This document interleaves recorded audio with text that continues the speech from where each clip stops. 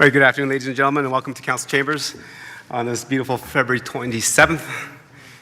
Yes, February 27th, month of February is almost gone. Can you imagine just a short 2 months ago we were talking about how cold it was and can't wait till Christmas. And now we're looking at how cold it was and we can't wait till spring. So I think something's common denominator is how cold it is in Alberta. Ladies and gentlemen, we have the agenda before you. Deputy Mayor, please. Remember to push the button. Thank you, Mr. Mayor. I'd move that Town Council adopt the February 27, 2023 regular council meeting agenda as presented here this evening. Thank you. Administration, anything to add? Nothing to add, Your Worship. Thank you. With that, Council, I'll call the question. All in favor? And that is carried. Okay.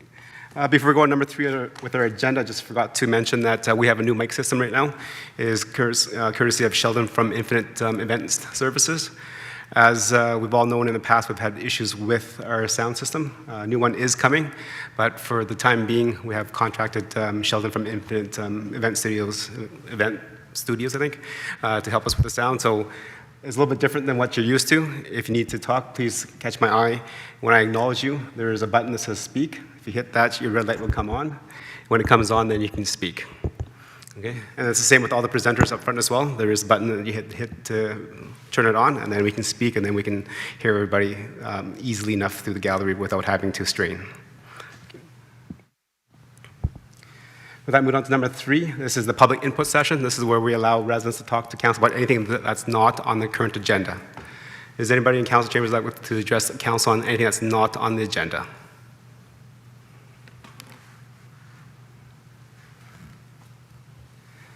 See nobody. Administration, did anybody register to speak? Your Worship, no one registered. Thank you. Move on to number 4 of our agenda, which is presentations and delegations. Today we have 2. The first one is the appointment of Deputy Mayor. Good evening, Your Worship and members of Council. I'm Mike Morton. I'm the General Manager of Corporate Services presenting this item. Agenda item 4.1 is presented is the appointment of Councillor Hansard as the Deputy Mayor from the term of March 1st, 2023 to June 30th, 2023. Section 152 of the Municipal Government Act states a council must appoint 1 or more councillors as Deputy Chief elected official and be given title as Deputy Mayor. The organization meeting held October 25th, 2021 appointed the Deputy Mayor according to the predetermined schedule presented and approved at the meeting.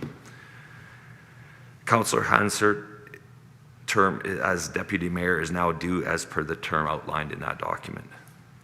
Is there any questions from the members of Council? No. Do not. Members of Council, any questions? Okay. Councillor Meyer, if you have the motion, please.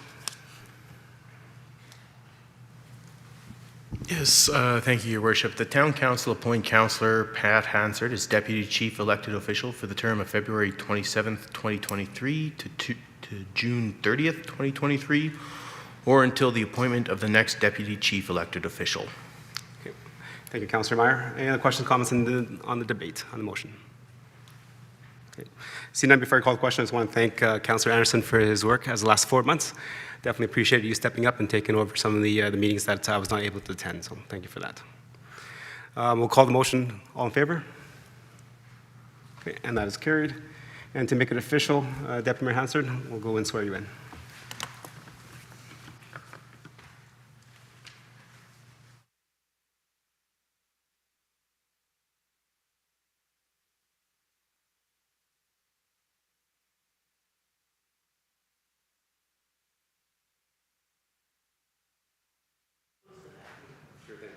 Repeat after me. I, Councillor Pat Hansard. Let's turn that on. How's that? Swear that I will diligently, faithfully, and to the best of my ability. I swear that I will diligently, faithfully, and to the best of my ability. Execute according to law. Execute according to law. The office of Deputy Mayor for the town of Stony Plain in the province of Alberta. The office of Deputy Mayor in the town of Stony Plain in the province of Alberta. So help me God. So help me God. Thank you.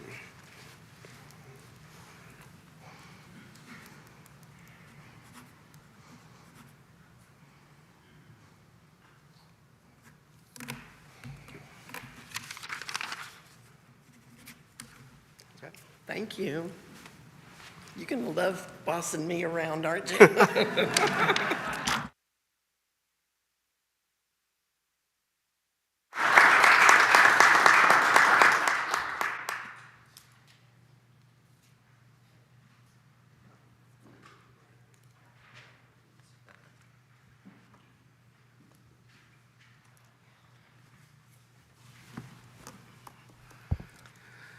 Right, now that it is official, so Councillor Hansard, I'm not too sure if you stood beside Councillor Anderson or not, but you have large shoes to fill. You did a good job. Right, moving on with our agenda is number 5 is the statutory public hearings. Nope, I am sorry. I missed that. I wrote a little too fast there. It's 4.2 is a presentation from the Stony Plain Kinsmen. So today we're joined by the members in red, and speaking today will be Mike and Ed. Welcome, gentlemen.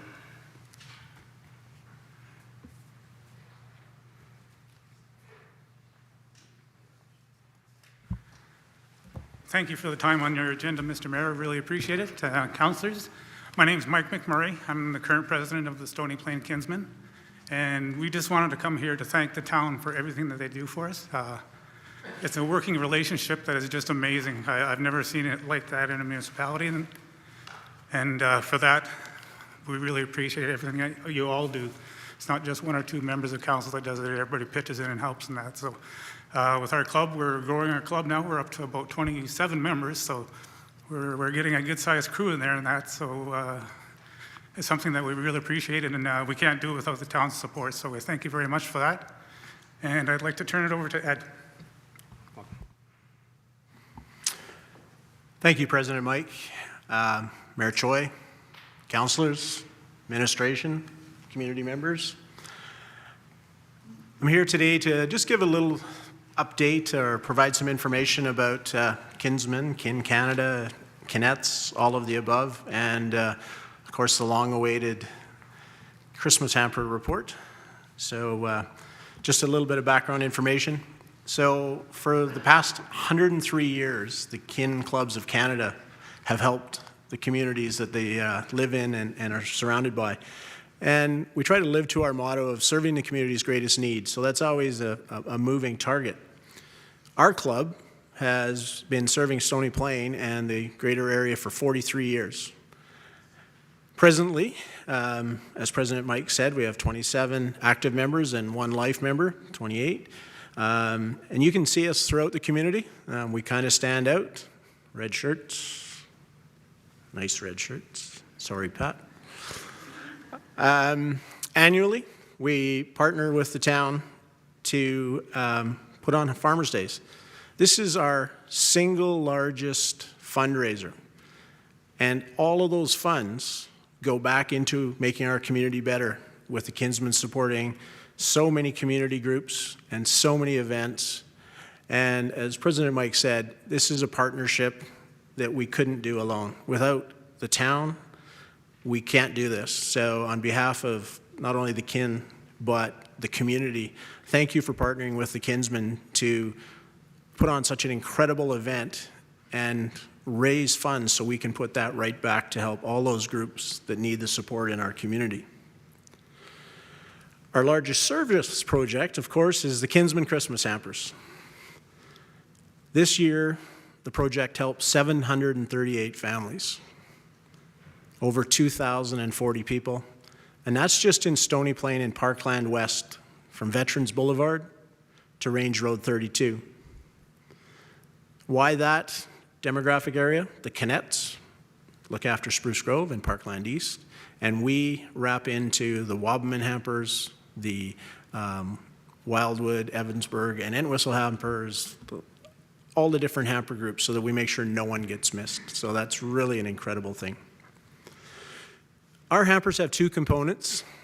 One is the food hamper portion, and the second is the gifts. We work with many community partners to facilitate both components. We'll talk about both, but the first one I'd like to speak on is on the Paul First Nations. We work in partnership with the Paul Social Development, Paul School, Paul Health and Wellness to provide both food and gift hampers on nation. We learned a long time ago that transportation is the big issue for those who need help there. So with these community partners, we actually build it on nation for those folks. Again, listening to the recipients instead of us thinking what's best. So the Kinsmen, as well as these groups that mentioned, with other communities members such as the RCMP, local businesses who send their staff, assemble the hampers at the Paul School for all the family recipients to pick up. Food hampers in Stony Plain and Parkland County are administered through the Parkland Food Bank. Every hamper received in the month of December, so starting December 1st, is upsized with gift cards from Stony Plain food stores. The reason it works so good is the families sign up to receive their food hampers during the month. They know when the need is for their family, not when we think the need is. So they do that. So how much did the Stony Plain Kinsman Christmas hampers gift cards come to? We upsized those families by $86,000. Additional food was purchased for $30,000. Above those items, the families were also provided with meat certificates for them to purchase meat of their choice. Not that I'm an analytic guy, but 81% of the meat products purchased were not turkeys or hams. It was what they as a family could use. We work with a local retailer, and we're only charged for the certificates that are redeemed. Also, 81% of them were redeemed, which is really cool. It was over $20,000 in meat certificates that the families picked up. And those certificates are available from the day they pick up their hamper until January 31st. And interestingly, January is bigger than any other time, so they purchase after. I truly believe they are blessed by other families at Christmas, and they stretch it into the new year, which is really good. Gift hampers. They're provided to all children under 17 years of age. The community is incredibly generous at providing gifts to the children under 9, like incredibly. For the youths, 10 to 17, a $50 gift card is provided so that the parents can purchase a gift appropriate to the interests of that child. For those who have teenagers, I have no idea what a typical 12-year-old wants. In 2022, we had 920 children experience the joy of Christmas, of which 482 were 10 to 17 years of age. That's $24,100 in gift cards that had to be provided to those families, and gladly provided. Each child under 17 also received a coupon for a Big Mac or a similar burger. Each family received a pass for the Tri-Leisure so they could go and have fun together.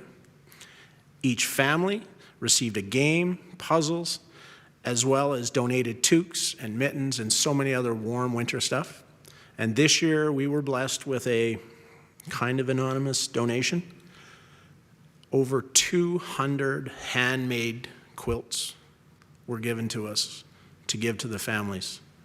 It filled a 5-ton truck. It was just incredible. So how does this project happen? Well, it's supported by so many different ways, so many different groups. And I'm going to try to name a few of them, but thankfully we have some younger kinsmen, so now we have online donations. Didn't understand that before, but we do now. Checks, we still get checks. Thank you very much for those people who still write checks. Cash boxes and collection bins throughout all the local businesses and schools. I think there was 74 this year in Stony. Youth groups. We're at Red Apple Store from November 12th until Hamper Week. We're always respectful to Remembrance Day, so we start that day. The final weekend was the finale. The RCMP were there. The fire department, Kinsmen were on site all day. Everybody understands the Little Red Apple Store, right? Please support them. Their customers and staff donated $45,000 worth of toys to the hampers. out of that little store. That final day on the finale was 5 pickup loads jammed with toys and over $5,000 in cash, just people driving by, dropping off. So anybody, if they know bylaw, we're sorry. There's lots of horns and there was lots of people slowing down and dropping money off. We appreciate it though. We had youth groups who went door to door. This is so big, Hampers doesn't happen in the 6 weeks. We literally fundraise 12 months of the year. So some of the ones we do, we are lucky enough to be the recipient of the Mulligan money at the Atchison Golf Tournament in June. We also, all the tips at Farmers Days go to the Hampers. The street sale, we have a booth there where the Kinsmen are very happy to provide free of charge hot dogs and drinks to any family who needs it, but we do have a donation box, and it's so great to give the free to the families to see that, but we also do very well with the donations of those who have a couple extra dollars. One Man's Treasure does an online auction for us. The Ubaka motorcycle ride in September. This is a city group, and they choose to go out of Rotary Park for their launching place, and they support the Christmas Hampers, which is wonderful. And recipient for Chamber on Tap. Atchison Business Association collects for us. Here's one that it was lots of fun, but lots of headaches. For the second year, we were the pilot project for the Tim Hortons Holiday Smile Cookie. A wonderful event.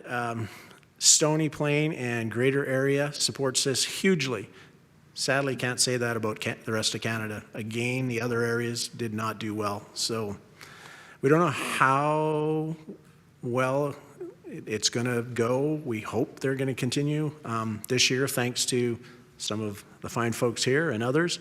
We raised $17,000 for cookies. They were good too. One of the other ones that happens right out in the foyer here is Toys for Tickets. Truckloads of toys. I hope you saw it. Like that tree, the toys were out just about to where you have to pay. No, these were not all people who got tickets. They're just good citizens who wanted to come in and donate. As I mentioned before, Parkland Food Bank partners, they register all the families, they provide the upsized hamper for us, and they also have that FOIP stuff where it's all controlled. We don't have to know that stuff, so that's perfect. We don't get any personal information. Paul Band Social Development with their partnership to register and administer is incredible. Pioneer Museum, they store all our donations for us. Well, you guys, the town of Stony Plain. We can't do the hampers without you. The pavilion, we use it from Sunday night, whenever that person leaves, till Friday night. We're there. We're respectful of the hours that the staff have to work, but you know, we can't do it without you, to be honest. It would fail because we just need that facility. We need the ability for the sorting and everything to work so good. Just for your awareness, with COVID, not much good came out of it, but this did. We do drive-through pickup. The folks don't have to stand in line or anything. They pull up in their own vehicle. They got their coffee in their hand, and they pick up their gifts for their kids. It's a really positive thing. They still get out and hug our guys that are out there freezing, but it's really cool. So how much did the community give? Well, the total value of products, gift cards, toys, passes, gift certificates, and all the other stuff that was given to us is estimated this year to be well in excess of $275,000. And I want to reiterate, 100% of what is donated goes to the families. There is no administrative fees that are come out of the donations. That's the Kinsmen pay for any costs that are there out of our service. So how many hours did it take? We know we're light because many people won't declare hours, but our community partners with us, we've tracked 2,500 hours were put in to put on the hampers. If there's time, I've got a couple short stories to share, Mr. Mayor. So we've never had this many teens, like 10 to 17, but I call them teens. So Wednesday of hampers, like we're giving out hampers, and we realize we don't have enough gift cards. So word goes out to some of the folks sitting right here and others in the community that I needed 50 teenagers to have Christmas. And that night at 4 o'clock, when I happened to be here, I had the 50. Bad thing is I needed 70 by then. By the time I left here in an hour and a half, I had 70 gift cards in hands. So all 70 children got to experience the joy of Christmas. Now, if that isn't incredible, I don't know what is. So we, through the food bank, we are able to send emails to remind folks when pickup is and all that stuff. We don't know who they are. We just have their emails. We send it, and then it's blanked from our system and that. And we started receiving thank yous back.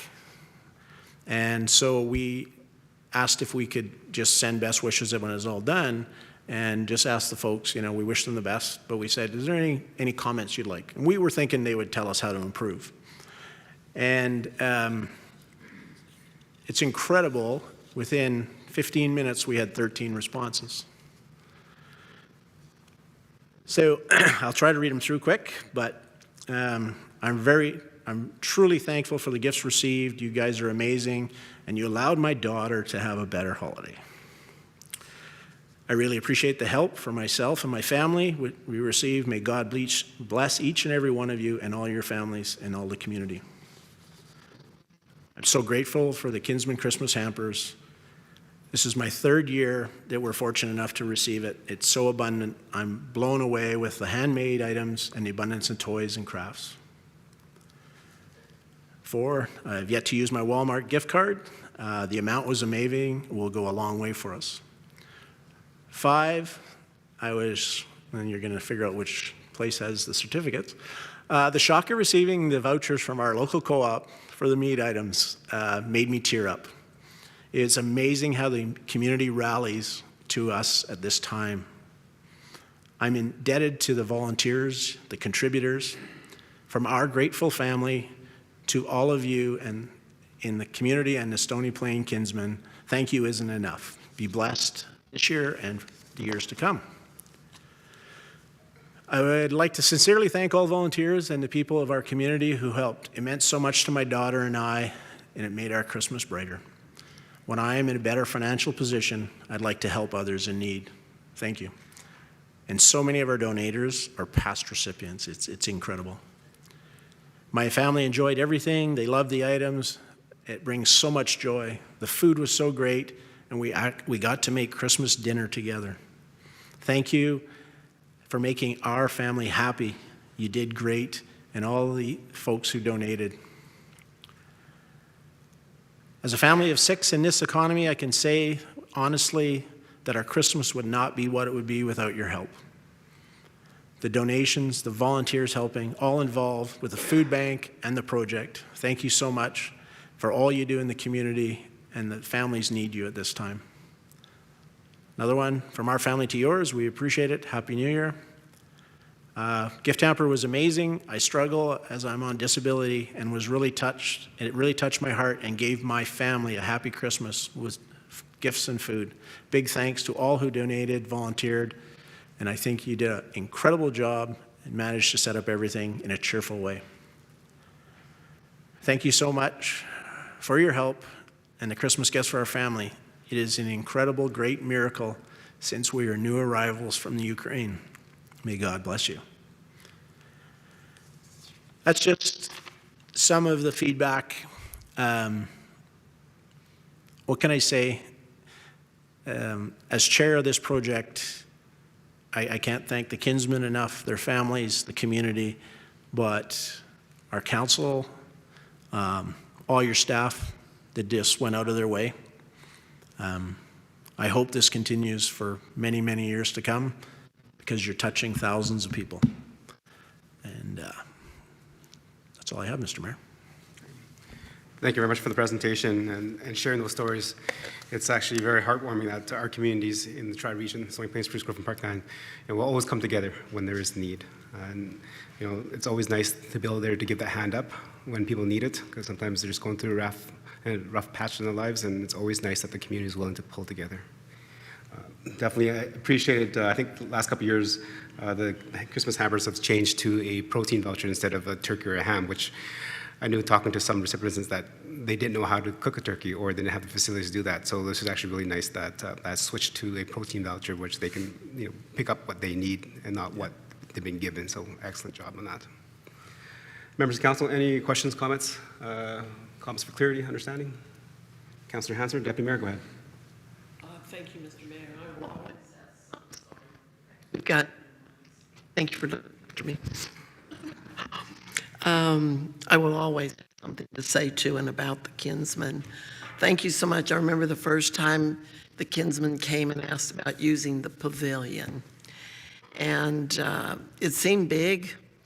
We didn't know you were going to grow into it. We also didn't know the need in the community was going to grow into it. So I was fortunate to be able to help out one year. I was blown away by what happens there and the systematic everything. I was just a toy picker and a box packer, but I felt very grateful to be part of that. And I loved watching from inside how everything was put together specifically for a specific family and how it made its way into that family's hands. And how the people at the door dealing with and loading the things into the cars make the people feel that this is your Christmas, you're giving your family, we just enable it, was a fabulous concept. Whoever dreamed that up, Kinsman, that's worth its weight in gold because the parents get to wrap their own gifts.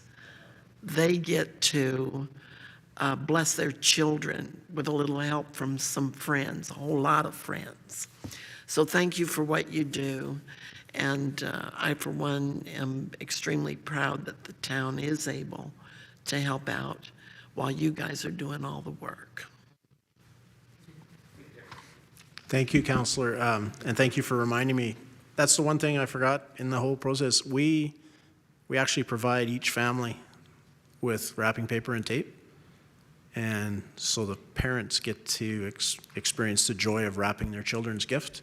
And as one lady asked me many years ago, she says, what do I put on the gift? And I'm allowed to use her name, by the way, or her son's. And I said, how about to Joey Love Mom?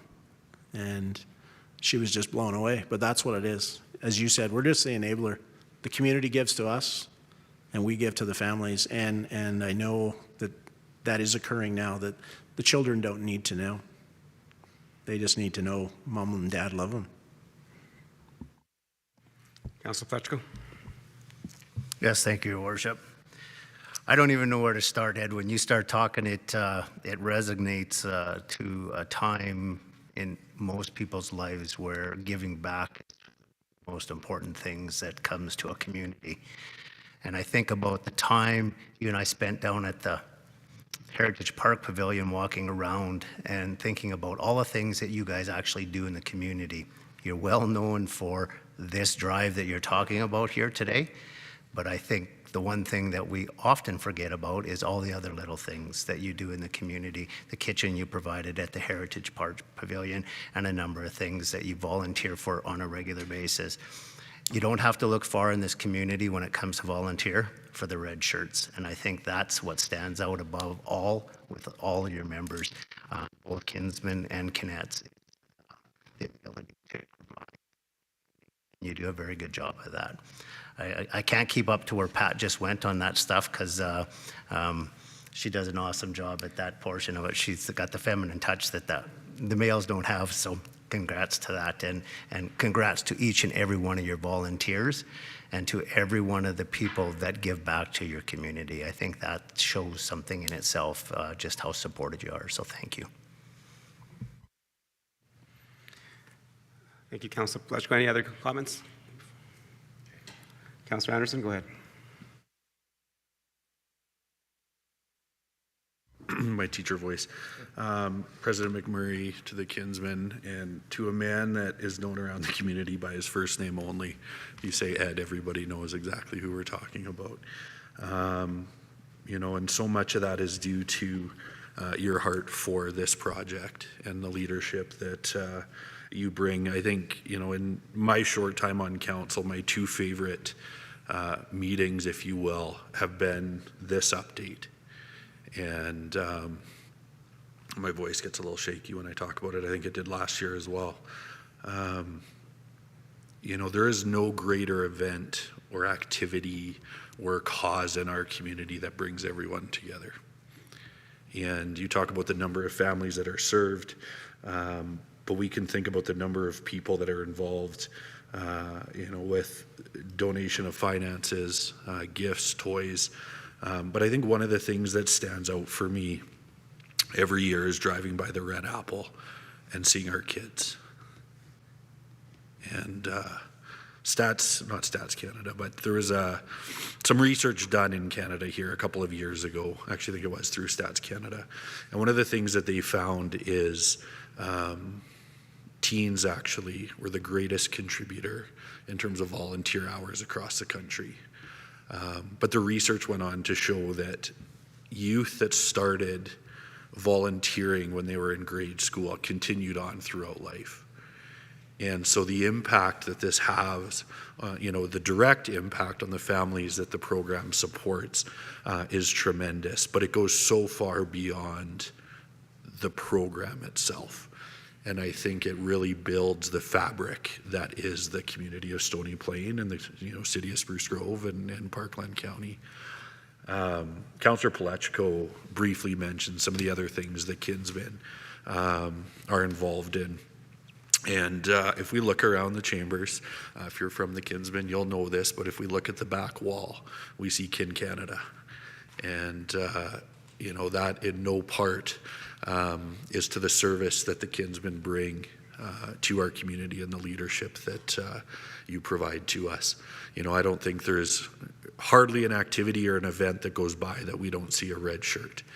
And, you know, there's something to be proud of there. I know I am to be proud in a community that has so many men that are actively involved. You know, part of that same research, I'm a teacher, so I get a little bit nerdy that way, but talked about how many volunteers are actually women, and they often see more women than men. But I think this is proof of what men can bring when they band together to make a difference. And so from my heart to you on behalf of our community and council, all I can say is thank you. Thanks for the comments, Councillor Anderson. Any other members of council? Okay.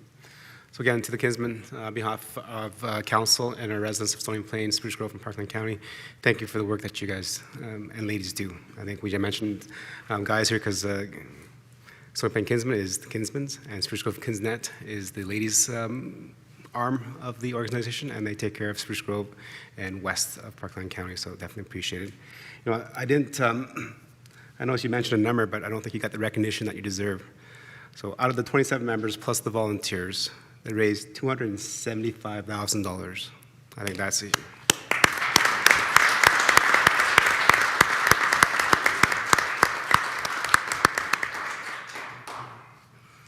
And that deserves to recognize, hopefully, that the media is watching, that they do pick up on that, because that just shows you how well that the community supports each other.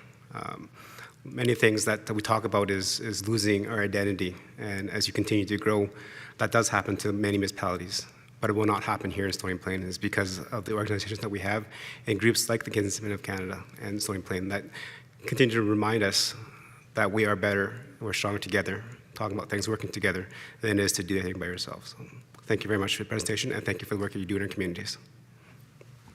Thank you, Mr. Mayor, and I'd be remiss if I didn't ask the question that Deputy Mayor would want me to ask. So you guys are in for the next few years as partners, or what? I can guarantee you, I've supported you for 11 years as the mayor and 4 years as a councillor, and I'll continue to support the Kinsmen as long as I sit in this chair somewhere. Okay.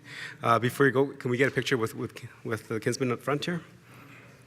And I understand that it's also Ed's birthday, so we're going to sing happy birthday to Ed. So ready? As we're moving to the front, please sing. Happy birthday to you. Happy birthday to you. Happy birthday, dear Ed. Happy birthday to you.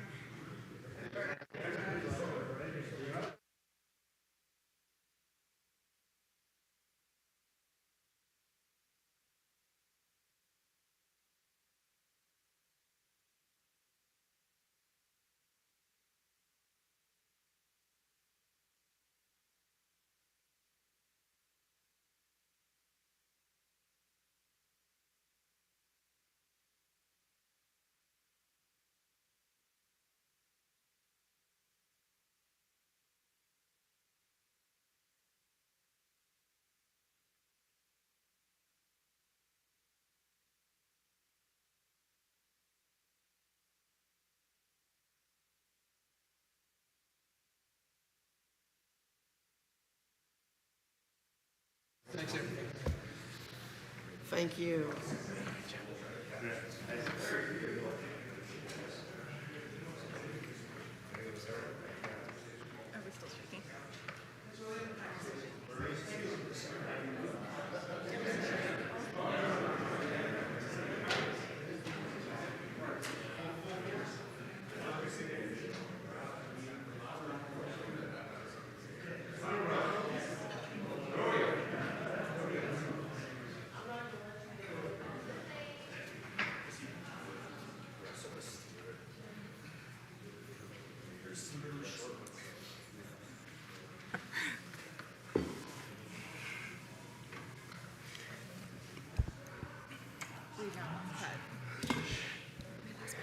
Did we lose Deputy Mayor Hansard?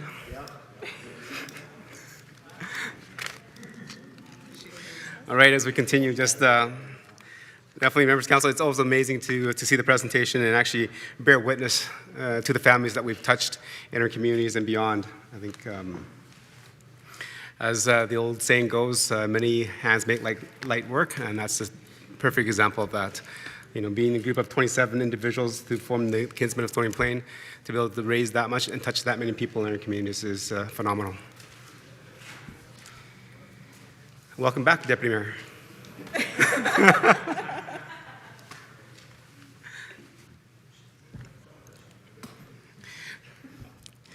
Yeah, I'm not too sure if you heard that, but the previous deputy mayor said, because now that you're a deputy mayor, you can do whatever you want. So that's why you took your time and sauntered back in here. Does that explain his behavior over the last? It's very good behavior. Right, members of council, moving on with our agenda is number 5, which is statutory public hearings. Today we have 2. The first one is 5.1. All right. 5.1 is the public hearing for West Terrace Stage 17, and it's a land use bylaw amendment. Okay. Okay, before I call the hearing to order, check that off. Okay, so again, this is a formal hearing, so it is being recorded. So in accordance with the provisions of section 216.4 and 629 of the Municipal Government Act, the Council of Town of Stony Plain is holding this hearing to provide opportunity for the public input and comment of the proposed bylaw 2670/LUO/23 for West Terrace Stage 17 and the land use bylaw amendment. How this works is that when the hearing gets going, the council will hear a presentation from our staff, and at that time, council gets to ask questions for clarity and understanding. After that is then the applicant gets to make a presentation, and then again, council gets to ask questions of clarity and understanding. Then all those that are in favor of the proposal is allowed to speak, and again, council gets to ask questions for clarity and understanding. After that, then all those that are not in favor of the proposed amendment is allowed to speak, and then also council gets to ask questions for clarity and understanding. The last part is that all people that wish to make a general comment. So if you're not for or against, but you just want to ask them, provide some comments for clarity and understanding, council gets to hear that as well at that point in time. Once that's all done, the applicant gets to make a final proposal if they like or not. Okay. Throughout the whole proceedings, I'm going to ask all the presenters to be concise, and council has read the package in the pack. It's in our agenda packages. It's been posted online. So if all presenters can be precise and consistent with what they need to present. And members of the council, again, this is the public hearing, so we'll ask a question for clarity and understanding, and it's not a time to debate. Debate happens later on under the bylaws under 8.1 and 8.2. Okay, with that, I'll declare the public hearing open to deal with bylaw 2670 LUO/23, West Terra Stage 17. Go ahead, administration. Thank you, Your Worship. Administration has brought forward its Manager of Planning and Development to bring a brief presentation on the public hearing for bylaw 2669 LUO/23.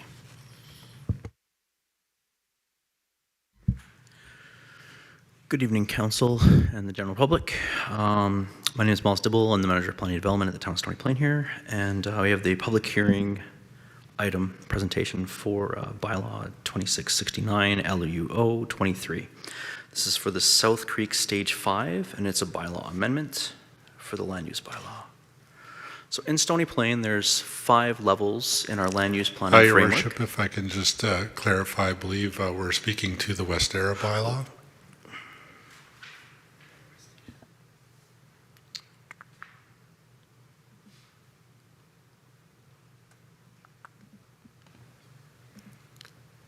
Thank you. Go ahead. My apologies. Typically they go in order, but I know we're reversed today. So this is for West Terra Stage 17, as corrected. As with both slide decks here, we have the land use planning framework in Stony Plain. This one here is at the land development, or kind of the 4th or the 2nd most detailed level. We're talking about kind of zoning, subdivisions, and servicing at this level, whereas after this we go to the site development stage. So previously there's been an engagement by the developer and the owner.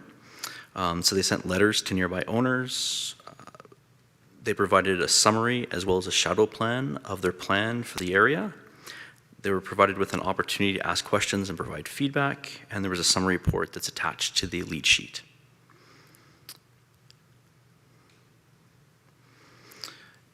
In terms of an advertisement, so after first reading was given, we were given the ability to advertise the public hearing.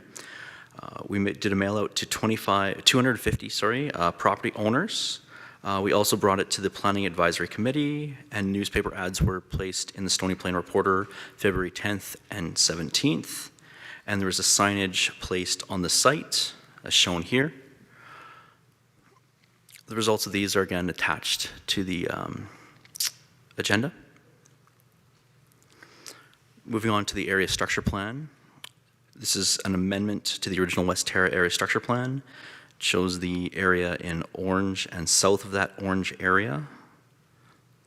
Specifically this location down here, which is shown as low density. This here is a context map that shows the area in a little more detail. Again, it's just to the south of West Terra Drive and to the west of West Terra Avenue. Again, providing a little more detail on the application itself. It includes, the whole area right now is known as the FD, Future Development District.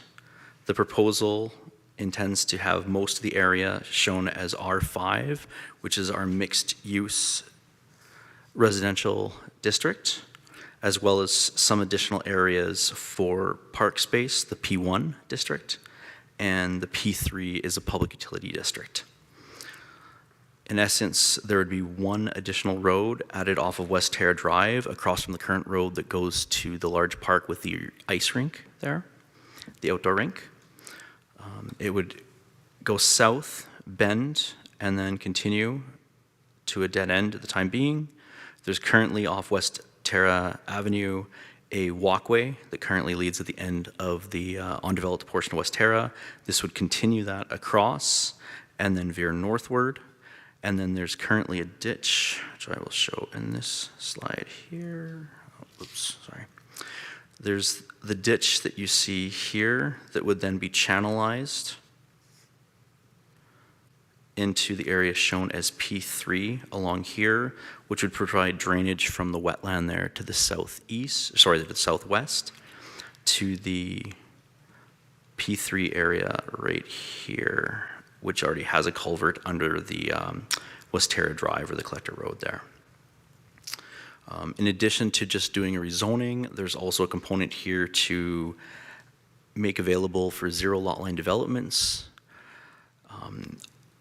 Previously last year, Town Council approved a set of regulations to enable zero lot line development. This here is just updating the map that would allow certain areas to actually be able to go forth with that type of development. And it's the area here shown in a dotted texture. Showing some additional details for what's proposed. The brighter green here are shown as semi-detached lots. The area that's proposed for zero lot line is on the west side or the left side of the slide in front of you, kind of a paler green, and you can see little dotted lines denoting easements that would be required. On the brighter green, it denotes where the two semi-detached lots would be sharing a property line. So again, we're here on February 27th. This is the public hearing. After the public hearing, we have a bylaw lead sheet that proposes to give this second and third reading, which would be at council's discretion. That summarizes the information I have before you. Any questions or comment would be welcome. Thank you. Thank you for the presentation. Members of council, any questions for clarity and understanding of the presentation? Deputy Mayor, go ahead. Thank you, Your Worship. I'll stand corrected if this is actually to be asked in a different place. I'm just wondering if consideration was given to putting a portion of that strip of green space that's on the west of this new development up against the already existing backyards on the east. There's that little strip that runs down. It's sort of a long, skinny, triangular piece, zoned P1 in this bylaw change. Was consideration given to putting that on the east instead of the west? Okay. Deputy Mayor, that's probably a good question. I'm not too sure if our staff have the ability to answer that, or maybe we should wait till the applicant comes forward. Okay.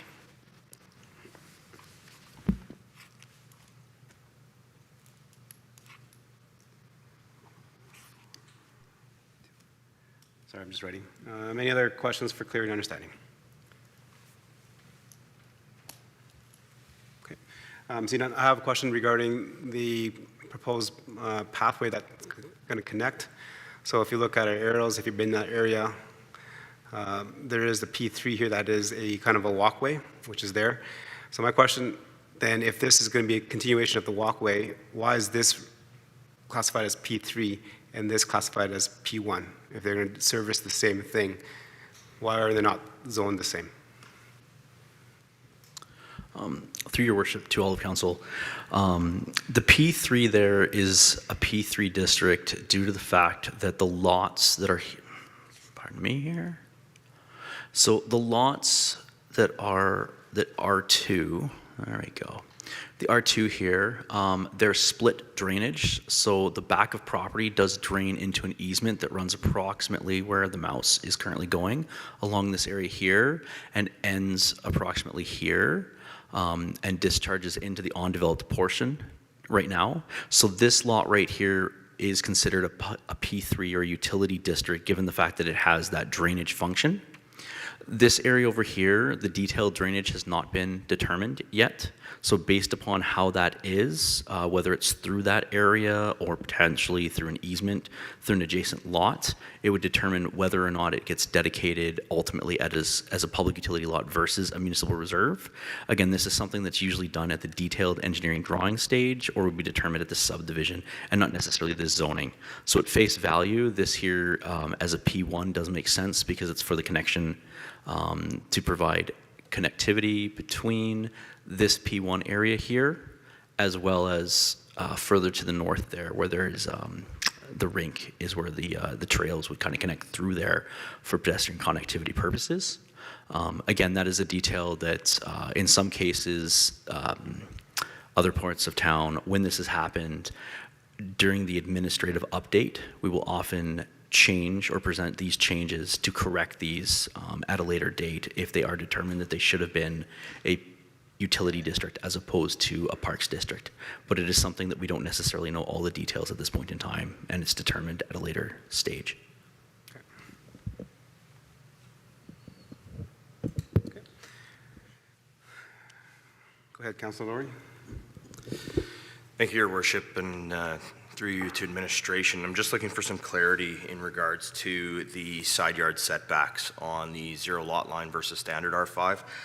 Just looking for clarity, so if I'm understanding correctly, under traditional R5 zoning, our setback from the side yard is 1.2 meters. However, in the zero lot line provision, if one side yard setback is increased to 1.5 meters, then the other side can be reduced to 0. Is that correct? Through Your Worship to Councillor Laurie, that is correct.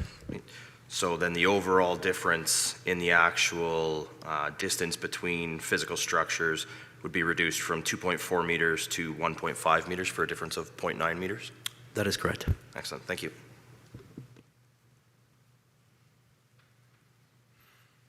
Any other questions for clarity and understanding? Okay, see none, thank you for your presentation. So moving on to the next phase of the public hearing, I will call up the applicant to come forward. And when you come up, there's 2 seats there. There is also a sign-in sheet, if you can write your names on there, please. And then, as earlier mentioned, you have to hit the little mic button so your mic comes red before you speak, please. And then please speak your name into the mic so that we can have that recorded. Thank you.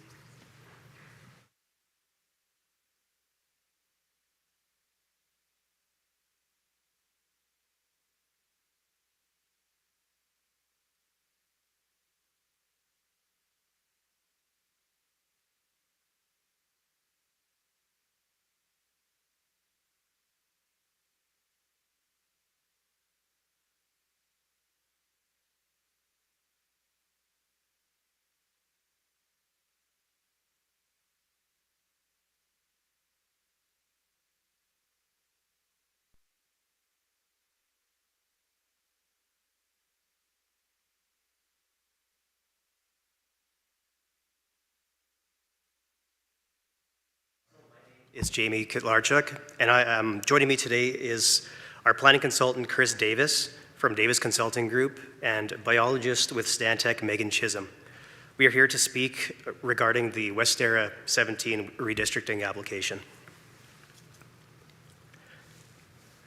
For context, this figure shows the proposed stage 17 area in relation to the rest of the Lake Westera Estates neighborhood. It also shows a shadow plan for future blocks in the currently undeveloped southwest corner of the neighborhood, as well as the natural areas identified for retention in the area structure plan. Between 2003 and 2021, Qualico developed a total of 16 stages in Westera. These stages included a combination of semi and single detached housing options. Reviewing our inventory and sales data, we've noticed that demand for more compact and affordable housing has increased in recent years. This is evidenced by our remaining supply of larger lots dating back to 2015. As you can see on this community map, in the areas in green, we have 17 single-family lots accommodating houses ranging from 26 to 34 feet wide. What we're seeing is that lots developed more recently at slightly narrower widths are selling relatively well compared to some of these older, larger lots. We're also seeing that many of the houses built over the last 5 to 7 years have been built smaller than their allowable building pockets. For example, the purple lots in the blue boundary were all sized to accommodate 26-foot wide houses based on the minimum lot width at the time. Out of these 9 lots, only one of the houses is being built to maximize the pocket at 26 feet. The others are all narrower by 2 to 4 feet. This is a strong indication to us that our customers are somewhat price sensitive and looking for lots that are right sized to the homes that are in demand. Now I'm going to hand it over to Chris to speak to some of the technical considerations related to our application. Thanks, Jamie. As shown highlighted in green on the left side, the R5 small lot mixed form residential district allows for a broad mix of home types, including single family, duplex, and townhouses. As shown in the red text, the R5 zone also allows for both detached and attached homes as narrow as 15.75 feet wide. However, as shown on the map on the right, the lots proposed in West Terra Stage 17 support double garage homes ranging from 22 to 26 feet wide. These home pocket widths are 40 to 65% wider than the minimum 15.75 feet allowed within the R5 district. The proposed lot widths far exceed the minimums allowed in the R5 zone, but reflect what is currently in demand in West Terra, as Jamie noted in the last slide. It's important to right-size lots within the proposed stage of subdivision to harmonize with the home sizes our customers want. The proposed rezoning to R5 with a zero lot line overlay and a mix of front drive detached and semi-detached homes is very much aligned with what our customers are telling us they want in West Terra. In addition, as noted on the previous slide, larger lots continue to be available to our customers within the existing vacant lot inventory north of West Terra Drive.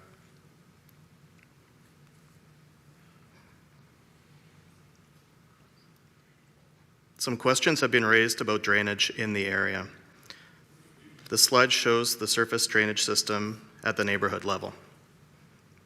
The West Terra neighborhood naturally drains from south to north. As shown in the 2 tones of blue on this map, the west side of West Terra has an existing engineered drainage system comprised of a series of open swales and culverts. The last component of this engineered surface drainage system is to be built with stage 17 and is shown in green, running along the western edge of the proposed stage. The swale shown in green will directly connect the existing marsh area to the south with the existing drainage infrastructure shown in blue. This final component of the neighborhood surface drainage system will replace a temporary drainage route shown in pink that utilized an old man-made swale that flowed to the northeast behind West Terra Avenue, south of West Terra Drive.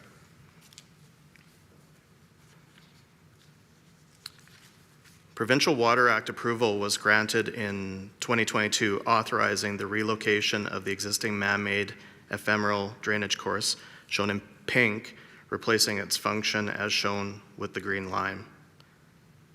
The Lake West Terra Estates Area Structure Plan includes provision to retain the core of a natural marsh area located in the southwest portion of the plan area. The Area Structure Plan also identifies future park, open space abutting the west and north sides of the retained marsh area. The proposed shadow plan to complete West Terra, shown in white lines, includes an open space and walkway system linking to existing areas. Our biologist for West Terra, Megan Chisholm with Stantec, is also here today to answer questions pertaining to the wetlands, natural systems, and environmental protocols. Our team is happy to answer your questions respecting this application in West Terra. Thank you.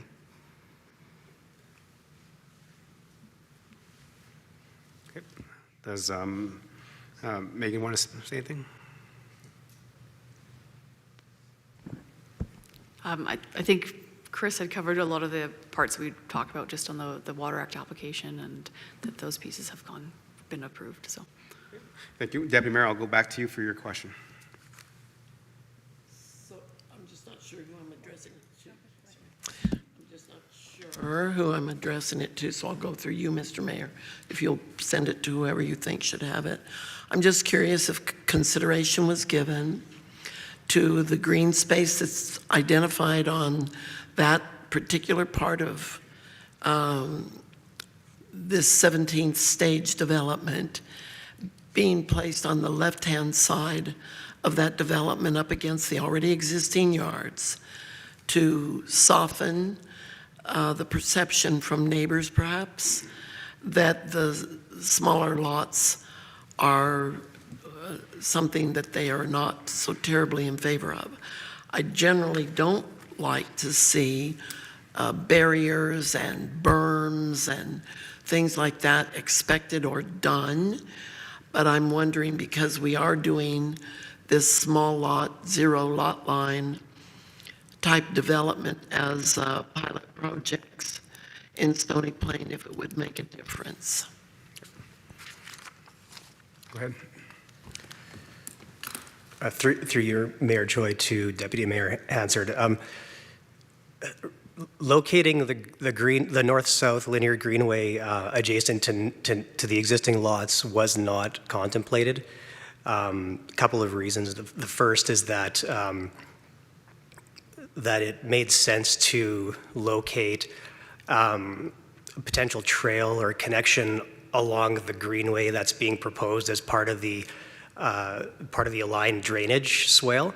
But the other is that the area structure plan actually shows a north-south greenway connection in the location that we currently have it proposed. So there was never any intention to provide an additional walkway or greenway connection adjacent to the existing lots.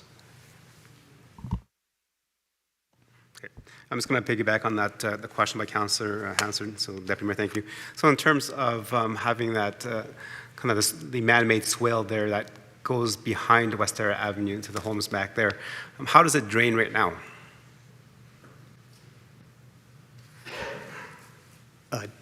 To you, Mayor Choi. So the way that it drains right now is you could see along the pink dashed line there.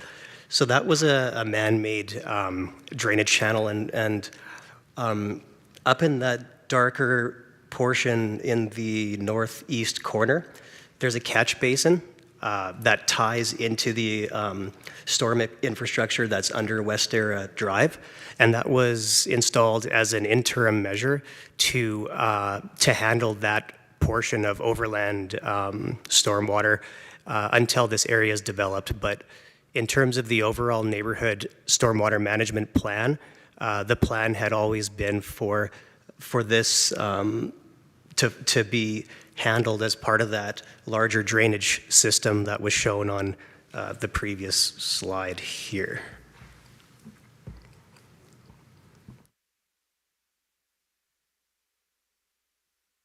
Thank you. Councillor Plechko. Yes, thank you, Your Worship. Thank you, Jamie, Chris, and Megan for coming tonight. A couple of questions. You can stay on this page and I'll refer to the drainage that you're talking about in this picture. I'm just wondering, with the new proposed development that you have going there, we already have an overtaxed water problem within our community. And I see this overtaxing it again.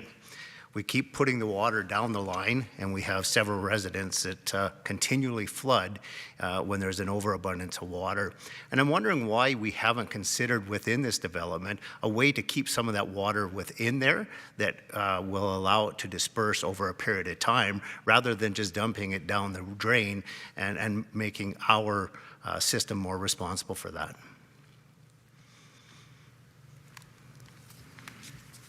Your Worship, to Councillor Plechko, there's a very large area located to the southwest, mostly outside of the town boundary, that drains up and through this area, a fairly large catchment area, and it's important to keep the drainage systems separated within the community development. So what you're seeing in blue and green on this figure is the surface drainage, which is different than the drainage that goes into the storm sewers, which then ends up in storm ponds.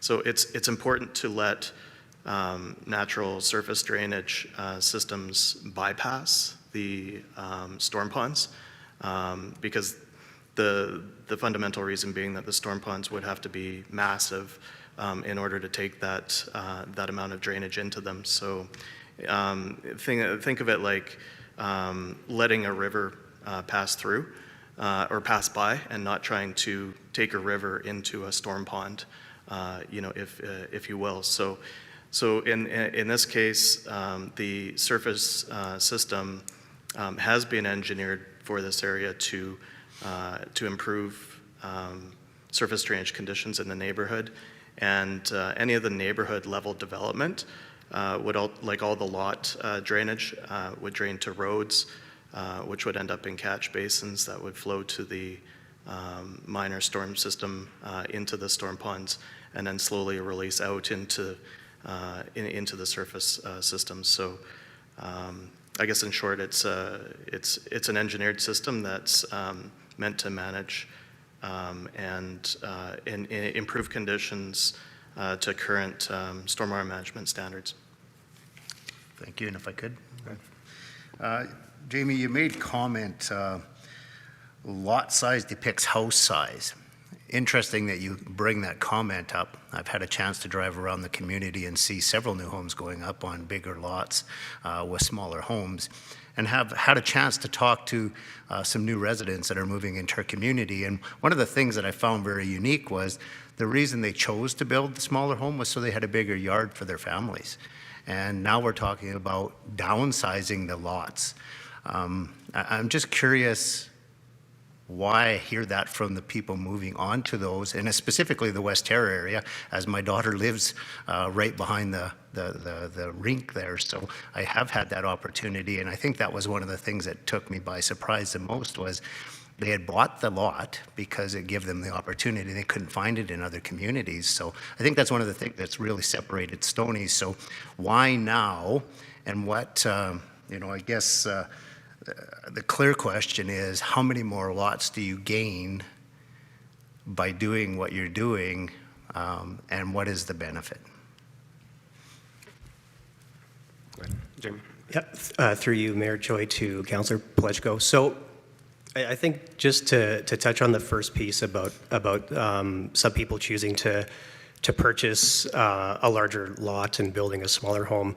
I mean, that is something that we do see in a number of communities, and as I have shown on the slide that Chris pulled up here, there is still a relatively large amount of larger lots remaining in our inventory, but when we're also seeing that the majority of the houses being built on these are smaller than their allowable pockets, which if our experience in other communities tells us anything, it's that there are a lot of folks who are also very price conscious, and so if there are other things we can do to help to reduce the overall cost of that home, one of them is looking at the lot size itself and ensuring that, again, it's right sized, so not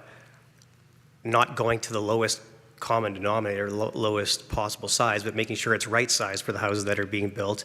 I think that's going to go a long way to also, providing options for other folks. So, I guess to answer the question in terms of, the lot sizes and what people are building versus buying, there isn't really anything preventing people from still purchasing a larger lot and building a smaller house if they choose to do so. We still have those lots available, and going forward, assuming that there is still some demand for larger lots, we're going to need to ensure that we do still have a variety of sizes and options available for builders and home buyers. just a quick follow-up if I can. Go ahead. So in regards to the cost of the lot, I guess that's where you're talking about savings for people so they can afford to build on our properties. What is the cost savings opposed to, you know, the lot that you have today to oppose to a small lot or a zero lot line that we will possibly have in the future? So there's two factors here. So one is if you just took, for instance, if you just took any of those purple lots and basically made them a zero lot line lot, so the exact same house, but on that lot, you would save 3 feet, almost a meter of frontage, which would equal to, I would say, an average of about $10,000 to $11,000 in savings. But if you take that, so those lots, I'm talking specifically about the ones that are kind of on that L shape there. Those lots were all developed to accommodate 26-foot wide houses because that was the minimum that was allowed at the time. And so if what we're seeing is 24-foot wide houses, that seems to be what's selling a lot. So now if we take a zero lot line and also design the lot to accommodate that 24-foot wide house, you could be looking at a savings of about $17,000, so close to 5 feet of width. And that $17,000, sorry, Mr. Choi, can I just follow up to that one more time? Thanks. So that $17,000 is the determining factor for a family to whether to purchase a home or not purchase a home? Correct. For some, for sure. For some, it's the difference between potentially qualifying for, say, a semi-detached versus a single detached, right? And we know that the majority of buyers, especially in Stony Plain, the preference is there for single detached if they can afford it. Thank you. Councilor Laurie, go ahead. Press the button. We're not used to that. We're used to being catered to, and somebody presses it for us. Thank you, Your Worship. Just a quick question again, hearing and reading some of the concerns that were raised. They were raised by the fact that we're looking at attached, semi-detached duplex, we'll call it, lots abutting the back of single detached lots. Correct me if I'm wrong, that already exists in West Terra along West Terra Loop and West Terra Lane, correct? Where you have duplex homes that back onto single detached homes? Through Mayor Choi to Councillor Laurie, that's correct. Excellent, thank you very much. And then this one is probably more a question for administration, so through you, Your Worship. So we're here in a public hearing tonight. The town administration does have development authority. This was previously zoned as future development. So are we here this evening because this is being requested to be zoned as R5? Or is the only reason that we are here with a public hearing in the bylaw is because the zero lot line provision and the zero lot line provision in the land use bylaw requires it to come forward to council as a pilot project? Through Your Worship to Councillor Laurie, it's both. Again, this bylaw here has two components. It has a rezoning component, which is changing the FD to a variety of other districts, including the R5, as well as a change to the map in, I believe it's section, I forget the next section exactly, but it's the zero lot line section, which has a map in it that restricts any zero lot lines except for areas that are denoted in there. So again, the second component adds this portion of West Terra to that map. Excellent, thank you. And so just for clarity, Your Worship, then if this area did not have the zero lot line provision, would it have come forward to council for a bylaw amendment? Through Your Worship to Councillor Laurie, I don't want to speculate for the developer, especially because they're here, but that would be up to them to determine if they would come for it. Otherwise, I could speculate that it would be just the rezoning itself. But again, they've presented something that includes both the rezoning and the determination to have zero lot lines. Okay, I think the answer is yes, regardless if it's zero lot lines or not. An application to change it to have stage 17, a public hearing would be held regardless. Councillor Laurie, anything else? Any other questions, comments for clarity? Councillor Meyer, go ahead. Thank you, Your Worship, and through you to our delegation here.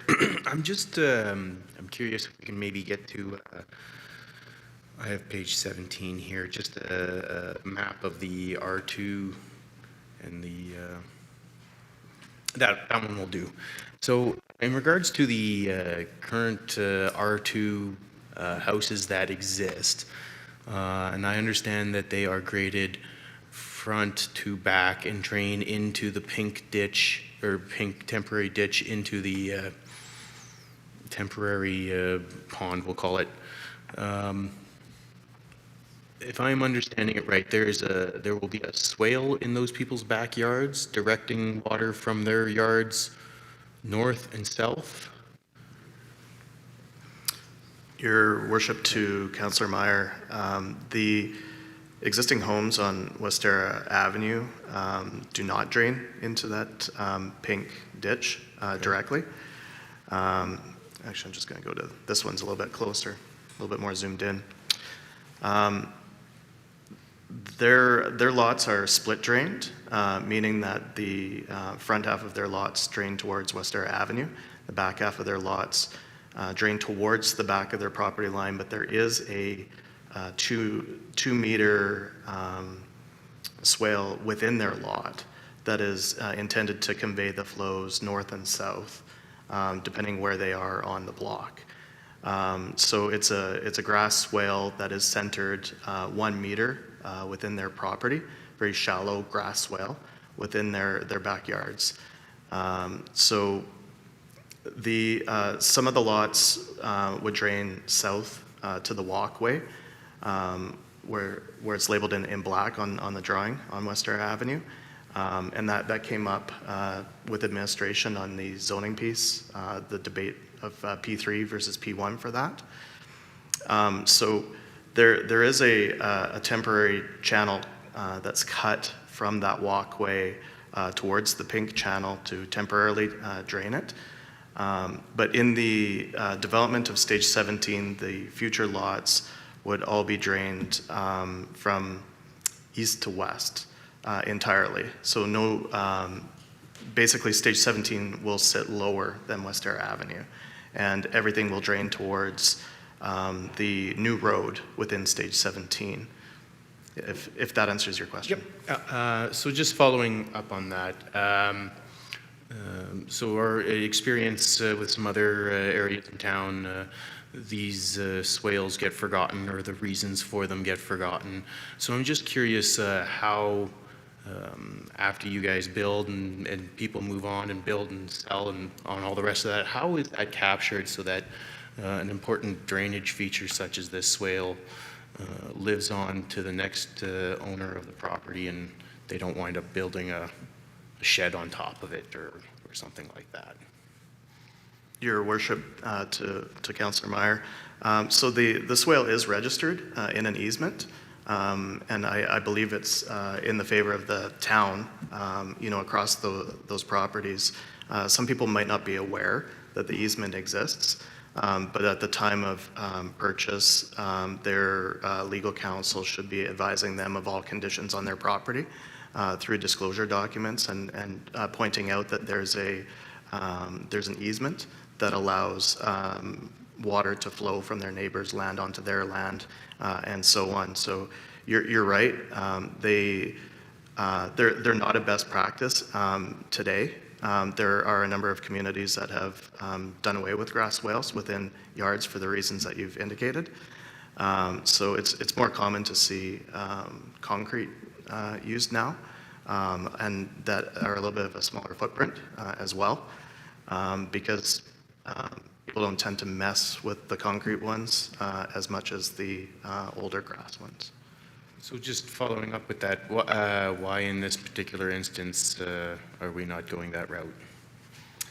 Or why would we not go that route? Your Worship, to Councillor Meyer, we're talking about the swale that exists within the lots on Westera Avenue lots. There will be no easement or such swale within the new properties.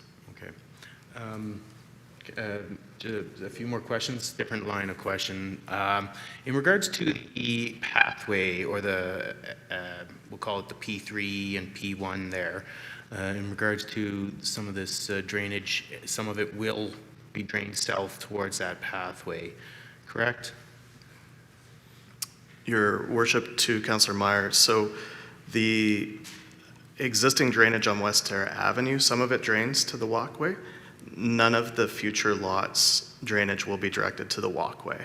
Right. So they will all be back to front draining lots from the back fence line all the way to the front street. And all of their drainage will convey between the homes along their property lines. A laser pointer? Does somebody have a laser pointer I could just quickly borrow? So what I understand, what we're saying, is the new properties, the new buildings, they'll all drain towards this road. That's fine. But back to these ones, right. Some of their back lots will drain north, some will drain south, correct? Correct. Okay. So then this pathway that comes along here, this one that currently exists, does do some level of drainage, yes? That's correct. Okay. And then we would also be anticipating that the P1 pathway that is proposed would also be part of this drainage, as I imagine some of this drainage from here is going to here and ultimately to this green line and out to the north, yes? The drainage for the first white walkway, if you will. This one here, sorry? Yes. Yep. Yeah, that would be conveying to the local road only. So sorry, it would drain this way and then to this road and it would handle it? Basically, it splits. So some of the drainage goes east and some of the drainage goes west. Okay. Yeah. So my concern is this walkway, which we are, I can see a pathway here, and ultimately is going to, and it's spoken of as some kind of connector to this green space. My concern is our winters are pretty, we don't get one thaw now, we get multiple thaws. So I'm curious, and I read in the package that the planning of this pathway is that the actual engineering is done at a later stage. So I'm curious to hear what would be done in that pathway to prevent it from being a very icy walkway and basically not very, it wouldn't serve its job. Your worship, to Councillor Meyer, so the walkway width is 6 meters wide, so it's nearly 20 feet. The walkways tend to be about half that. So there's ample room on the flankages of the pathways to convey any flows. It's a fairly short run until it hits the curb line and then goes into a catch basin. But the amount of water that we're actually going to realize there is fairly minor, because as these properties mature, so does their vegetation. So most of their drainage is picked up by their landscaping within their properties.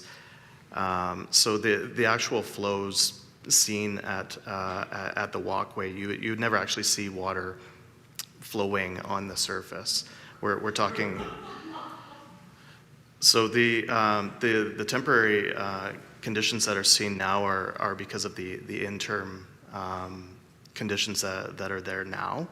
But when it's all said and done, like right now the walkway in black has got split drainage, and then there's a very crude channel that's cut to kind of convey those flows out of there. I just walked that today, and I'd be surprised if that drains well at this point in time. So there's likely some local ponding that's kind of happening in some of these localized areas because it's not developed yet. When the new walkway goes in, it's going to pick up at that property line and then drop towards the street from there. So conveying that those flows more efficiently to the to the catch basins on the street. Okay, thank you. Thank you, Councillor Meyer. So I'll ask, follow up on the question in terms of Westera Avenue, the houses that back onto the proposed stage 17. Was Westera Avenue homes built when Town Stony Plain had a grading certificate requirement?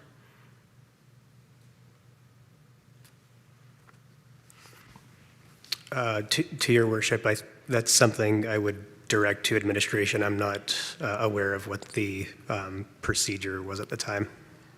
Okay. Administration, can anybody provide some feedback on that? I know prior to this, Stony Plain did not have a final grade certificate. It was a rough grade, and then we trusted that the developers and the homeowners would keep that grade and not change it. However, as time changes and years go on, many residents have changed their backyards in terms of putting sheds, raised garden beds and stuff have changed the flow of many of these swales. So was this done before that or after that we put in the final grade certificates?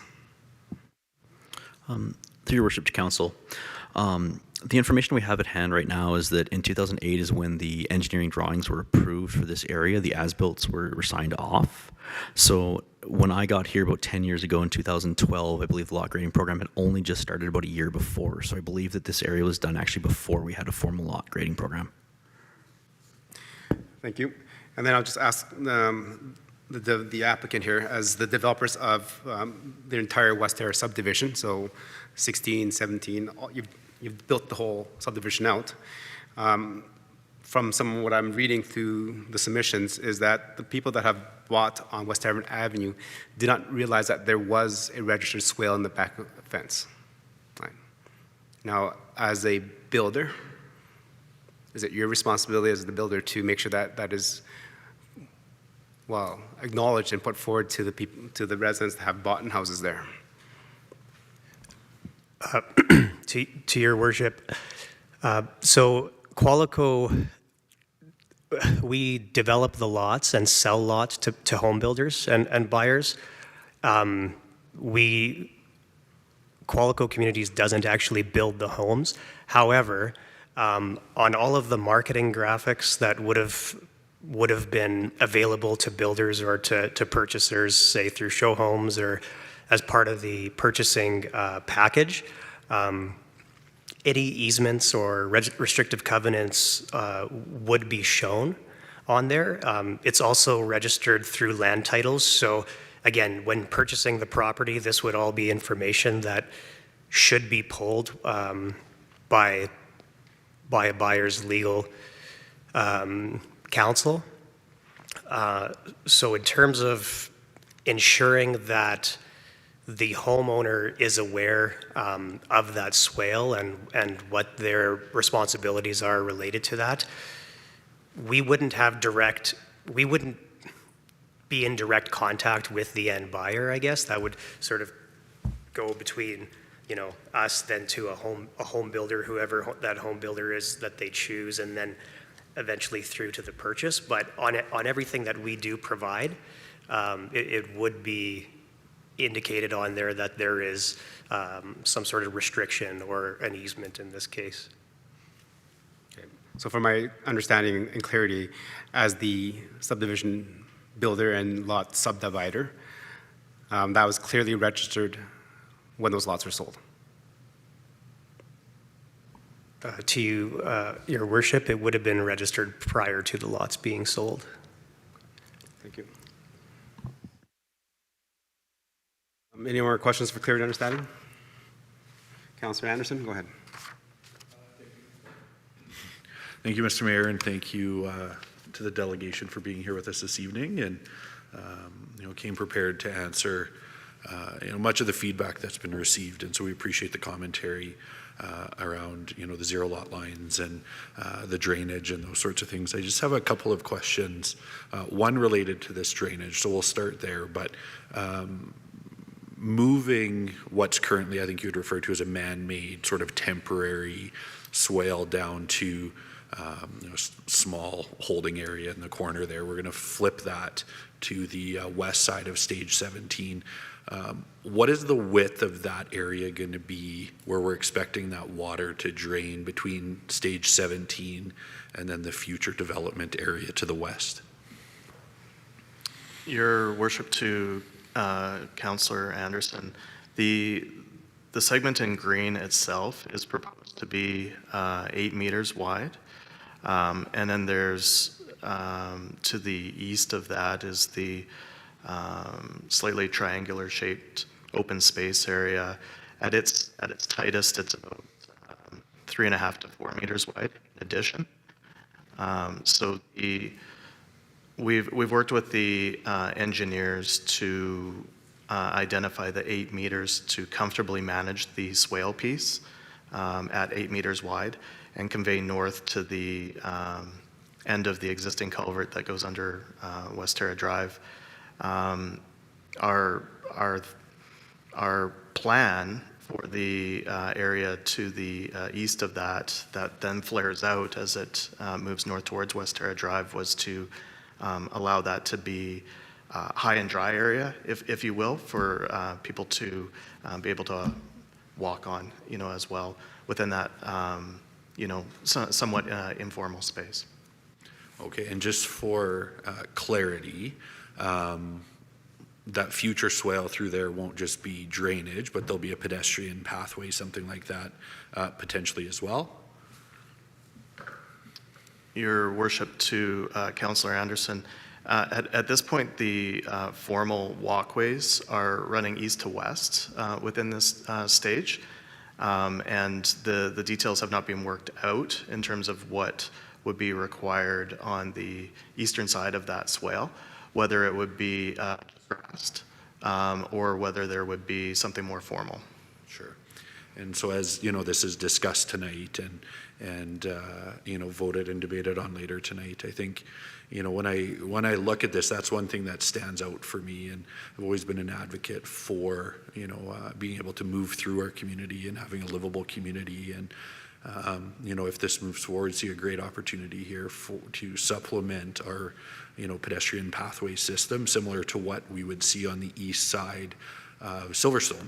I think Qualico's was in Silverstone as well, and so we have the creek that runs through there, and then the pedestrian pathway just on the west of that drainage area, and so something that to consider. The other piece that I wanted to ask about comes directly from our residents, and there was lots of submissions in our package this evening, as well as a number of late submissions that were printed and presented to us here when we came into council this afternoon, related to wildlife. And I understand Megan's here. I believe a biologist was the trade. Just looking for maybe some commentary on the considerations for migrant birds, I think was one that was alluded to. Owls, frogs, these sorts of things. Certainly animals having this open space have made the best use of it. And so as we look to potentially move this forward, looking for some comments on the considerations that went into the wildlife that exists there. Through your worship to Councillor Anderson. So with the plan, the largest natural feature there is the marsh area that's retained, and there's a really nice forested area to the south, and so that's really been the priority for retention of natural features, and that is the core area for wildlife habitat in that area. There are obviously lots of wildlife are opportunistic with that swale and the ephemeral wetland that's formed at the catch basin. There will be things that go through there, but the core is really the marsh area, which is the part that was the priority for providing that connection into the overall natural system as well. And through the whole application process, we did do wetland assessment, which goes out to look at all the plants and look at what kind of wildlife habitat is there as well.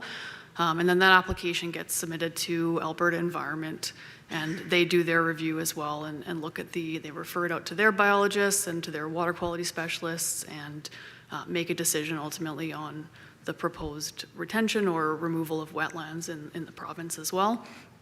And so just some other notes too, through that process, all the wetlands, there's a ranking system that the province has called ABERET, Alberta Wetland Merged Assessment. So it's the actual value, and they assign values to different wetlands based on the different attributes, from wildlife habitat to water quality to flood storage. And so this one, the retained wetland actually did get the lowest value, so the D value, which so it's a score of a scale of A, B, C, and D. And so this, the retained wetland is a D value, but from the overall perspective, it does have a lot of amenities and does provide value for wildlife.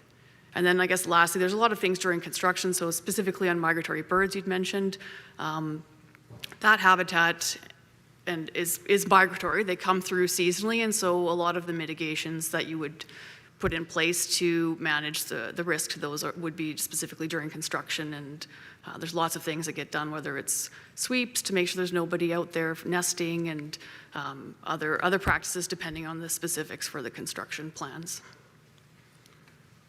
Anything else, Councilor? Yeah, perfect, thank you. And I appreciate the commentary there. So just for clarity's sake, you had mentioned the area that's to be retained, and so we're talking about the area just on the screen here to the bottom of the screen. That was given the rating of D by the province?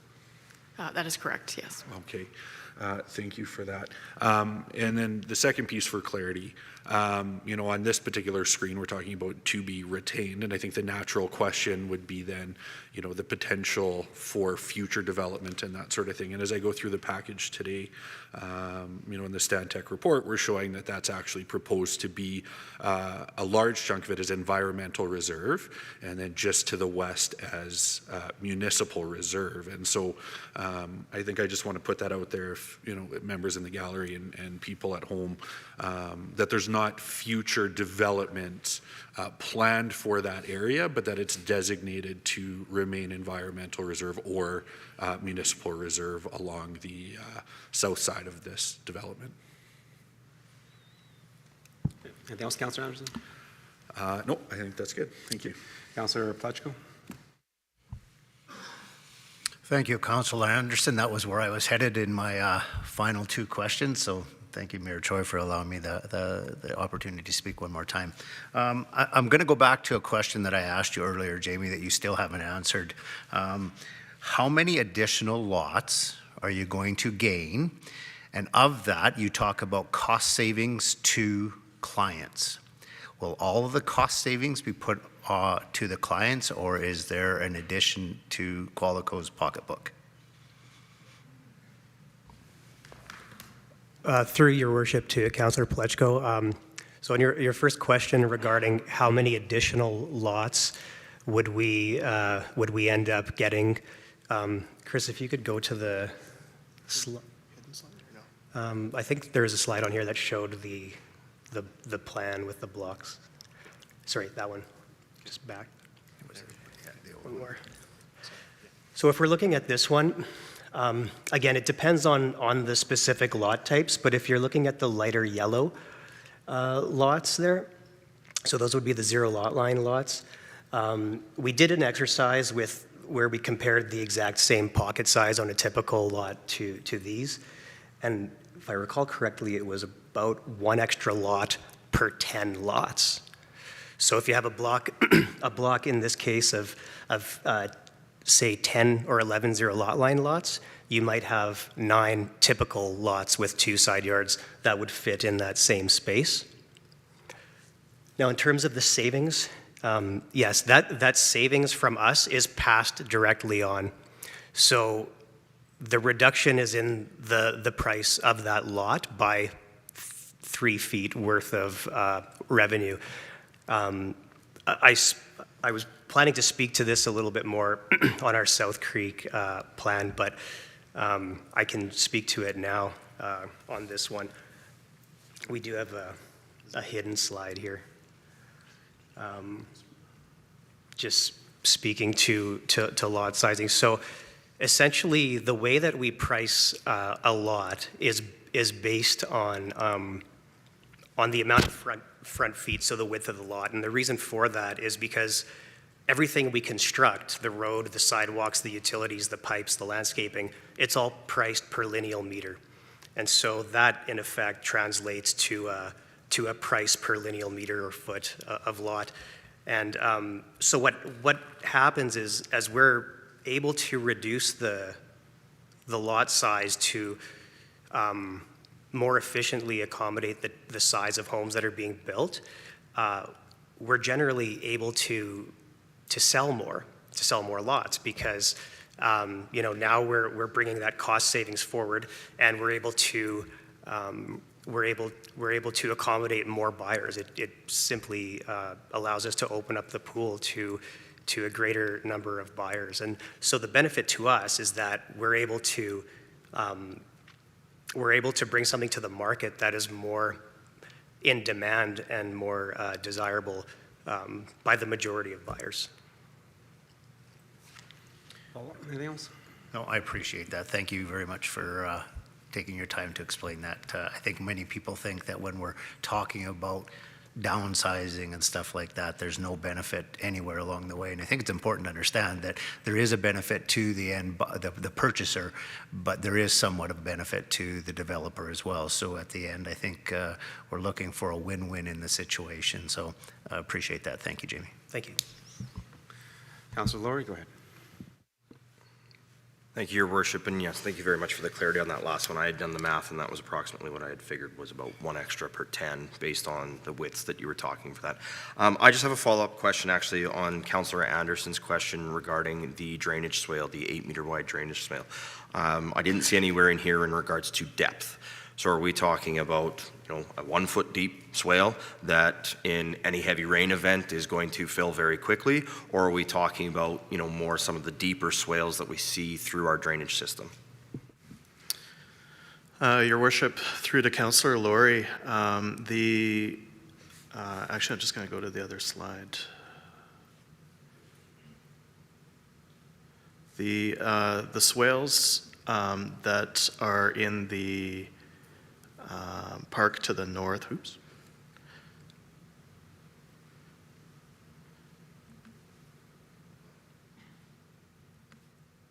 There we go. The swales that run through the existing park to the north of West Terra Drive would be a bit of an indication of the depth of those. So I guess nominally around 3 feet. As for the 8 meters is intended to be a nice gradual side slope to that. Again, the area outside of Stony Plain to the southwest that would potentially convey through this area is actually quite large. But the actual flows that you would see concentrated through the neighborhood on these, you would only tend to see flows on that during really wet conditions where the ground saturates seasonally. And then you get rapid rainfall events that exacerbate that. Thank you. And if I can follow up, Your Worship. So a couple of years ago, we did kind of the, what was it, the 1 in 100 through our flood management programs. And that obviously we experienced a couple of very heavy rainstorm events that caused some localized flooding in certain areas in the town. So part of the reason why I asked that is, as you mentioned, this is a rather large catchment area that will be flowing through here. And I am just curious about, right now, with it being undeveloped, there's a significant amount of land that has a permeability factor to it as well. Once this is developed, that significantly changes that. And I'm curious if there was any modeling done in regards to, say, a 1 in 100 year rainfall event in regards to what's been engineered here for that drainage. And if there has, if you can share that with us. Your Worship, to Councillor Laurie, there isn't a complex model that's being developed for this. The majority of the catchment area lying to the south and southwest of the town is farmland, and so it's not to be developed for a number of years. But if it is annexed, if it is developed over time, they would be their development areas would be retaining within storm ponds and then releasing at pre-development flow rates back to the open channels, right? So it's the same as the storm pond at the north, at the top of this drawing, where it's designed to release very slowly into that and hold back everything And it's basically holding back the difference between before development and after development. That's what's sitting in the pond, right? Just to slow down the release rate. Excellent, thank you. And if I may, Your Worship, just one more on that. So thank you very much for pointing that out, and that leads me to the final question that I have on that, and this likely is again for administration. So we are required to control the flow rates that exit the town of Stony Plain. My understanding would be that Parkland County then would be responsible for the management of the flow rates that enter the town of Stony Plain from their land. Is that correct? Your Worship, I'll certainly ask one of our planner or general manager of engineering to speak to, I guess, maybe jurisdictional crossovers. Pardon me. Thank you, Your Worship, through to Councillor Laurie. With respect to your question, there are requirements for overland stormwater drainage to go intermunicipal. Those are generally, the flow rates are around 2.5 liters per hectare, and those are outlined in our municipal development standards. And we work closely with, not just with our municipalities, our local municipalities, but there's also the Sturgeon Watershed Alliance that also interfaces with those requirements as well.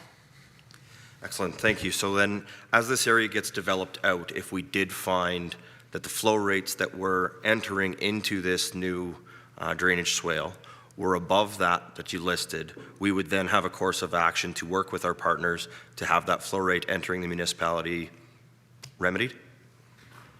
Through your worship to Councillor Laurie, that is correct. And as kind of a case in point, when the storm pond that's shown on the map there in the north, kind of close to the highway by the West Terra Manor, was originally built, the first several years that it was there, it was at the high water mark, despite not having high water years in terms of rainfall. A study was done at that time that found the original work to determine the size of that pond misunderstood the amount of area that flows through this, as delineated here on the green and the shades of blue there.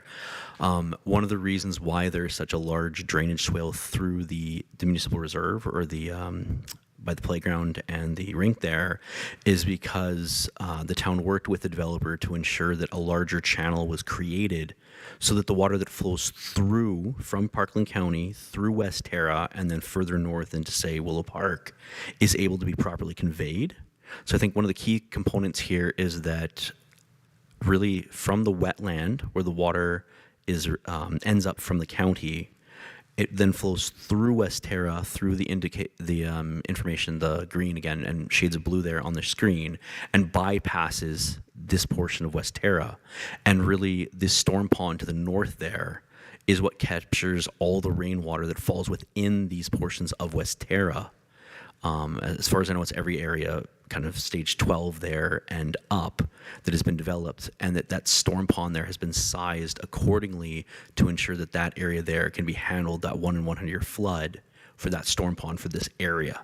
So really, just to kind of decouple the two situations where there's the flow through and then there's the flow that flows within, and it's that there that needs to be handled within the storm pond. So in terms of any of the land to the south, if that area was to be developed, it would have to have a storm pond that would retain its water at that rate that was mentioned earlier by the general manager, and then would release that through the system here that's being shown. Excellent, thank you very much for all that clarity. Deputy Mayor, go ahead. Thank you. Right. I even put a reminder down there, a cute little fellow to remind me to turn this microphone on. So one of the good thing about discussion is it clarifies and it raises more questions. And I think that's why we end up dealing with this. And a lot of this may, to some extent, affect the next public hearing this evening as well, but maybe not so much because it's not as big a piece of land.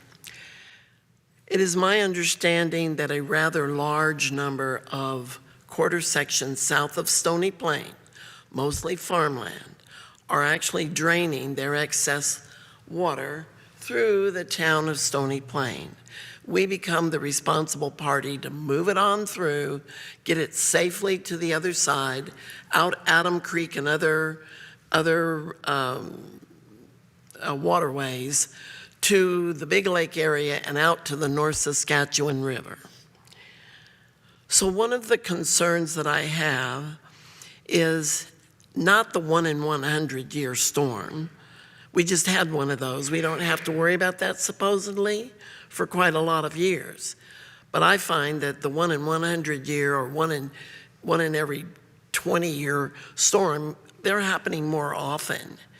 And we can't count that they're going to be spaced out to allow us to catch our breath, rebuild, live here, move on, pass the problem on to someone else. So people who come and live in Stony Plain need to know that these things are being looked after. So there's a couple of things that were said in this discussion tonight that I at least want to put on the table and maybe even get some answers to if there are any answers available. When we've got all of this water coming through the town of Stony Plain, and we're talking about swales, I personally like swales better than concrete directed water, but at least with concrete directed water, you know you're not supposed to put grass and build a garden on it. With swales, when you've got water going through people's backyards, they maybe don't want that dip in their backyard or at their back fence. They would likely, many of them, some of them at least, fill them up so they can have a flat space to put a trampoline or a swing set or a child's fort. They want a flat yard. It's easier to mow a flat yard than down in the swales up and down and keep it looking nice for a backyard. And it gives a bigger play area when there's not deep swales. If the swales are not deep enough, there's no way to signal not just to the builder, not just to the first person who buys the lot and builds a home there, but to every single person where that home changes hands through the course of decades. Because people come in and they make changes. When they make changes to a couple or 3 or 4 lots in a string of houses, that isn't just affecting them. It's affecting their neighbors. It's affecting the people to the east and to the west. And it becomes a problem, a community problem, that the town will be expected to fix somehow. And that gets very difficult because now you're entering people's backyards and fixing things that actually ought to have jurisdiction. So the original developer, it seems to me, might be wise to put covenants or restrictions, something that requires the swales to be maintained. Not just hoping people will do it, but to require it.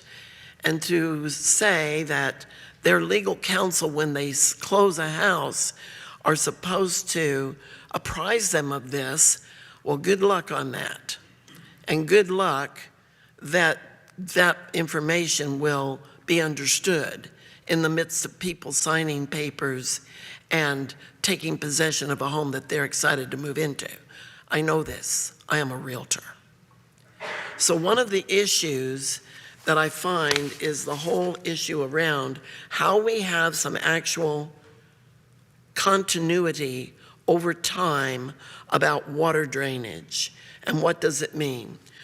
The other thing, so I'm hoping that somewhere along the line these things get addressed. I don't have a specific question. I could form one, and we could be here talking about this from the developer to council with the others hearing for another half an hour. I'm not asking for that. I'm simply saying this is my observation. This is what I see, and some of it is what I know.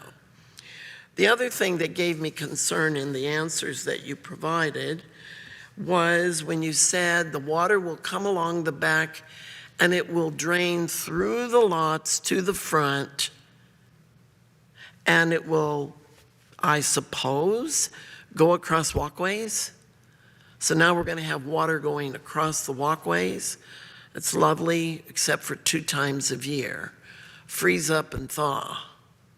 That's not good when the water is flowing through and then running out into the street. But we've got icy walks, and now that also is a town problem to rectify with those landowners. The thing, though, that I'm curious about, when we have 0 lot line houses and only 1 space between every 2 homes, it gets to be a little touchy on where that water goes because there's not a lot of pass-through.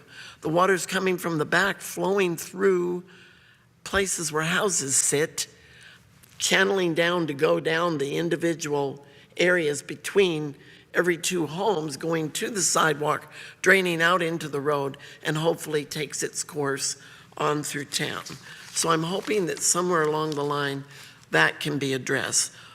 Back to front flow, how does it get there? And once it gets there, I have a pretty good idea where it goes. The other thing is somewhere along the line, the developer group, you guys mentioned concrete. There's a number of places in Stony where those swales, not deep ones, were actually concreted. It's happened over in Brickyard, and there's some other neighborhoods. It's actually a comfort when you go into those backyards and you see there is this little cement ditch at the back of the yard, and nobody's going to build a garden on that. They better not, anyway. And there's a place to direct the water where it's supposed to go.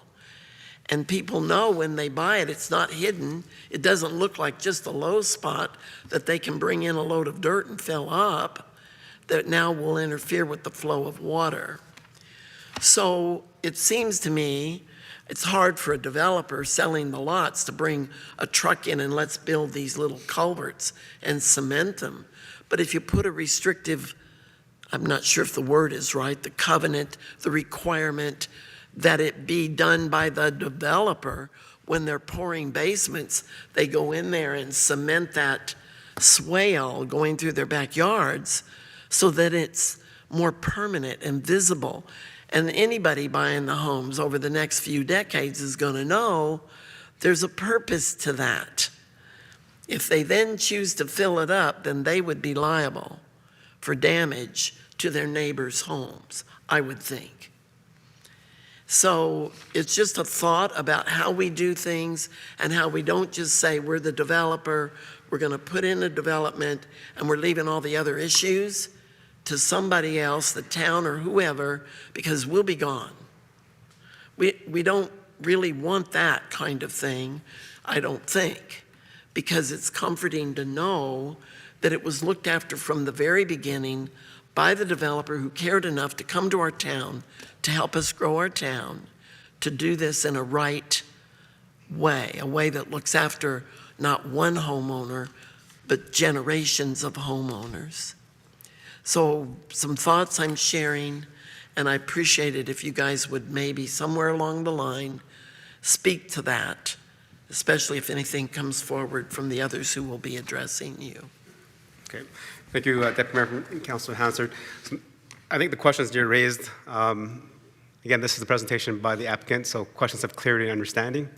You raised something about the swales, and Stage 17 has nothing to do with swales.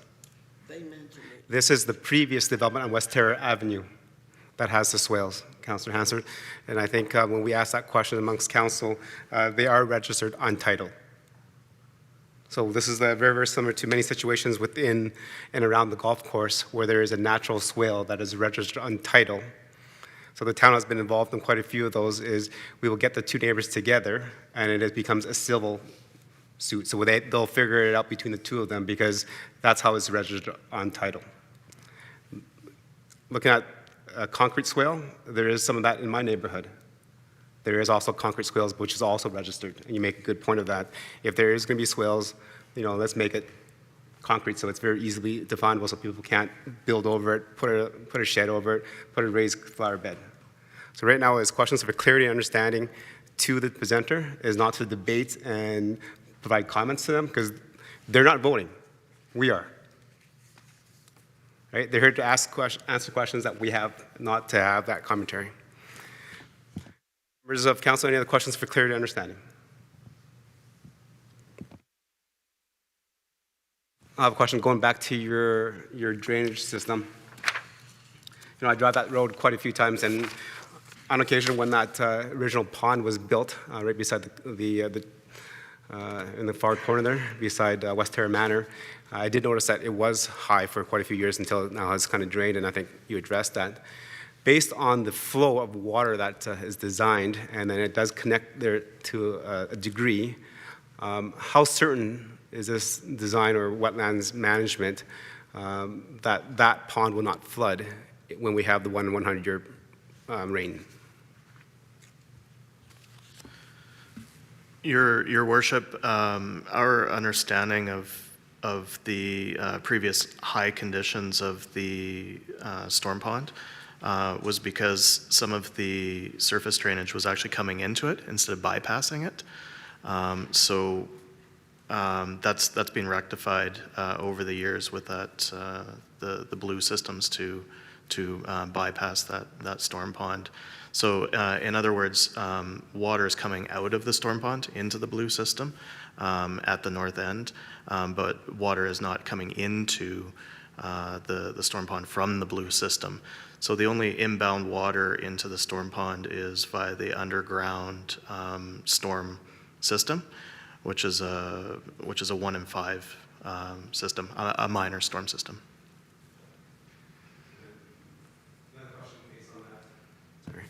Another question along that same line.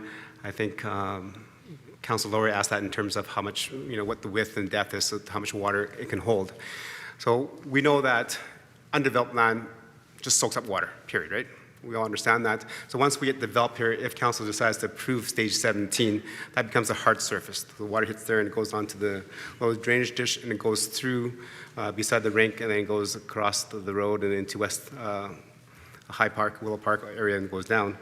If in the future we realize that maybe there is more water that's coming off the houses than we predict, is it ability of, I guess, West Terra or Qualco builders to create a dry storage pond right beside the Western rink instead of having it ditched out now, but make that deeper so that becomes a dry storage so that if we do have the abnormal rainfalls, that becomes a holding area for water so it does not flood Willow Park, High Park, woodlands, everything else downstream. Your Worship, the pre-existing flow rates were discussed by administration earlier from the farmlands. They actually do have a discharge rate as farmlands, so you're right that the majority of the flows will infiltrate, but some of the flows will discharge off of that land and convey through ditches or through overland systems. Stony Plain in particular is a series of marshy, boggy areas that are all kind of linked together historically. Other communities have more defined ravines for the passage of water through the areas. The storm ponds are designed to take the difference in flows between pre-development conditions and post-development conditions, and the calculations for how much water they retain are conservative in nature. I think the scenario that you outlined is unlikely that we would see more discharge going forward from properties than was calculated within the engineered stormwater management systems. Thank you. Any more questions for clear understanding on the presentation? Councilor Pletchko? Yes, thank you, Your Worship. I'm going to refer to page 26 and 27 when we're talking about swales. And I'll go back to Councillor Hansard's questions. I'm just looking for clarification that on the zero lot lines, you're going to have the, hang on here. The swale will be within the easement. The swale is a minimum of 1.5 meters, and the swale has a minimum depth of 0.15 meters.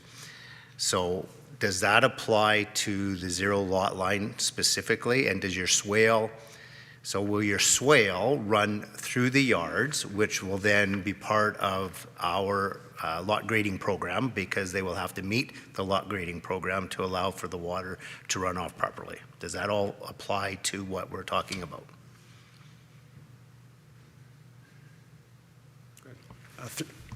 Through your worship to Councillor Palechko. Yeah, so the way that a zero lot line lot is designed is similar to any lot where the space between houses is going to form a bit of a swale or a ditch, because if you don't have that, then the water flows to the houses and people end up having flooded basements. So that allows water to convey from the lots to the front and ultimately to the road. So any zero lot line lot is going to require an easement along the one side that is not on the property line.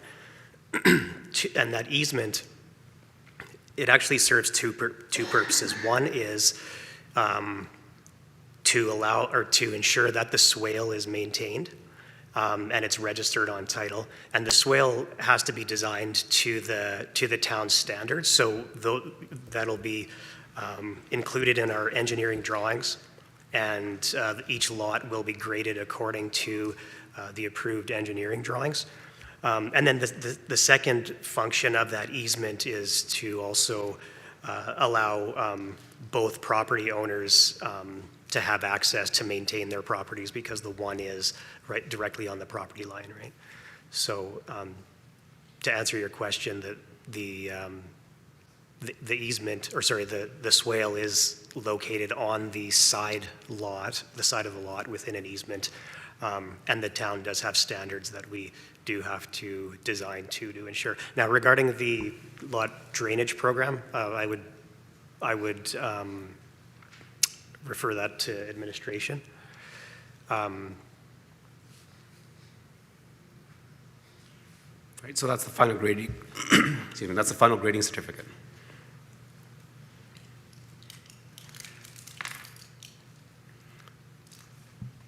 So I think the question is, when these swales are, as on page 27, so there's an easement on the title, right?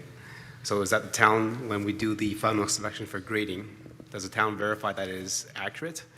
Or do we just take the home builder's word for that it is accurate? Your Worship, thank you for the question. With respect to our lot grading program, when we receive a request for final inspection, there will be an inspection done for two things. There's rough grade and there's final grade.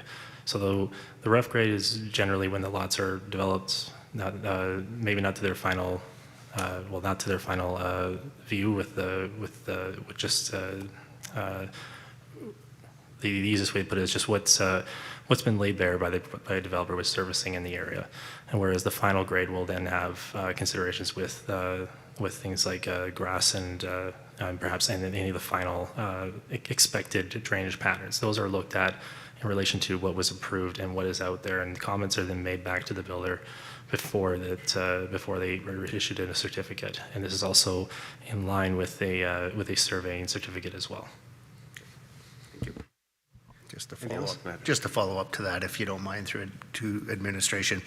So my concern is, as we move through our community and we now have lot grading certificates and we have proper drainage that we're looking forward to, we run into a bit of a problem with the lots in the past. Now, I'll speak to this a little bit as a landscaper within our community. I see it quite often where somebody will phone you and say, can you come fix my yard because I have a water problem? So we go and we fix a yard, and we create another problem for the neighbor next door. How do we prevent this, and how do we address this problem going forward? Because, we're talking about lots already on this back part that flood out. So now by changing this, we're fixing an area, but we may still have the problem over here. How is that addressed, and how do we move forward with that? Because we're going to see this in a number of our areas coming up. That's a question for administration. So. Yeah.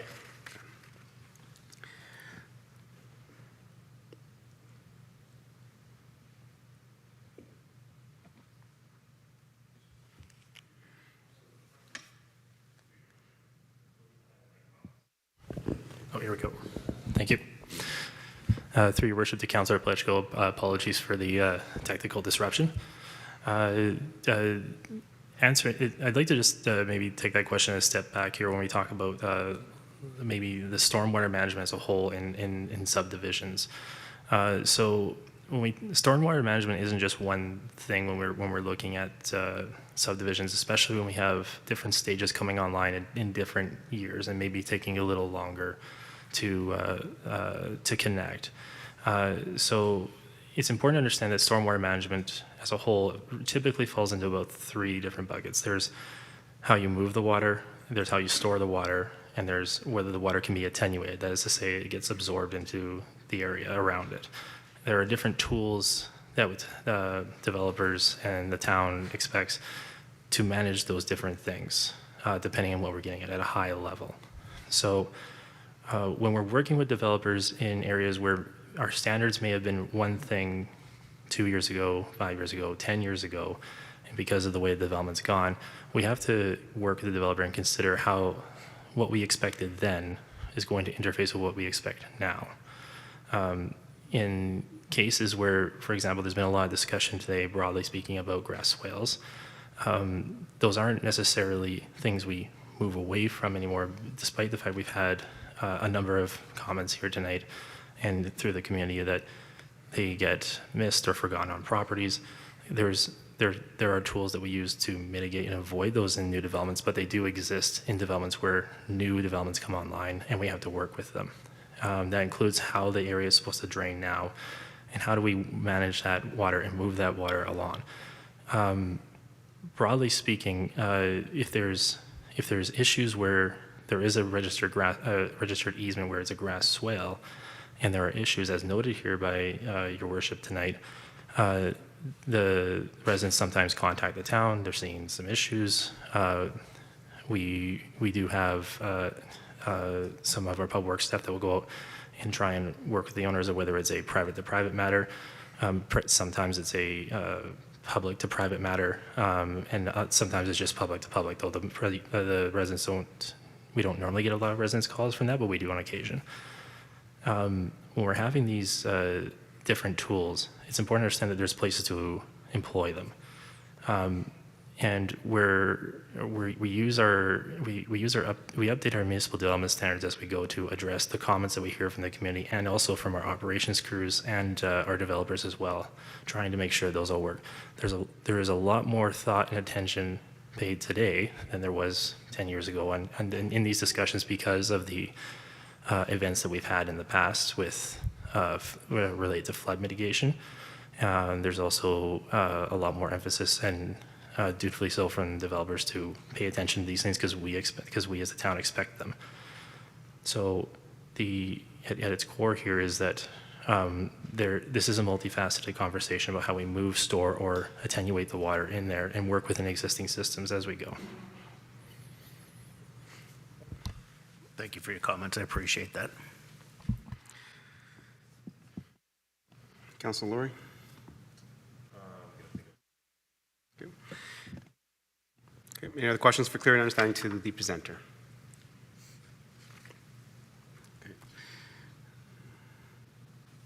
Okay, seeing none, I'll ask another question because I think on this proposal for stage 17, Qualco is asking to have it rezoned for a pilot project of 0 lot lines. In terms of your experience developing 0 lot lines in other communities, how does one, as an owner of a 0 lot line, how do I attend to the one side of my house that is on my neighbor's yard?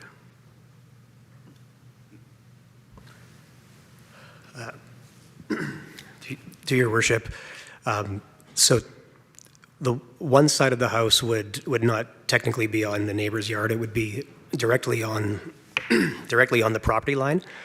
How does one tend to that? Well, you would have access to it through the easement, which, as I mentioned, it functions as well as a shared use and maintenance easement between neighboring homeowners. But ultimately, the intent is not to provide day-to-day access. So your day-to-day access to your backyard from your front would be on the one side with the 1.5 meter side yard that's within your property, and your neighbors would be the same. again, it is registered on title, so it's legally, it's a legally binding easement between neighbors. Typically, neighbors do get along and do work, allow each other to have access. As with anything, there is always a chance that you may have neighbors who don't get along. But that is the reason that this is registered on title, so it can be legally enforced if necessary. Okay.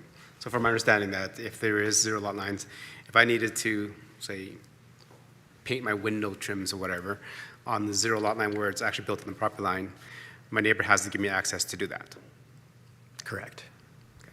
Well, you legally, like, I guess, going back, you have access. That access is meant to be unencumbered. So there should not be anything restricting you from having that access. Now, if your neighbor decides to go up and go out and put a big fence up and lock their gate, that's a different issue. But that's not typically allowed. That is something that would be restricted and would be something that would be noted in that within that easement as to a restriction or something that wouldn't be allowed. So it should essentially be unencumbered access. The intent, however, is not for it to be used as your day-to-day access through your neighbor's easement.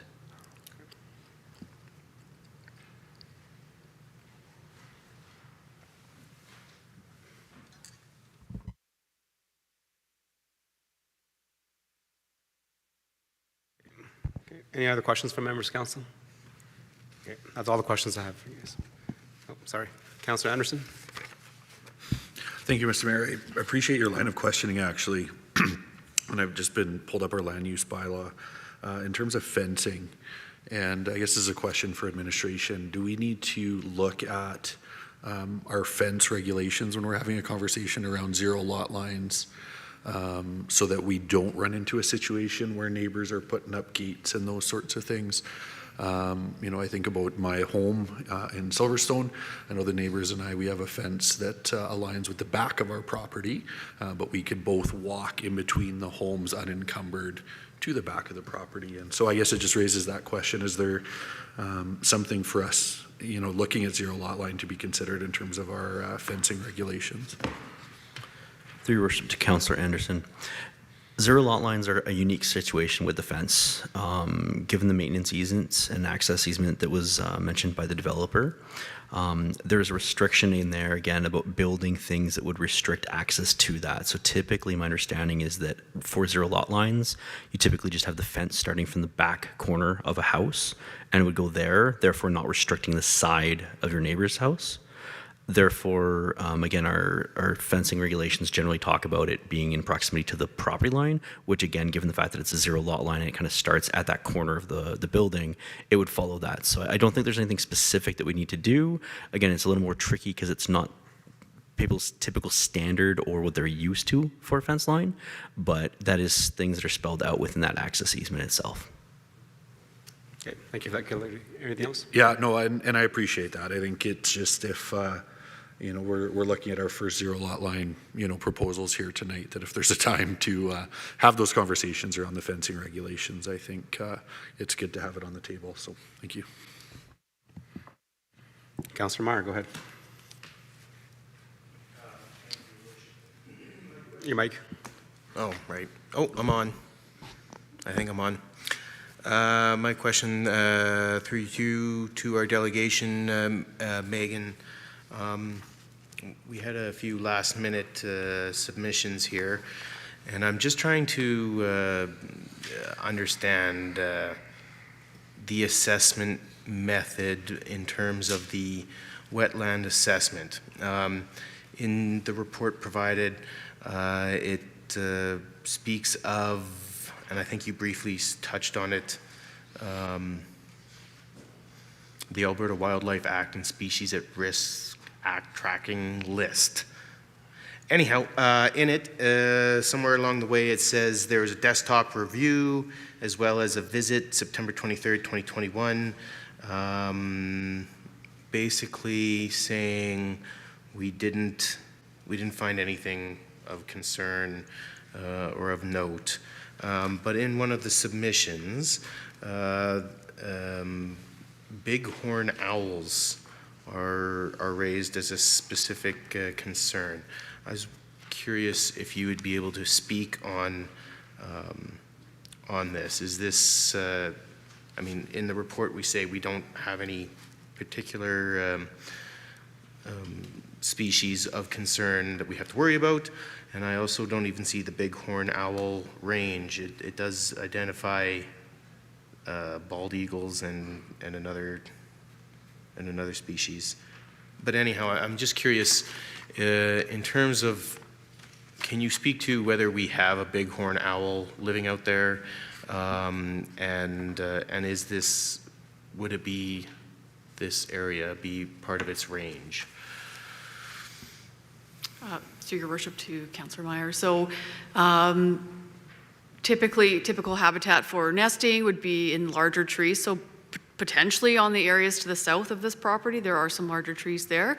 There could be owls nesting in there. Their main nesting season is actually starting around now in February. So, and they kind of would be, their protected season for nesting would be up until, June, possibly once the birds have been fledged. So on the property itself, the wetland, all of the large trees have been removed, and so the owls could be using the farm field for hunting, like they go catch mice, so there could be some of that foraging activities, but specifically under the Wildlife Act and some of those, the other legislation, the part that's protected is their nest and eggs, and then the babies until they're fledged. Okay, and sorry, just to review, you said the large trees have been removed? Oh, there's more of a forested area to the south, right, and then okay. on the wetland itself, I mean, there's more shrubs and it's not as mature a forest. Yeah. Okay, all right, perfect, thank you. Thank you, Your Worship. One final question. Sorry for all the questions tonight. Just I figured there'd be a few more questions asked. So I think one of the concerns that I've seen through residents is a fire. How does the developer plan to mitigate the fire potential within a division where houses are so close? If you can speak to that a bit, Jamie, or one of your fellow colleagues. Through your worship to Councillor Palechko. Excuse me. Yeah, in terms of the housing types that are being proposed here, the fire requirements in terms of the town's HERF requirements would be no different than any other houses being built in the neighborhood. We'd still need to ensure that, or builders would still need to ensure that they're meeting all of the safety code regulations as well as the town's HERF requirements. So typically that means that there's either additional requirements on the sides of the house in terms of fireproofing and limiting openings. In some instances, depending on how the house is designed, it may also require a sprinkler system. But there's really, as far as I'm aware, there aren't any additional requirements that would pertain to this stage. Thank you. Thank you, Your Worship. I was being pretty quiet, so I figure I might as well talk now. There was a lot of mention from residents and concerns about their property values by adding zero lot lines near them or around them. I read the reports very clearly, and in it, you guys stated why there was no effect to people's property values when zero lot lines come in. In the most simplest and uncomplicated ways, can you explain why that is not the case? That there's no change in property values by adding zero lot lines?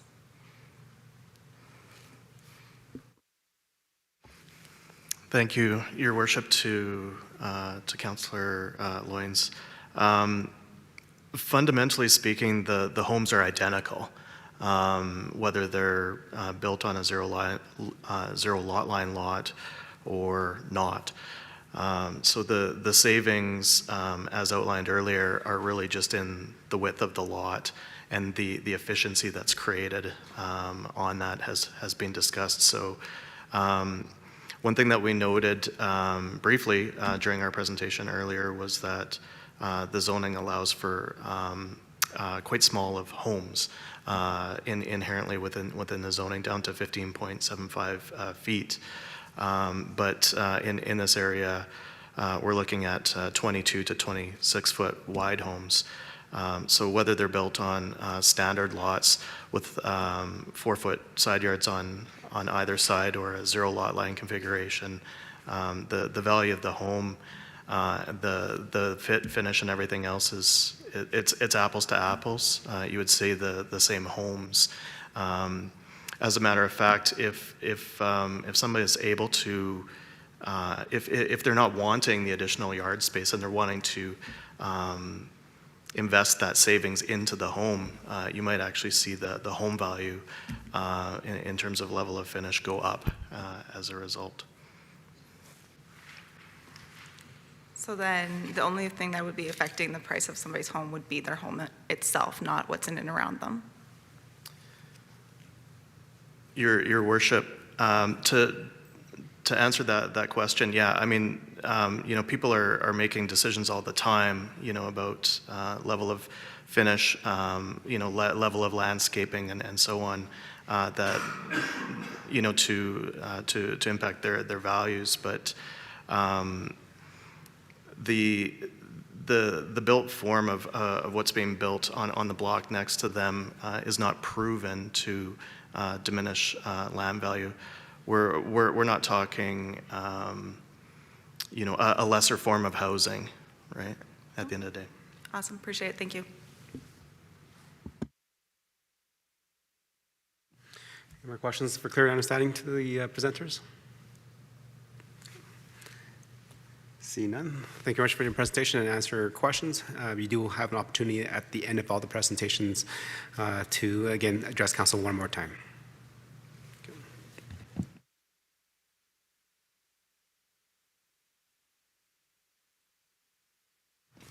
Okay, members of council, we'll continue on with the public hearing process. And now we'll go on to the opportunity where anybody that would like to speak in favor of the proposed bylaw change can move forward right now. Administration, has anybody registered? No one registered to speak in favor of the bylaw, Your Worship. Okay. Last call. Anyone else like to speak in favor of the bylaw change?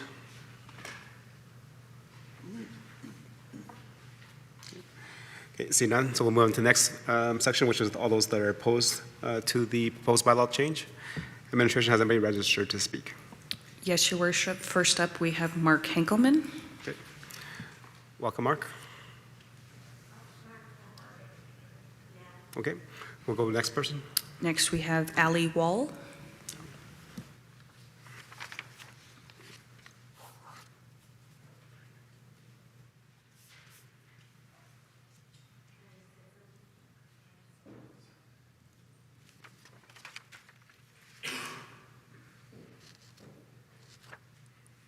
Okay, there's a mic there. Yes, and then again, just push the red light. Okay. Yes.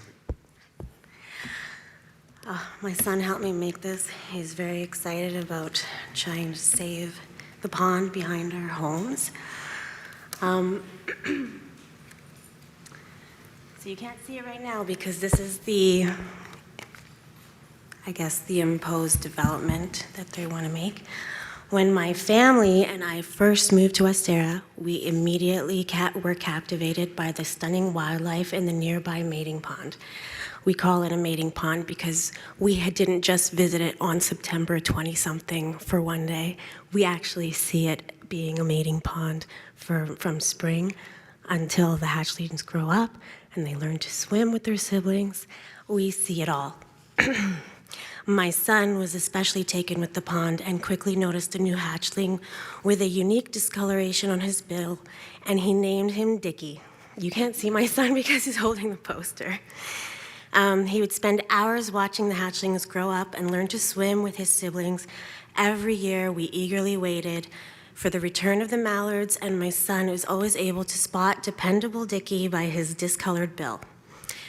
Throughout the years of quarantine, he would watch him play during the day with his family, and his family grew, and sleep in their self-made nesting platforms within the brush at night.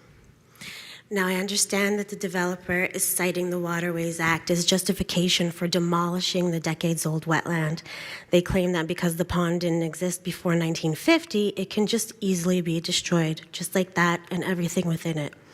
But how can we allow the destruction of a vital ecosystem that supports numerous species just because of a small deviation of age? The destruction plan is currently only on paper and can be easily altered to preserve the life and sounds within the pond, as well as the peace and joy it brings to West Terra. And my son helped design, he's not an engineer, but he designed an alternative.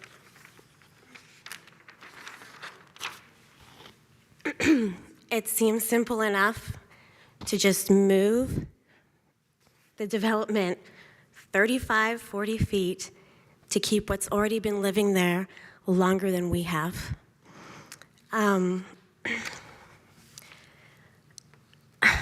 There's lots of reasons to keep the pond. I don't want to get into how my backyard literally drains into this open space. And if it didn't, then it would be a swimming pool. But in these times of economic uncertainty, we must work together to preserve our community's value.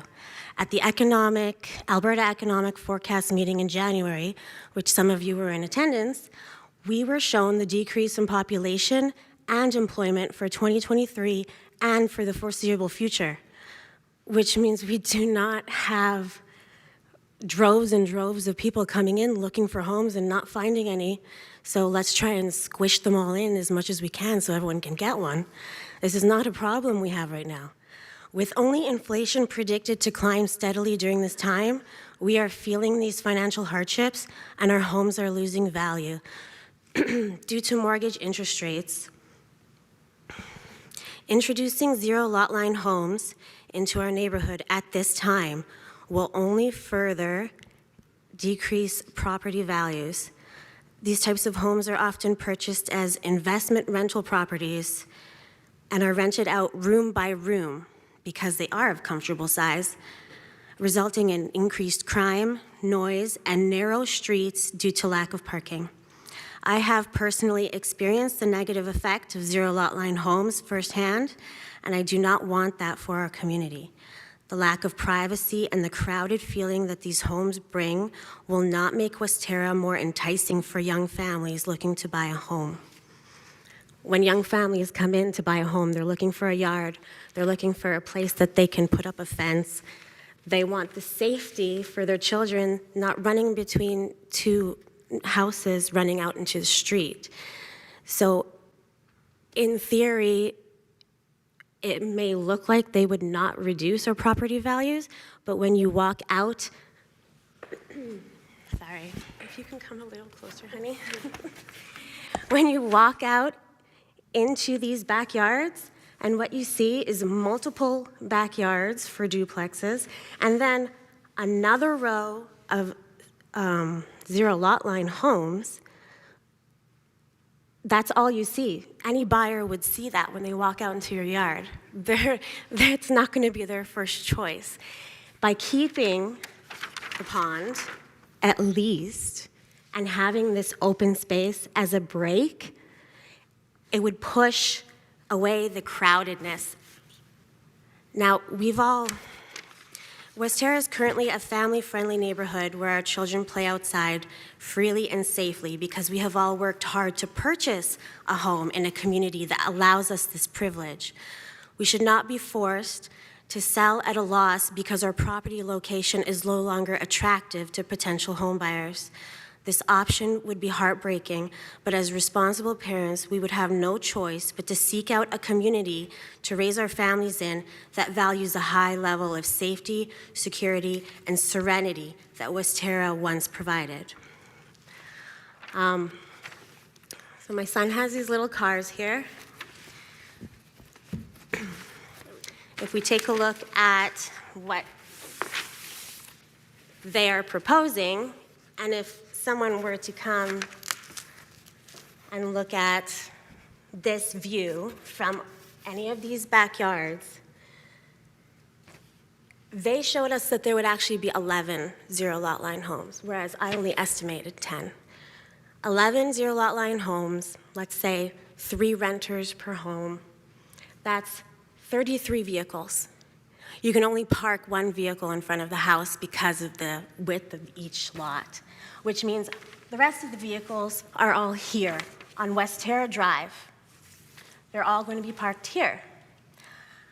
On West Terra Drive, there are 3 crossing, major crossing zones. 1 here, 1 here, and 1 here. This one, the bus stops on each side. This one takes you to the rink and the playground. And this one, school bus stops on each side. Maybe some of you had experience pushing a stroller across a crosswalk in between 2 vehicles. Do you push the stroller out first and then look both ways? Or do you walk backwards? I've actually seen this personally on a day-to-day basis if 2 cars are parked on either side. How far do you push that vehicle or the stroller out? Or how far do you let your child go out into the street before he gets to look both ways? And this is all children. Sorry. This is what will make the area unsafe. This will end up being a mortality issue. And I hate to say it, but that's what's going to be happening. There's nowhere else for all these vehicles to park. They're all going to be here. So now that it's been brought to your attention and this becomes a mortality issue, does that put the liability on the town? Especially at 7:30 in the morning and pitch dark in the winter when a child is crossing this street or this street or this street to go and catch their bus, and they just go out a little too far to peek both ways. Sorry, I've said a lot, but I ask of you 3 wishes. Preserve our decades-old pond and the beautiful wildlife within it, preserve our property values, and preserve the safety of our community for our children and for our peace of mind. Thank you.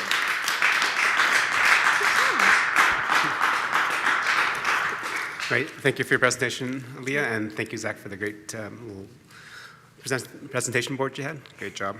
Members of council, are you open for questions for clarity and understanding? Just so we have, like, you made a presentation, you made some comments. If council has any questions to, for clarity and understanding of what you've kind of proposed. Okay. Members of council, any questions for clarity and understanding? Councillor Hansard, Deputy Mayor, go ahead. Thank you, Mr. Mayor. So we got a real good look at the drawing. It would be lovely if it was left sitting up here for a little while and turned the other way so everybody else, including the developer, could see it. I wonder if you could tell me what the measurements are for the space, because it looks like you've doubled the size of the development. When you say move the development 30 or 40 feet, you're actually wanting to add on to that development. And how many houses? How many lots in the original versus how many lots in the one you propose? Oh, of course, yeah. It's definitely not an engineering. Do you have answers to These how are many how- lots and what the size is? No, what we did was we actually found a different portion of West Terra, and we took the lot, the lot drawing, and we just moved it over here. Okay. Now, if they wish to do the duplexes, then at least not every yard is looking into 2 yards. There is this gap. That gap will help with the noise. In the future, if things were to pick up and we had an actual need for 0 lot line homes, maybe those 0 lot line homes should be here against the highway so that all of the renter parties in their backyard, the noise doesn't leak into West Terra. But like I said, this is not to scale at all. All we did was use the existing drawing and just come up with a different option to show that keeping this pond is actually what's most important. It'll keep our peace of mind. It'll keep a little bit of quiet that we've been used to for the past decade, instead of all of a sudden shoving in duplexes and zero lot line homes. That's a big amount of noise coming our way, especially with renters. So, Your Worship, thank you. It's just that nobody else could see, and certainly our live stream people cannot see what they've put in front of us. Thank you, Deputy Mayor. Councillor Laurie. Thank you, Your Worship, and thank you for the presentation. I do have one question for Leah and then one for administration. So in looking at the drawing that you've got there, looking at the previous Westera plans that existed, I think they were called the shadow maps or the shadow plans that existed, it did show residential all through that area in the same area that it's being proposed, backing onto the homes on Westera Avenue. Is that something when you purchased that you reviewed, that you were aware of? Actually, when we came to Westera, we looked at this home right here with a realtor, and I don't know if I'm allowed to say his name. We asked about this creek and this pond, and he called the town of Stony Plain, and he got back to us 3 days later, and he let us know that this pond was considered wetlands and it would not be touched right behind the homes, but that they had every intention of building about 30 feet away to keep that pond and the creek there, because that's where all of our homes' backyards drain in the spring. So just a follow-up question on that. Can you refresh my memory what the year was that occurred? That was in 2019. 2019. So administration, can we get a little bit of a response to that? In 2019, we had shadow maps of Westera. We have any indication that that was actually the case from the documents that existed within the town? Through your worship to Councillor Laurie, I'm hard pressed to understand why that would be the answer the town would give, given the area structure plan that's been in place since at least, I believe, 2009. The amendment took place prior to or the original was before that. So the plan, as depicted on the slideshow earlier today, does show the area clearly as residential, low development residential. So that's been in place for at least more than a decade. So unfortunately, I believe sometimes when people buy homes, they get misled in terms of what's behind there. I know this is a common issue with any area that backs onto farmland or undeveloped land. There's often an indication that, you know, the land will be preserved or a buffer sort of thing would be created there, but unfortunately that's not the case. So. Thank you. And then second question I have to administration, and I'm just looking at page 29 of our council package. So these are listed as R5 front drive, 0 lot line detached, and R5 front drive semi-detached. So what is the on-site, so on the lot parking requirements for these lots? Through your worship, Councillor Laurie, all single detached, semi-detached, and row housing fee simple style, which these are being proposed as, require 2 parking stalls on site. Okay, so they would require 2 parking stalls on the lot itself, not on the street? That is correct. Excellent. And then, I don't know, maybe if we can have comment from the developer later on as to whether these are designed to have garages or not, because that would increase the parking on site. It wouldn't, because you can't back out through other vehicles parked on the driveway. That would be impossible. Yep. Understandable. Again, I just want to make sure that we have clarity on what the intended use of these lots are, what the intended parking are, and what the parking requirements are on that. So I do appreciate the comments. We have several areas in town currently that have, I would say, a similar design that have those parking and those traffic challenges, and I think that's something that we have to take into consideration as we look at this. Thank you.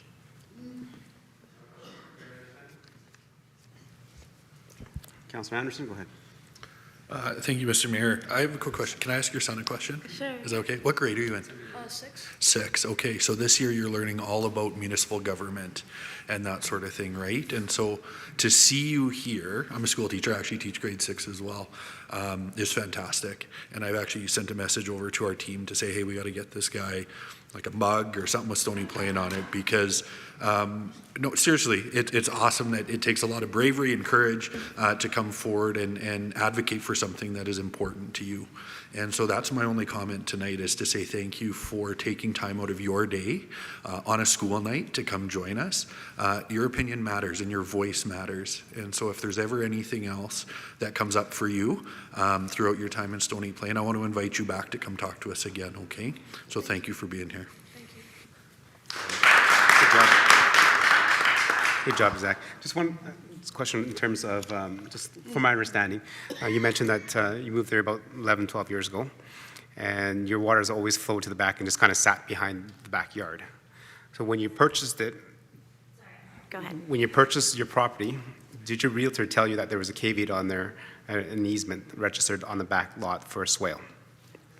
No, so what we were told is that the lots slant back so that everything goes into the field behind us, and that's which way the water drains.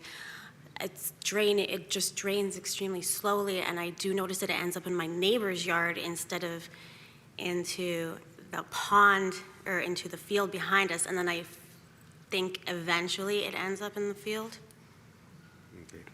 I appreciate that, and I think But I think my neighbors would be able to Yeah, speak if to anybody where that it goes lives after on it there- goes from my house to into the field. 100%, and I think that's what happens with a lot of communities that are built out, that those drainages change from the original intent of it. My understanding, I want more clarity, is was it registered on title? If it was, then that is the homeowners that have built and changed the sloping. As Councillor Hanson has mentioned, that people want to change this because, this didn't match with where they want to put a fire pit, and et cetera. We've had to deal with many of those issues within the town of Stony Plain. And what we do as a town is, because we can't deal with it because it's a civil matter between two property owners, to make sure that, you don't block the flow, we will sit there, and we've done it in the past, is to kind of measure it and give you like kind of where the slope is supposed to be. And the person that is causing that block has to rectify that. So if that's something that West Era Avenue residents need to have done, please contact us, and our staff will kind of work that with you to figure out where the high spot is, where it's supposed to drain, and then everybody that's on that drainage slip needs to rectify their backyard so that your property drains properly, because we don't want your property to flood out. We want you to be able to use your backyard. And from my understanding, that's what's developed. So I don't live there, so I don't know. I don't have that land title that tells me that if it is or not. So if you can do me a favor, if you have time, just find that and send it to me, so then I can go after, the builders or our staff to say, there's an issue here, because it was not registered, right? That's a different story than it being registered and not being adhered to, Okay. right? Yeah, I don't know. No one told me anything. Okay, and if you can, please, if you have time, that'd be awesome. If not, that's okay too. I'll find it, because I think I do know somebody that just bought a house on that walkway. Okay, and in terms of, you said that your realtor told you that it was going to be a farmer's land that's not going to be developed. But we have, as Councilor already mentioned, if you click on Live in Stony Plain, Quality Communities by Edmonton, so that's the website, and it tells you all the different communities within Stony Plain that Qualco is doing. Mm-hmm. If you click on their map, it shows that there is residential development right behind your house. So I'm not too sure, like, if your developer or your realtor didn't see that or didn't check that out for you. Yeah, but as far as I knew, any kind of drawings like that were just what ifs or maybes. But once you look at how everything works and how everything ties together, where the water goes, how the noise is, if there's enough parking, how many children, do we need more parks, is there too much garbage, things like that, then that can be easily altered, because it doesn't look anything like that drawing right now. Actually, it's fairly close to it. Is it? Yeah, I'm not like, I can send, if you give me your email, I can send you the link and have it. If you look at it, it looks very, very similar to what they have designed right there. And I'm pretty sure this is very similar to West Era Avenue. It was an empty field before. When they did the other subdivisions, they just moved the dirt over, and they continue just to move the dirt over until they're ready to build the next stage. Oh, so you guys have already decided you're just going to move the dirt over and go on with this? No, I'm just saying, like, I'm asking because you told me that somebody told you that it's going to be a storm course, a pond there. And I'm saying, like, the town would have never told your realtor that? Yes. Because the shadow map has it shown that it is going to be a future development. That's why it was zoned FD, for future development, not municipal reserve or MR or park. Okay. So I'm trying to clarify that because I think there's some misinformation given to you as a purchaser of a lot or property. That's on that. unfortunate, yes. And that is unfortunate. But like I said, if I get the information, I can follow up on your behalf to figure out what happened there. Okay. Councillor Loynes? Go ahead. Thanks for remembering my name. I want to say I'm sorry that your realtor misled you. I'm a mom, I've got 3 young kids, so I get the crosswalk issues as well. Where I currently live, they've changed the parking due to people blocking the crosswalk and things like that. I can also say, currently, my husband and I are looking at purchasing a different home for ourselves, not a rental, nothing like that. And the realtor is advertising it as backing onto a farmer's field. Currently, yes, it does. However, like the mayor just mentioned, when you look into it, it is zoned for future development. Yes, today it stands and has since 1983. It got rezoned for future development for residential. But however, the realtor is marketing it as a farmer's field. So again, I'm sorry you were misled. It does happen. But I mean, a farmer's field, it's more believable you would build on it than to kill if you go back to what the enormous history amount is of between the animals. said farmer, it is a different thing, but here nor there. And again, I get the water issues. My current home does get water backed up onto it because of the easement. It's frustrating. I get it. Again, like I said, I'm a mom. I have 3 young kids. We use it as a little splash pad because what else are we going to do with it? We try to make the best of a bad situation. So thank you for presenting, and I appreciate all your information. Appreciate it. And I think, where's it? Okay. I think you mentioned a couple of things. In terms of, you mentioned that there might be, if the 0 lot lines get developed or approved, they'll be mostly rented out to 3 renters. Like, Yes, can I've you have already some ideas? spoken to two people, 2 individuals, one who lives in Genesee, one who is a parent at my child's school, who are waiting for this to come to fruition so they can purchase one each and rent it out by the room. So they'll be renting it out by the room, and because they have the option to build, they're hoping that they would be able to, I guess, add an extra bathroom, so each room would have its own bathroom, and then they would be renting it out to 3 to 5 individuals. So, I mean, that it is a investment property because of, I don't see it as enticing to a family. It's not family living. I feel like a duplex where you can completely fence all the way around it is more enticing for a family than the 0 lot line home. Okay. And I mean, the savings is minuscule. All right, thank you for that. Any other questions for clarity? Definitely thank you for your presentation. I appreciate you sharing your feedback and your comments with council. And Zach, congratulations, great job, buddy. Thank you. And if you want us to come to your school, we'll come. So good job, Zach. Yeah. Send us an email. We'll come to your school.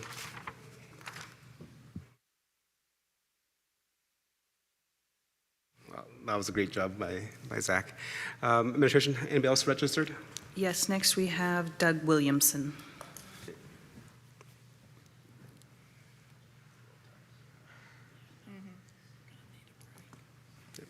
Wanted to finish this. Welcome to Chamber, sir. Thank you, guys, Mr. Mayor, Council. So I'm going to take this at a total different attack. We have the best neighborhood I've ever lived in. I've lived in many neighborhoods. I've never seen a neighborhood come together Halloween. If you look online, it's talked about. So in stating this, we all come to West Terra for a reason. West Terra is a upper to middle class living community. I guarantee there's a lot of people in this room that live in West Terra. You come into that neighborhood with the big fancy rocks and you're like, okay, I understand that, multifamily homes.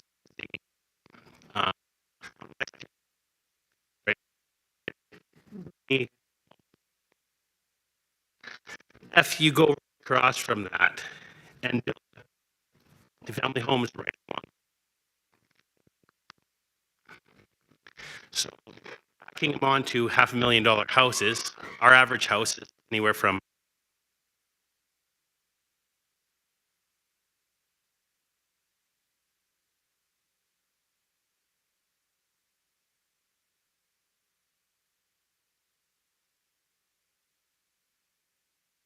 said that, sorry. Oh, is that, oh, sorry, perfect.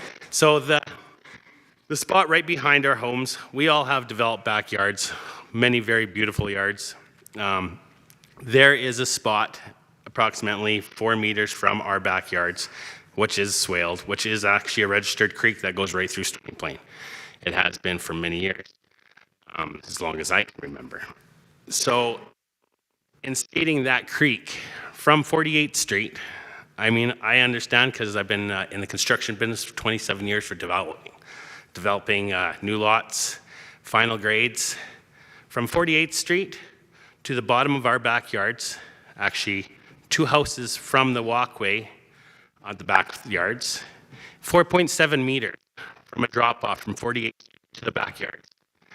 So they're proposed bringing the new development creek or whatever they want to the washout is going to be about 2.7 meters uphill. I know I've always seen water runs downhill to more towards what I've always seen.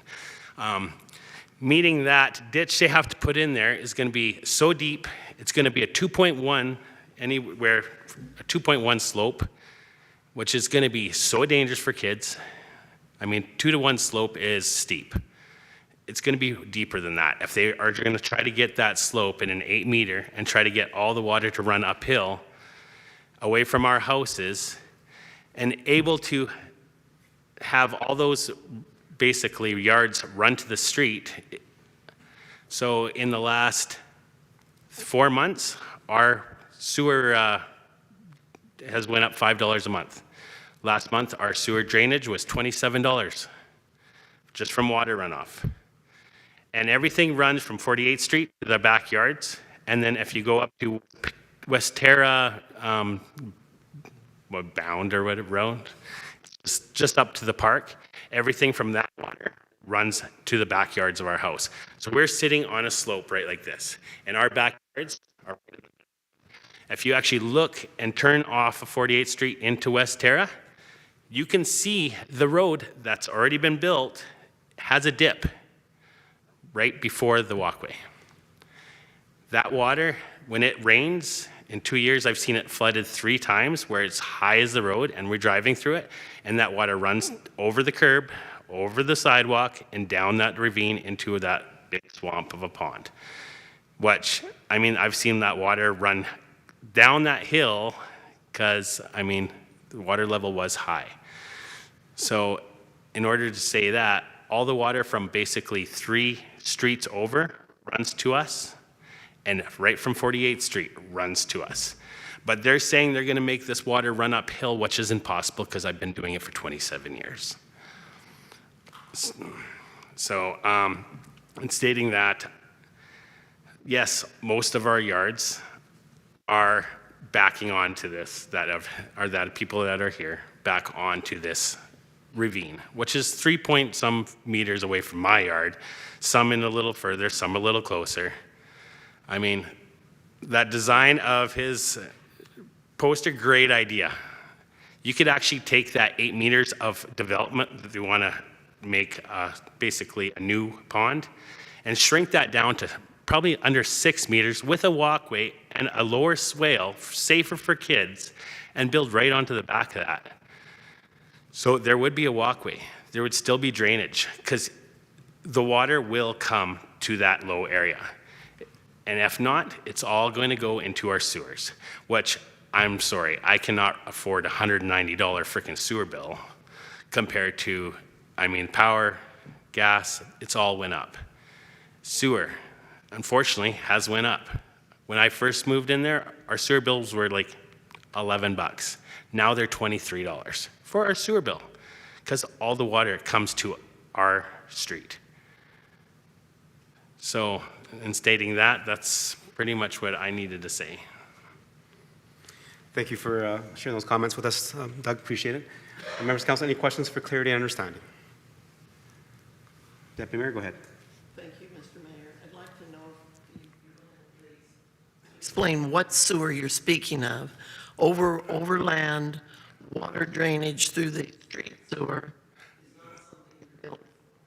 I know it's on our bill, $23.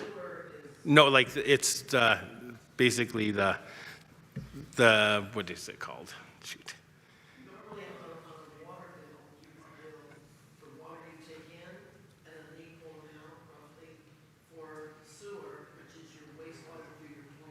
Oh, okay. That's okay.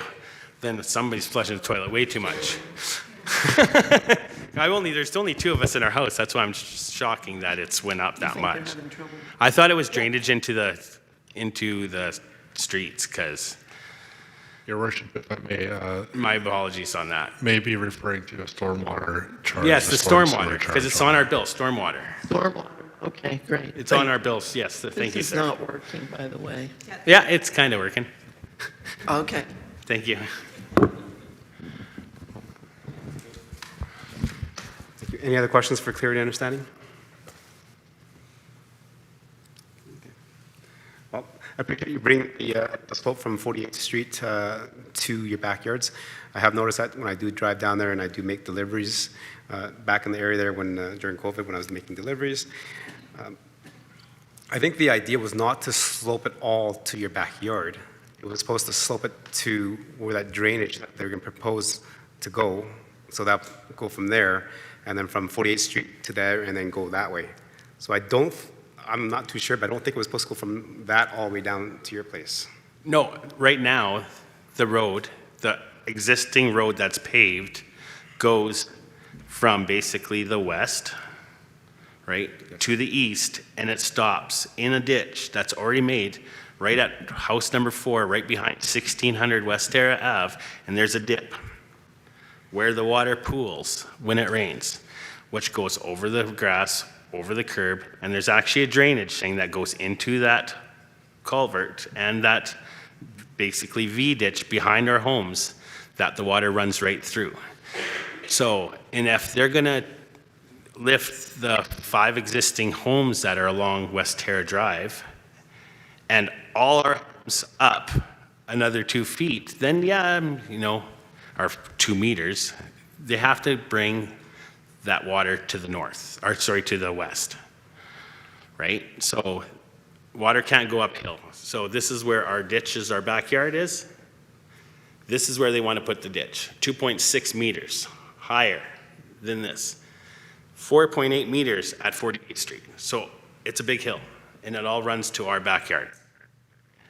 Anybody that drives that street on a daily can actually turn down off 48th Street, and you can see the ravine in the road built at basically right before the walkway, and it's low, 4.8 meters lower than 48th Street, and that's our lowest point, right behind our backyards, right where the creek, well, it is a creek, it's a named creek that runs to the pond, right behind our backyards. And I'm not against having 0 lot lines, just not in this location. First of all, because it is going to bring our home value. He never did answer Miss Melanie Lloyd's question. It will bring our house equity down when you got 2 backyards backing onto a $500,000 home. She asked it very simply, and he avoided the question. Yes, it will drop our real estate value down when I have 2 backyards backing onto my home, our neighbor 3 backyards backing on their home. You can't tell me that it's going to be, oh, it's super awesome. Yeah, they're definitely going to get an extra $100,000 for this one. I'm sorry, that just doesn't make any sense. He avoided the question just like Mr. Trudeau. Thank you, and I appreciate that. And I'll ask you the same question. When you bought your house, when you looked at your land titles, did your lawyer tell you that there was a registered caveat behind your house? There was no such thing as a registered caveat, but my real estate and actually 2 of my neighbors that actually bought in 2011, 2012, they always said it was going to be a green space behind us because they would not move the creek because it's the lowest area in our development. Okay, I'm not asking about the creek behind you. I'm talking about your backyard. We heard from the presentations that there was supposed to be an easement or a registered right-of-way behind your backyards, like 2 meters in, that would channel the water from the drive down to the walkway, and then from the south side of West Terra Avenue all the way down to the walkway south? I cannot recall on that. I never did see that part. Okay, so that's something that I need clarification on, and hopefully I'll get it Yes, from and somebody. hopefully one of our neighbors can get that for you. Thank you. Okay, that's all I have the questions. I have. Anyone else have any questions? Okay. Oh, thank you for your time, sir. Thank you, guys.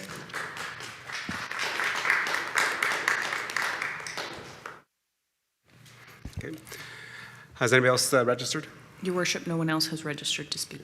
Thank you. Okay. Anybody else in the chambers like to speak to council against the proposed bylaw change? Anything new to add? Okay. See none, we'll move on to the next phase. Is anybody has a general comment? Something about development in Stony Plain or just development overall? Okay. Has anybody registered to speak in the general comment area? Your worship, no one registered. Okay. With that, we'll end that phase. So no general comments. Again, then we're back to the applicant. You do have 5 minutes to make any presentations or answer any questions that you heard that you may like to address now.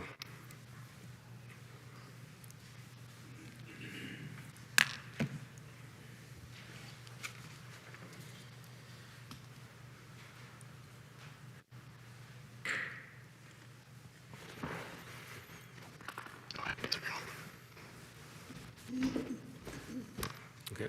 There might be only one mic working, so you might have to pass it back and forth. Okay. Thank you. Something that we want, Your Worship, whether this is registered on the lot. So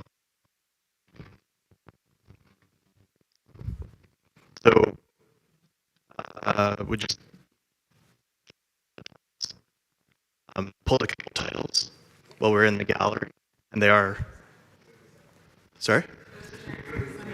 Bring another mic. Because I think there's some confusion here, and I'm confused too, because I'm hearing that it was, and I'm hearing the people that own the property there said it's not, and they haven't seen it, so I'm not too sure.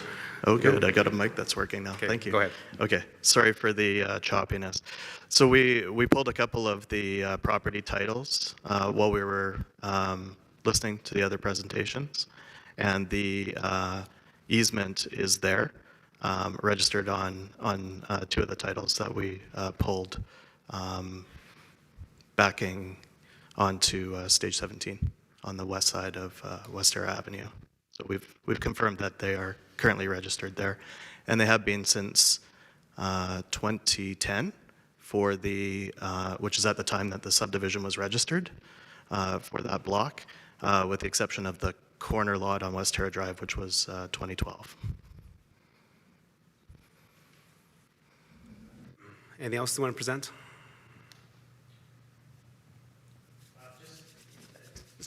Through your work to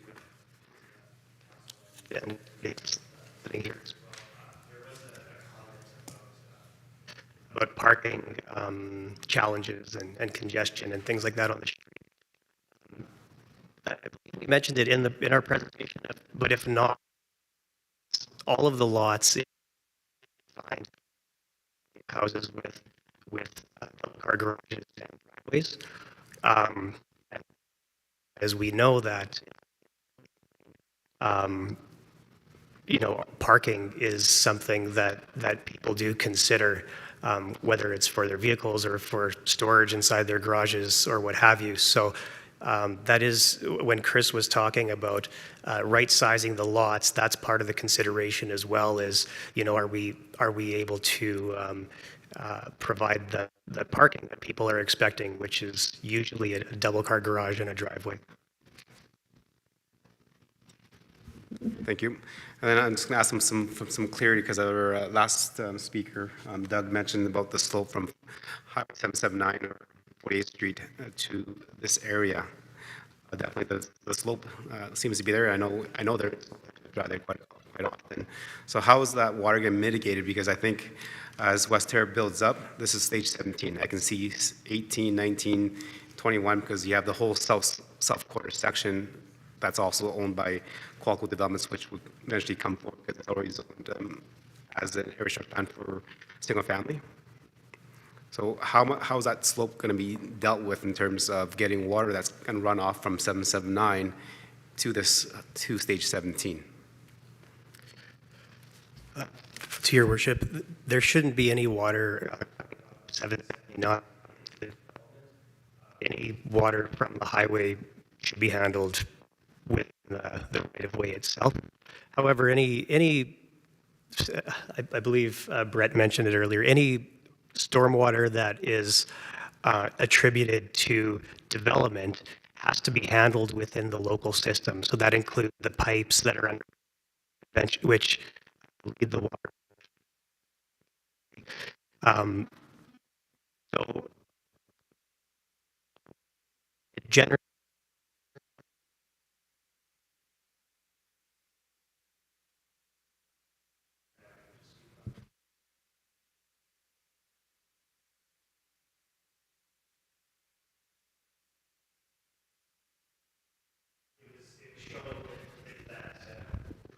we had up with the blue, drainage area.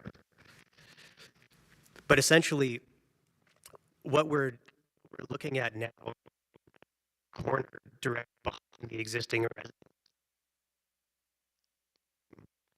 sort of the low spot of that area right now, which is why that interim was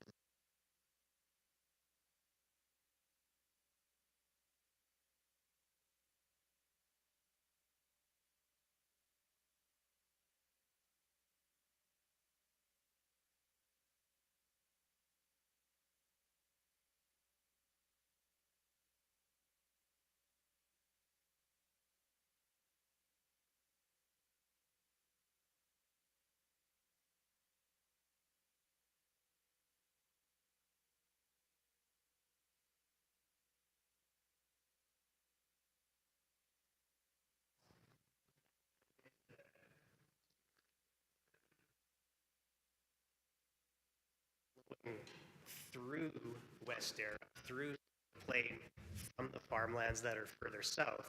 That all continues to flow overland as it currently does. I'm not sure if that answers the question, but essentially,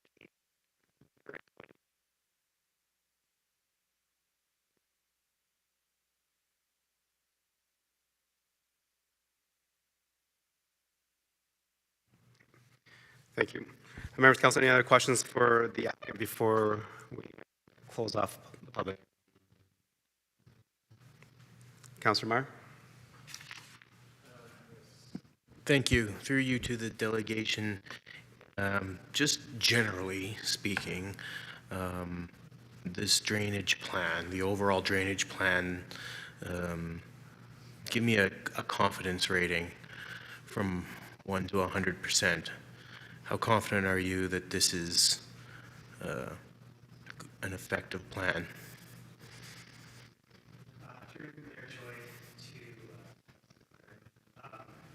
in terms of the design, I'm not an engineer. I did not design it. I am not able to, stamp it or speak to it. However, this design was looked at, and it was looked at again when new information was brought forward after the original pond had seen a couple of years of basically sitting at a level that was higher than expected. And that was, my understanding, that was due to all of the surface water that would drain at periods of the year, through this whole system. So this drainage, this overland drainage system was designed to mitigate that. Essentially, this was something that was seen as an issue that had to be addressed, and this is the design for that. So this has been designed by Stantec, who is a very reputable engineering firm. I trust that their design is appropriate for the situation. Our engineer isn't here today to speak to that, but I do know that we have worked with the town over the last number of years to ensure that this is meeting the needs of the town, and it's being designed appropriately to accommodate. So in terms of certainty, I can't give you an answer on that, but what I will say is we're doing, everything that we can in terms of hiring the right consultants, working with the town, using as much background data as we can in terms of all of the off-site storm modeling that's available to ensure that the system is designed appropriately. Perhaps Mr. Newstead might be able to advise a little bit on the, I guess, the process of how that design gets reviewed internally on the town's end and what requirements are to be met. But I believe we are meeting or exceeding all of the expectations or standards that the town has. So I guess through you, Mr. Mayor, to Councillor Meyer, to answer your question, I'm not qualified to put a number on that. Is that good? I would be open to hearing from our admin, but I appreciate the answer. Okay. If you want to look up that answer, maybe administration can retrieve it and put it onto the screen later on during our business items. So it's page 14 of the Lake Wisteria ASP bylaw, which was approved in 2003. It shows the general storm management system. I think that was Councillor Meyer was asking about in terms of does that flow into what was originally designed to where the water goes.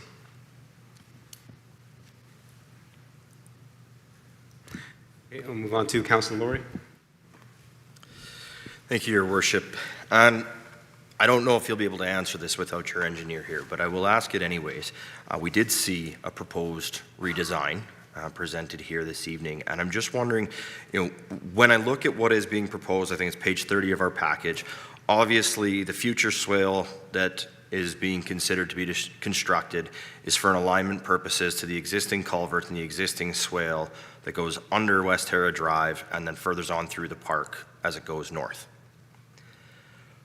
Given that there is an existing watercourse, swale, pond, whatever you want to call it right now, the man-made one that's referred to there, is there any reason why that could not have been used? Your Worship, to Councillor Laurie, yes, we can bring up our figure again if necessary, but effectively where the marsh needs to drain to get to the existing culvert, that's the straightest line out of the marsh, and it happens to be within the saddle, effectively, that Jamie referenced, right? The V of the land that will be graded. That will be not only for the surface drainage, but the underground storm drainage follows the same path. You're just not going to see that because that's under the roads, by a couple of meters, but it basically follows the same alignment at the low point of the neighborhood, right? So it's very difficult to be on an adjacent highway or an adjacent road and to use your thumb and say that's higher, that's lower. The aha moments come when you see the earth-moving equipment moving a foot here, pulling down a couple of feet over here, and then you see it come together. I stopped trying to predict it with my thumb a long time ago. It doesn't work. You can't see it. You have to look at contour maps and points on topographic surveys and trust that water will flow downhill. We're not trying to make water flow uphill. The current direction that it's flowing right now is to a temporary catch basin that's tied into to West Terra Drive. There's no way, gravity-wise, to get that flow from that point at West Terra Drive, along West Terra Drive, back to the existing culvert. That's effectively a triangle, and you're creating two sides of the triangle on that route versus the hypotenuse, which would have been the green line on our drawing, right? The most direct path to the existing. Thank you. So if I'm understanding right, when you say the temporary catch basin, you're referring to the bare land behind the existing houses on West Terra Avenue? Yes, there's a pre-existing drainage direction that conveyed in a northeasterly direction. It used to cross West Terra Drive, and where there's houses there, it carried on to the northeast, and it was, and I mean, it had nothing obstructing it back when it was farmland, right?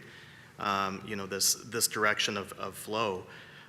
So when West Terra Drive was built, there was a need to put in a drain to catch that water and get it into the minor storm system as an interim setup. But the more appropriate place to convey that water, to keep it out of the minor storm system, is to take it through the new swell, which was shown in green. Okay. And so, yes, just for clarity then, as I'm looking at this and I'm using the measure distance on Google Maps, because that's one of my favorite things. So I'm looking at approximately 90 meters from where that existing encatchment area is to where the new culvert is. And if what I heard earlier is correct, that is 90 meters uphill going towards 48th Avenue. So in theory, that's correct. If you were to leave the existing swale where it is, you effectively then would have to try and find a way to move that water 90 meters uphill, whereas the new realigned swale will actually hit that V and bring the water appropriately to the culvert where it is, which is what you've proposed. That's right. Yeah. Okay. There's also a little bit of a hill, you know, in between the two, which kind of throws off your eye when you're looking at it, right? We've seen it on the contour drawings, which we don't have here this evening, but there is a bit of a ridge between the two along that 90 meters. Again, though, and then your comments from earlier, if I understood them correctly, you said stage 17 will be lower than the existing West Terra Avenue area, and then the swale is designed to go under West Terra Drive, so again, dropping below grade. That's exactly right. Excellent. Yeah. Thank you. Yeah. Councillor Loyens? Thank you, Your Worship. My question is directed to Megan. Earlier, you had mentioned that the pond that the residents were discussing was a pond of convenience for the ducks and all of the birds and everything else, correct? I heard you right when you said that? I can't remember the exact words, but that wildlife does use the area as there's More of when a there's convenience water- than their actual. When there's water standing. Okay. Yeah. So relatively, because again, I'm not a bird person in general, is it reasonable to believe that the duck and his family that they're so fond of would then migrate down to the marshland that we're talking about saving instead, if this goes through? Yeah, that would be a reasonable assumption, and that's, the larger wetland area does provide similar habitat, actually more habitat, as it's a more permanent water body, whereas the small one by the road will be an ephemeral wetland. So it would only have water in it typically during spring events, or when there was, I guess, backup drainage going onto it. So. Thank you, that's all. Thank you. I need just a question of clarity. So when, in 2010, when West Terra Avenue, that probably phase 11 or 10 way back then, in terms of making that man-made swale behind the houses where the water would actually travel, why didn't Qualco consider making that swale where it's being proposed right now? So when it, on your green line there, when you're moving dirt around, because you have the big equipment, and you have this subdivision and then you have another 2 quarter sections below this, south of this development, that eventually be developed. Wouldn't it have been easier, because it's open, to make that swale there and put a catch basin there instead of right behind the houses? To Your Worship, this drainage ditch was not created by Qualico. It has been there for years, and if you look through historic aerial photography, it was there probably for the last 40 or so years. You can see that it was likely a farmer who was trying to drain the wetland, because at some point the wetland itself had trees, and then they were cleared, like in the 50s. And so it was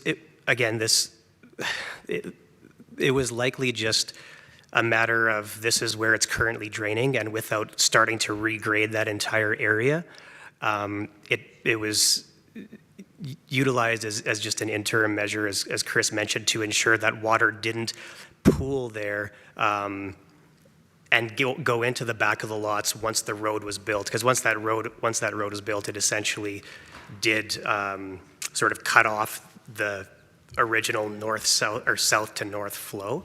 This was just to mitigate potential flooding issues until this area was developed. Thank you. Any more questions for the presenters?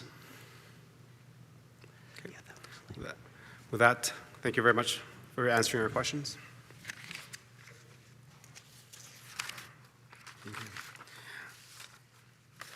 So, according to our procedures bylaws, a public hearing comes to a close. This is the only time that actually council gets to hear about these comments. You can talk to us prior to that, but once we have a public hearing, this is the time where residents and everybody else has the actual official time to talk to members of council. So, administration, have we followed the procedures regarding the section 216.4 and 6.692 of the MGA? Yes, Your Worship. Okay. Okay, with that, then I'll declare the public hearing for land use bylaw amendment 2670 LUO/23 to be closed. The members of council will be dealing with this later on in the business items, but right now this is getting a little bit late, so we'll take a recess, so maybe we can have the mics reset, and hopefully we can get rid of the connection problems. Thank you. And to all the people that have come, thank you very much for your participation and providing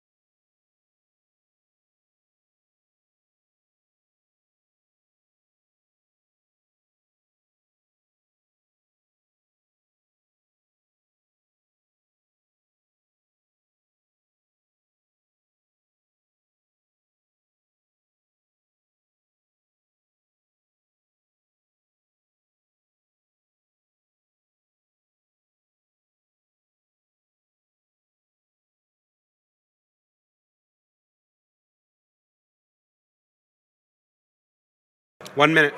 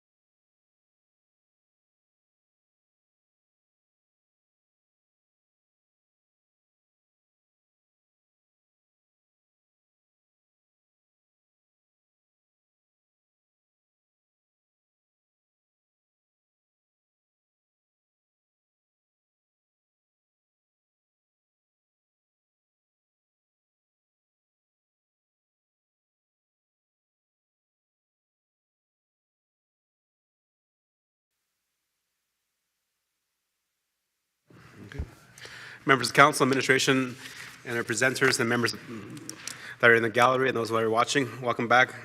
Moving on with our agenda. Under number 5, again, we have a second public hearing, and that's to deal with bylaw 2669 LUO/23, South Creek Stage 5. Okay. So the process goes again. I will call the meeting to order. This is a formal hearing, so there are recorded minutes, and everything is kept for purpose of accuracy and making sure that we do the process properly. Right? There will be a presentation from our administration. Council gets to ask questions for clarity and understanding. There'll be a presentation from the applicant. Council gets the opportunity to ask questions for clarity and understanding. Then all those that are in favor of the proposal will get to speak, and then also council gets to ask questions for clarity and understanding. All those that are not in favor get to speak next, and then council also gets to ask questions for clarity and understanding. Then all those that want to make a general comment will speak after that, and then council gets to ask questions for clarity and understanding. After that's been through the process, the applicant will have the chance to answer questions or make another presentation to council. Okay? This is the only time that members officially get to talk on this topic of the land use bylaw amendment, because this is a public hearing. Are we clear? Okay. And as chair, again, I think we did a really good job, but I'll mention it here once in a while, is that if all the questions be directed through me as the chair, and I'll direct it to the staff. Okay, with that, so in accordance with provisions of section 216.4 and 692 of the Municipal Government Act, the Town Council of Stony Plain is holding a public hearing to provide opportunity for the public input and comments to the proposed bylaw 2669 LUO/23, South Creek Stage 5 Land Use Amendment. With that, the hearing is open. Go ahead, administration. Thank you, Your Worship. And Town Council, our manager of planning and development has a presentation prepared for this item. I do want to apologize for the early preview of this item earlier in the evening, and that the manager is prepared to restart his presentation to bring full clarity to the item after our break.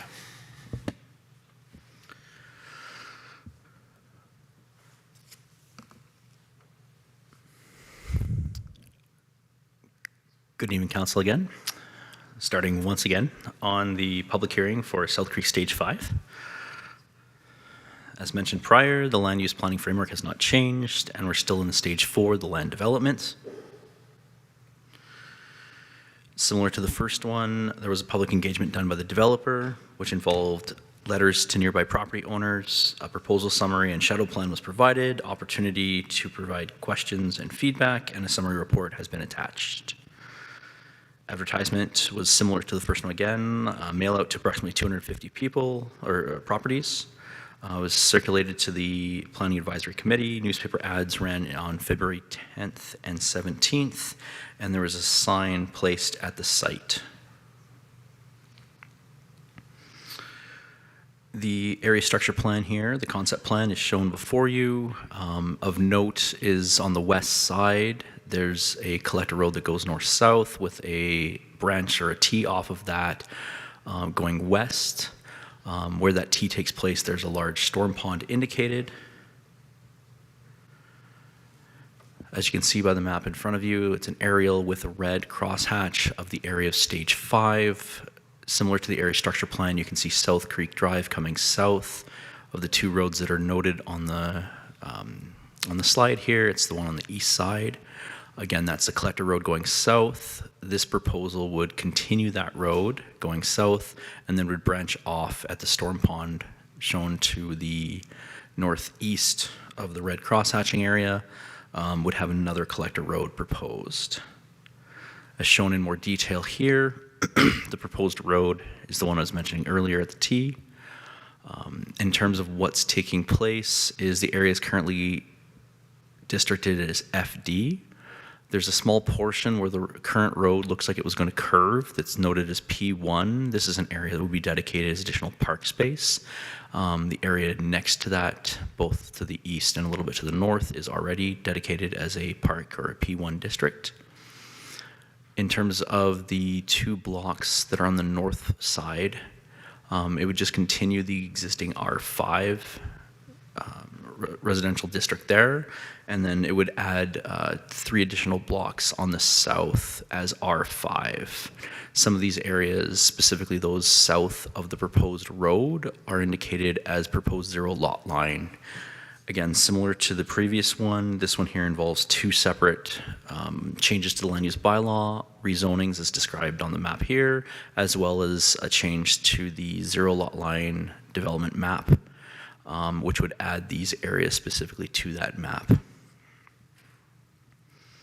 In more detail and with some color, we can see here there's a variety of different housing types as proposed by the developer. The P1 Park District is in the blue or the light teal. The darker green and the lighter green are shown as front detached, semi-detached, and rear lane single detached. And then the 2 kind of shades of yellow, I guess one's more of a lime green there, show areas that are intended to be zero lot line, either front attached, which is the lime green, as opposed to the yellow, which is intended to be a detached garage style zero lot line development. Once again, we're here at the public hearing on February 27th. And if this gets, once the public hearing is finalized, we'll move it to the second and third reading as proposed by administration for this matter. That's all I have. Thank you. Okay, thank you for the presentation. Members of Council, you had an opportunity to read it. Any questions for clarity and understanding to administration? Councillor Lowry, go ahead.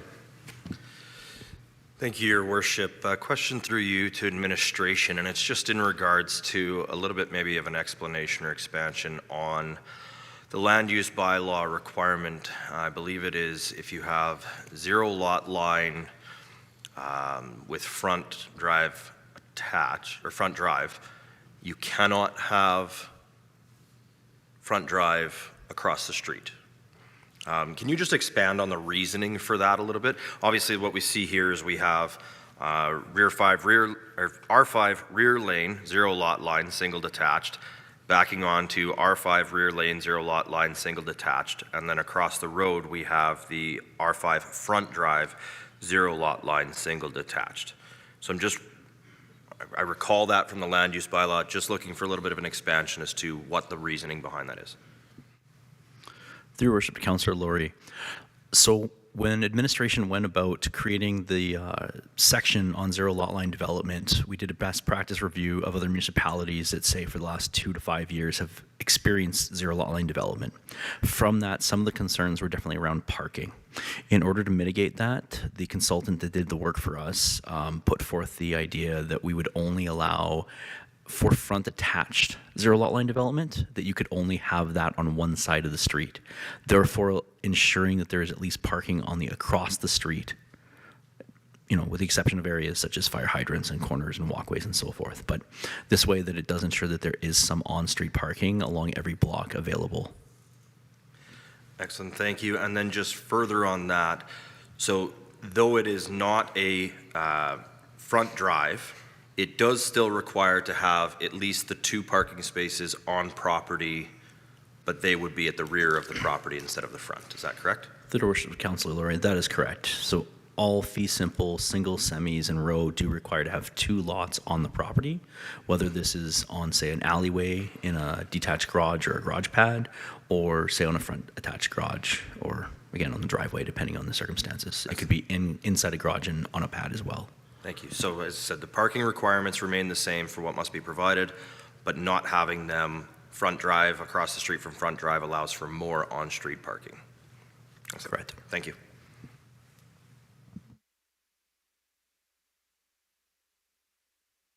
Any questions for clarity?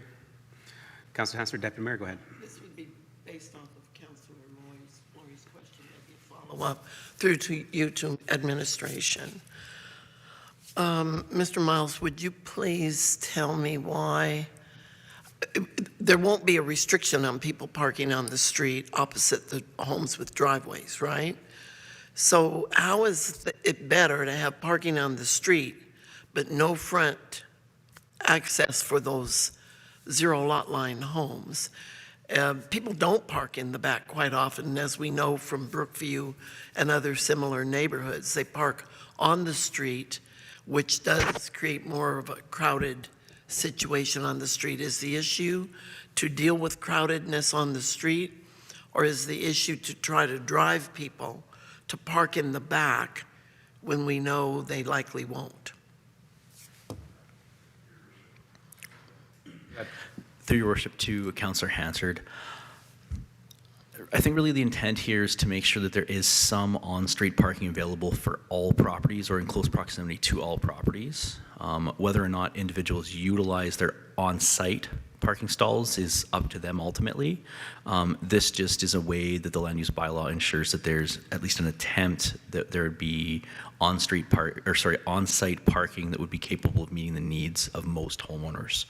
And therefore, by having this regulation restrict what type of front attached garage 0 lot lines are available on one side, it ensures that some of that on-street parking is made available. Okay. Thank you. Yep. Any other questions for clarity, understanding? Go ahead. Yes, thank you, Your Worship, through to admin. Looking for clarity, is there, you talk about on-street parking, is that something that is required in a municipality, or is there an opportunity to restrict this parking to their lots? Through your worship to Councillor Plechko, I don't believe there's actually a requirement for on-street parking per se. Most of our road cross-sections for some of our lower standards, our local streets, our minor and major collector streets do encompass having a parking lane. Again, I think this is just generally to provide opportunity for visitors to, in our residential areas, some of our commercial areas, even just to allow that, just as a general premise. But I don't think there's any requirement necessarily. So follow up for that. So is there an opportunity here when I look at the subdivision, and it's just going to go back to the on-street parking, is there an opportunity here? I see the subdivision prior to it has garages, but everybody parks in the front. Is there an opportunity here, because there seems to be a parking issue when we talk about 0 lot line properties? If we were to put a bylaw within that area, is there an opportunity for something like that to be able to control the parking so that they are required to park on their property? Your worship, to the Councillor Plechko, I'll add some comments there and maybe ask if the manager of planning and development has additional. While the cross sections themselves don't restrict parking, we don't have any necessary tools at the development level that we just go in and say no, install a restrictive parking event unless there's an engineered need to. It is something that we can employ down the road, as if there's a noticed issue. One such tool is to restrict parking to one side, for example, to ensure that there's egress on both through the thoroughfare through the roads. It's generally a reactive thing over time. Employing it prior to at this stage with the discussion and the development is not something that is normally done. And I'll look to the manager of plan development if that's correct. Through your worship to Councillor Plechko, I would share what the general manager says. The general manager says to be true. I know some places say, for example, in Europe, they actually don't have parking lanes on kind of their local roads, and that's just kind of a cultural standard, I would say, in those areas. Typically, within North America, we do have parking in our residential neighborhoods, on-street parking, that is. Your Worship, if I may just provide a bit of a comment too there. And so certainly there's examples all over Stony Plain, and I'm sure every municipality, every city will have their own examples of where parking has been restricted for all kinds of reasons. I think the one thing to bear in mind as well is that, philosophically, you generally will start with the fact that a roadway, wherever it may be or wherever it exists in any community, is generally first thought to be, common public property. And then, as I think the general manager mentioned, if challenges occur for whatever reason, sight lines will be some of them or whatever, then you work back from that first standard of it's public property for all access, and then consider restrictions from there. Thank you. Councillor Loynes. Thank you, Your Worship. Through you to admin, or it actually might go to the developers, you decide. Sticking with the parking, what is the road width currently then that's designed here? Are we going to run into the same problems we have in Greybrier, that we had to limit parking and watched that become the issues it was? Through your worship, Councillor Loynes, I'm not specific on the standards right now, but what I can say is I do know in the Greybrier area, because I did some work there when Fairways North was being proposed, that standard in terms of what was actually built was less than the standard there, but I believe it was 1 meter. And my understanding right now is the town has restricted some parking along there to make up for that reduced standard. So I wouldn't use that necessarily as a good comparative, given that it is sub our current standard right now. Okay. Appreciate that. Yes, they did do some no parking on the one side, but it did cause some grief to the residents. So appreciate that. Thank you. All right. So I'll just add on to that. So in terms of the two roads that will be connected, South Creek Wind and South Creek Drive, in terms of our standards, is it an arterial road, a collector road, or local road? South Creek Drive, Your Worship, is a major collector, and South Creek Wind is a local road. Okay, so then South Creek Drive will be wider. That is correct. Okay. Councilor Loynes, to answer your question a little bit better. Thank you. Any other questions or comments? Councilor Meyer, go ahead. Thank you, Your Worship, and through you to administration, I would just get everyone to turn to page 107. It's similar comment or similar wording to the last item, but I would draw everyone's attention to I believe it is the second to last second to last paragraph. Administration plans to report annually. The data would begin being tracked once the first building and observed for 2 years. I'm just curious if administration could explain to me why 2 years was proposed. My concern being, would 2 years give enough time for the development to be built out and potential complaints and issues that would potentially arise? Would we see those in those 2 years? Would we anticipate that those this development would be built out in 2 years. Through your worship to Councillor Mayor, thank you for the question. As was brought up during the first reading of this bylaw, or during the first reading of this process, Council expressed interest in tracking and implementing through the implementation of zero lot lines. Town administration is intending to start tracking any noted issues brought forward regarding parking, drainage, permit issuance, and easement registration. This would start once the first building permits have gone through, as you noted. And this is to allow, there's events that happen when you've developed a fresh site and there's no occupancy, and then then you can start to see if there's any consistency with concerns coming through, and that allows the 2-year market to start from that point on, and to bring meaningful information to council for consideration during that time. I'll ask if the manager of planning and development wants to add to that. Thank you. So through your worship to council, I guess the other part I'd add is that typically 2 years is a reasonable estimate for a build out of most of our neighborhoods to start to kind of fill out. So part of the reason why it says the 2 there in the lead sheet is because we felt like that would be a reasonable initial time. Again, if additional time to monitor was desired by council or wished upon, we can continue to do that. It was just kind of as a base starting. 1 year's usually typically not enough time to see a full build out of a community in Stony Plain. This way it gives 2 development seasons to actually build out that area and see if there's any implications. Okay, thank you. Anything else, Councillor Meyer?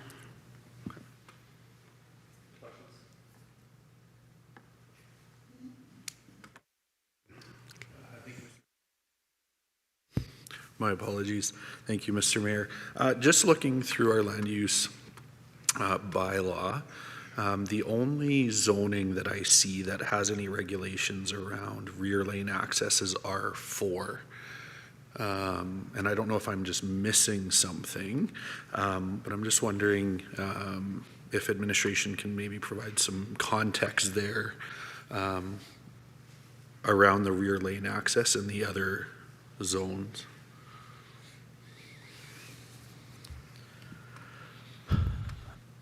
Through your worship to Councillor Anderson, typically we don't have any specific restrictions regarding the rear access. I do know under previous versions of the LUB, there was some restrictions in our R5 and R4 to limit certain types of projects just to rear lane. But I believe now most of those restrictions have been removed. Again, typically if you're going to have a restriction with a rear lane product or requiring that, it's due to the fact that you don't want front attached garages. Again, most of our major collector roads that are new restrict front access garages, and you'll see more lanes along those. Very similar proposal here. If you notice along stage 5 here, the collector road doesn't have any direct accesses off of it. They're lane product. And if you go further north on South Park Drive, you can actually see a transition where at the time that restriction came into effect, I believe 2 blocks up, there are front attached garages on, and 1 block up there's not, just as a case in point. Okay. One of the reasons that it stood out to me is the minimum lot width being 9.1 for detached dwellings. And so as we're looking through here, looking at single detached, rear lane, obviously zero lot line are going to be narrower lots. Yet in the R4, we've maintained a minimum lot width of 9.1, which, if I'm understanding correctly, is going to be a wider lot than what's being presented here this evening. And so just trying to make sense of why we would have, I guess, again, that minimum in terms of rear lane access, yet we would be considering a proposal with narrower lots with that same rear lane access. Through your worship, Council Anderson, I think there's 2 parts that need to be conveyed for that answer.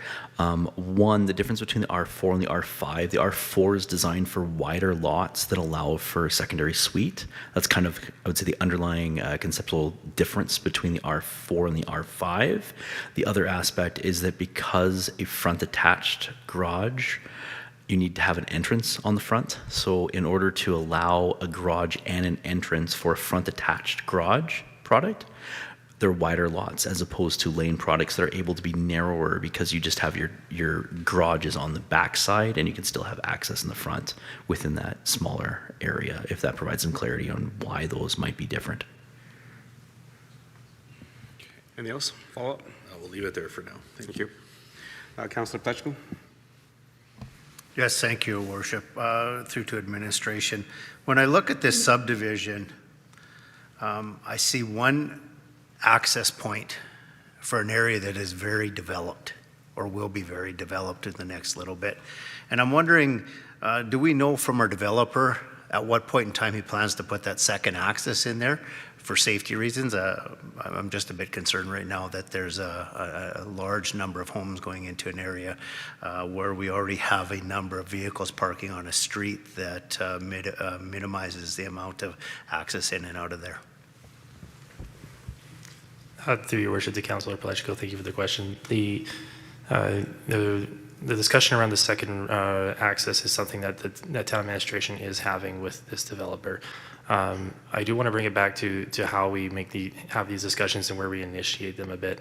So one of the baseline documents that we use when we're having these discussions is should we or shouldn't we on engineered structures is our municipal development standards. So there's a number of different criteria and parameters that we use within P&I to talk to developers and outline our expectations through that document.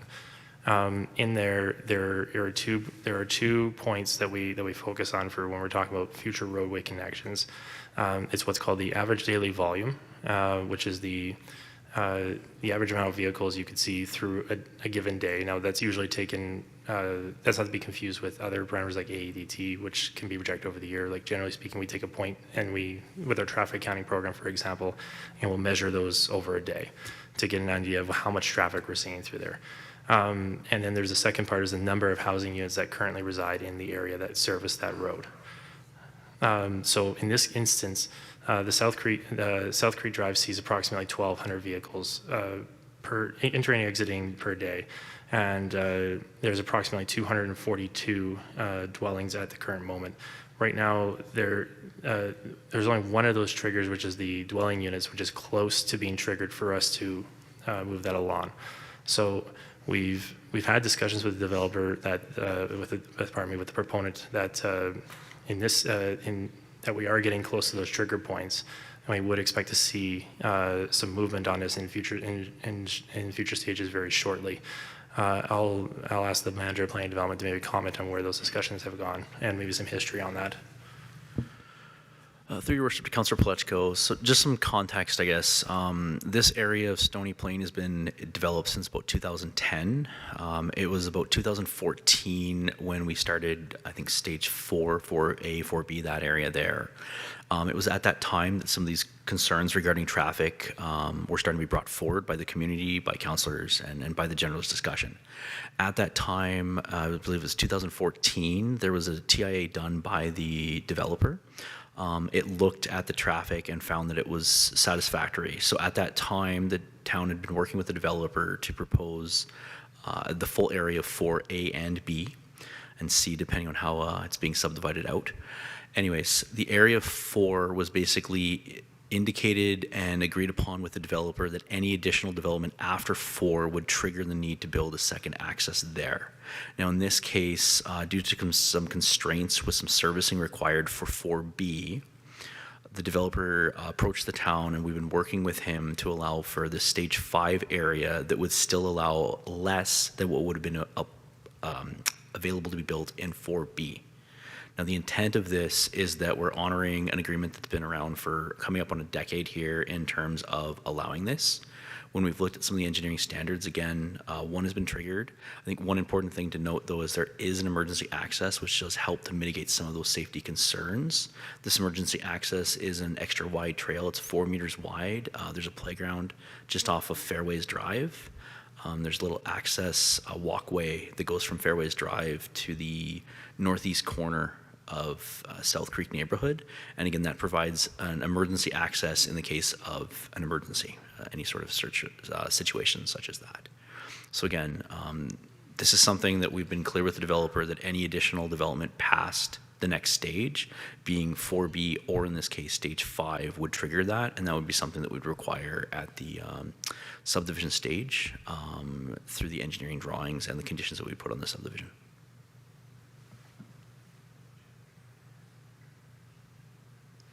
Any follow-up? No, I'll debate that when we get to that part. Thank you. Any other questions for clear understanding?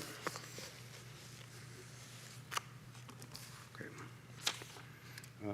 I have a question regarding the proposed development that is coming forward. I appreciate that council back in 2021, that we approved the zero lot lines when we did land use bylaw update.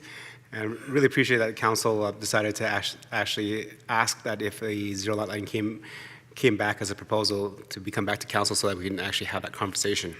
So in terms of looking at the number of zero lot lines here, there's actually quite a few. In West Terrace, stage 17, there was 11. So in terms of a concern, in terms of parking, other issues, I don't have those concerns.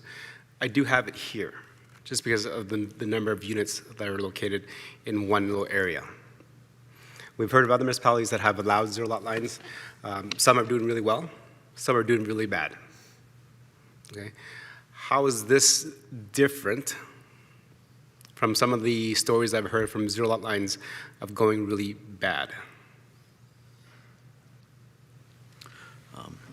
To your worship and all of council, some of the key differences that I would see are that from the best practice review, some of those areas that are going very bad have incorporated or tried to incorporate things like doing a zero lot line on a semi-detached. That's one of the things I know that we found that was very difficult to mitigate.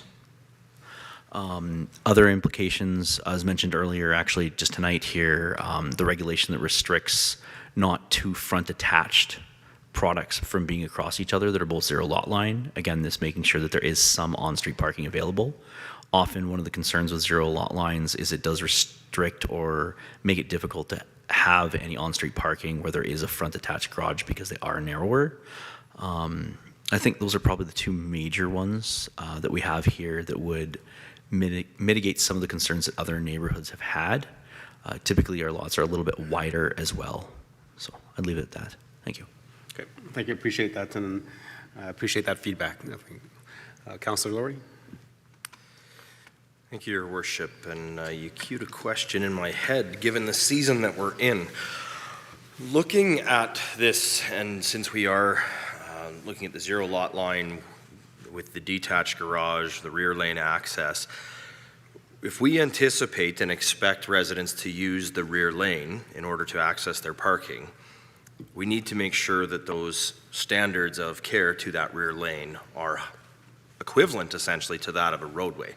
So we've heard already in the snow clearing this year some challenges with rear lane access and the fact that the rear lanes are left until the very, very end, and oftentimes it's not the same standard of a roadway anyways, so there's some significant challenges. If we are proposing to move forward with something like this, where we are being very specific about the desire to have the residents using their rear lane and using that parking, is there any consideration to a heightened standard of maintenance, I guess, to that rear lane? Your worship, to Councillor Laurie. Thank you for the question. So one thing to consider is that at the stage we're in, we're talking in the zoning stage. When we get to the subdivision and detailed stage, there's typically a circulation of drawings with more specific information, and part of the circulation does go to our roads department. Now, in the past, what I'll say to that is that the town is evolving and maturing how it approaches these things. For, like I was alluding to earlier with the previous public hearing, there are lessons learned that we take from how we've installed infrastructure, how we look after the infrastructure, the services we deliver, which includes how we approach our back alleys. And in this case, the question is about snow. I believe about snow removal. So. Our level of service expectation with this comes from the circulation, understanding what we can and can't do, and understanding also what we're expecting with the area to work with the residents as well. So those are things that we ask as we go through the process. It certainly is it's a good comment, and it's something that, especially as we tackle these newer developments in town, and we have to ask those things that we hear from the community that are in existing developments and bring them forward to these as well. So it would be something that our operations crew would have a say in as we go through. So, if I may, Your Worship, thank you very much.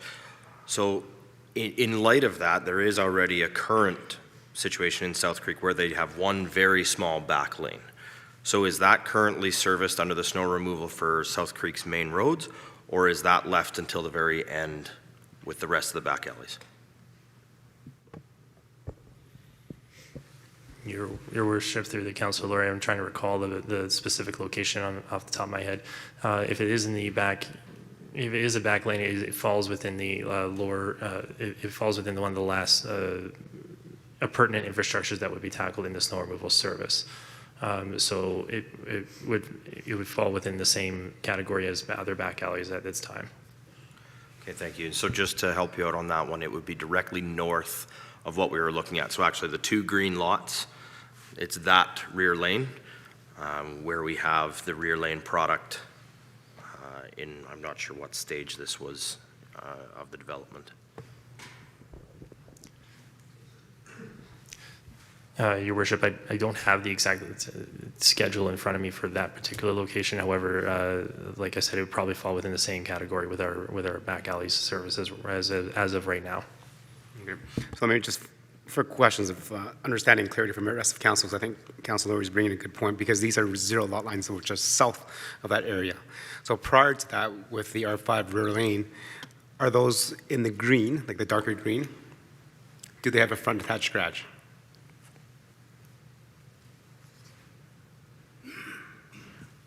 Through your worship to all of council, the intention there is that they would be lane product, given that they're on an alleyway.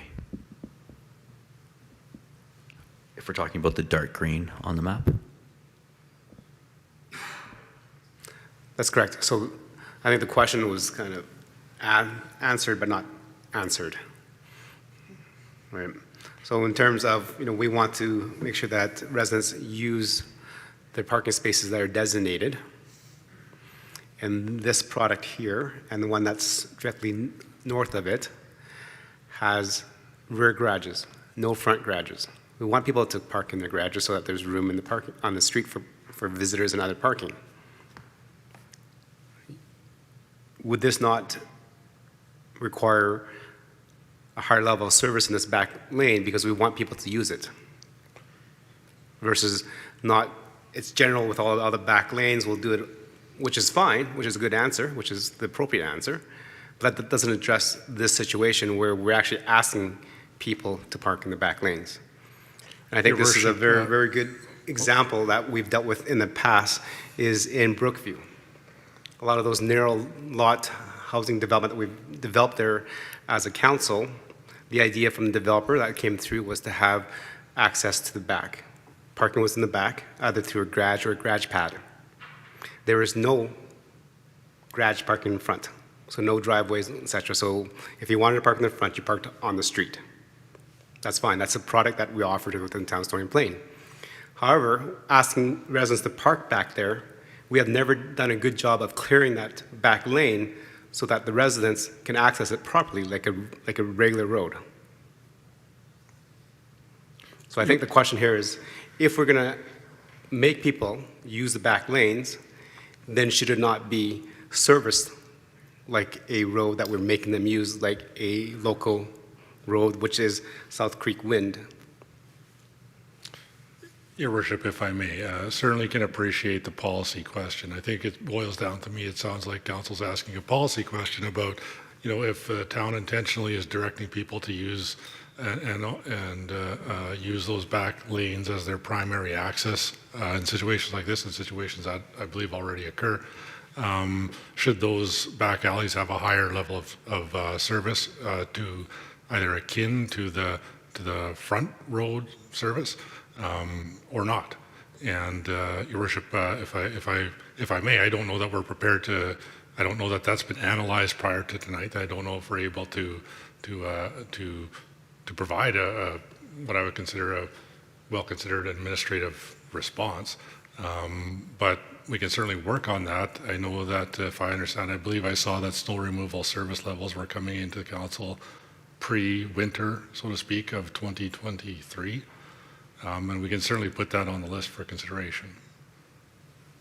Okay, and that'll be a good conversation to have. Councilor Laurie? Yeah, thank you, Your Worship. I completely respect what the town manager is saying, but I share a little bit of concern. And again, we're divulging a little bit past questions of clarity here, but I do think that this would be a considering factor when we do get to debate. And so I'd be interested if between now and that point in time, if administration could craft some type of a response as to if that would be something that would be within the ability to consider. And again, I think good question, Councilor, but I don't think that'd be appropriate this time because there's so many other neighborhoods within the town Stony Plain to do that. And I think if that's going to be talked about, then it should be a policy conversation with amongst council, as mentioned by the town manager. We're coming back this fall for us to have that overview conversation because there's other areas of Stony Plain that needs the same lens, not just this one. So I think we highlighted it, we pointed it out, and to come back to debate it at another time. Any other questions for clarity and understanding? Okay. Thank you very much. See you none. Moving to our next phase of the public hearing, I'll call forward the applicants to come forward. Again, there's a sign-up sheet, and please use the mics to speak into. And hopefully everything has been reset so that the mics work properly now.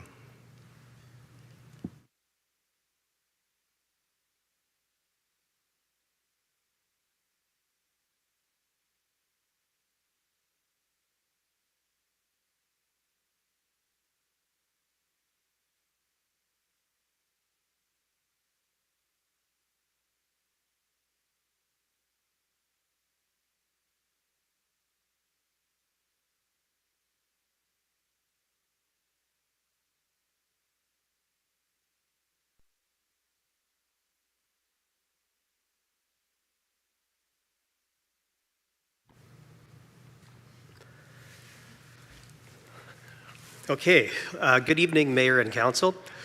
My name is J.B. Kidlarchuk, and I am a project manager with Qualico Communities. Joining me today is our planning consultant, Chris Davis with Davis Consulting Group, and we're here to speak with respect to the South Creek Stage 5 redistricting application. So between 2010 and 2014, Qualico developed our first 4 stages in South Creek. These initial stages included a combination of semi and single detached options. Similar to Westera, we've noticed a few trends related to the size of lots and housing that customers are purchasing. First is that we still have a supply of larger lots dating back to 2014. As you can see on this community map in the green areas, we have 9 single-family lots accommodating houses ranging from 28 to 34 feet wide. Even 10 years ago, these were considered relatively large, but 28-foot pockets were the minimum standard for this type of lot in Stony Plain at the time. As construction costs continue to rise due to inflation, material, and labor challenges, and ownership costs, including mortgage rates, property taxes, and utilities, also continue to rise, we're seeing less and less demand for lots of this size. The second thing that we've noticed is that many of the houses are being built smaller than their allowable pocket. Again, this is a result of previous stages being developed under older land use bylaw regulations that generally had wider lot minimums. A good example of this is the block shown in the blue box, which contains 26 single detached lane lots. Each of these lots can accommodate a 22 or 24-foot wide house, but the majority were built at 20-foot widths. The reason for that being a 20-foot wide house with a rear garage can accommodate a double car garage. This trend in house sizes decreasing is especially evident over the last 5 years, where 14 out of the 16 homes built on this block were built smaller than the allowable pockets.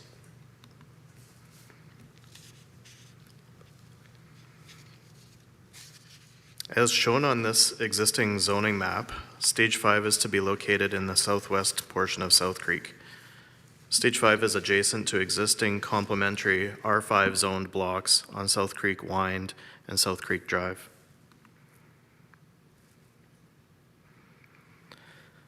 The map snippet on the right side shows the lots proposed in South Creek. Stage 5 will support double garage homes ranging from 20 feet wide to 24 feet wide. The home pocket widths for rear alley and front drive homes are 27% and 52% wider, respectively, than the 15.75 foot wide minimum allowed within the R5 district. The proposed lot widths far exceed the minimums allowed in the R5 zone, but reflect what is currently in demand in the area. Similar to what was said in Westera, it's important to right-size residential lots to harmonize with the homes our customers want.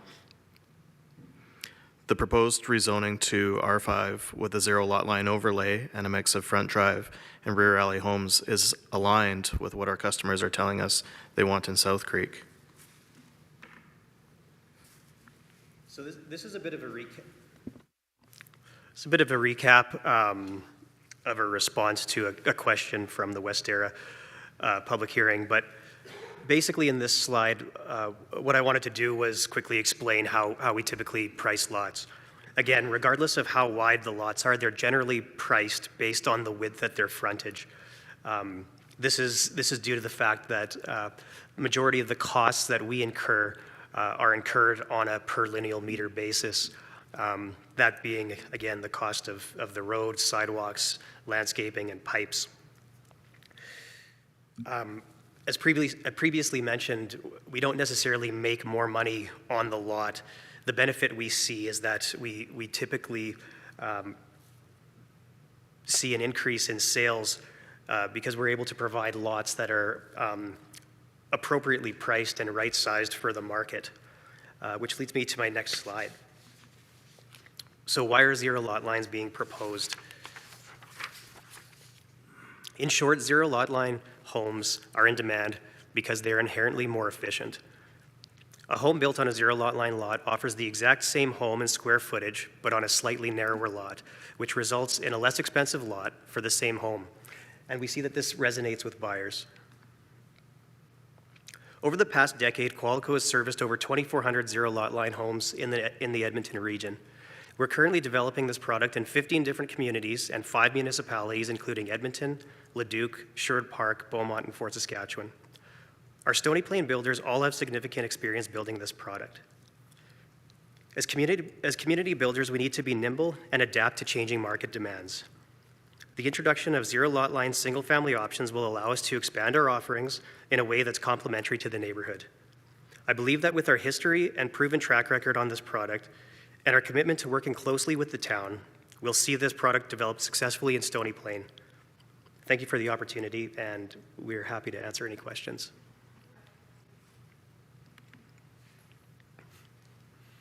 Thank you for the presentation. Members of council, questions for clarity and understanding? Councilor Lowry, go ahead. Thank you, Your Worship, and through you.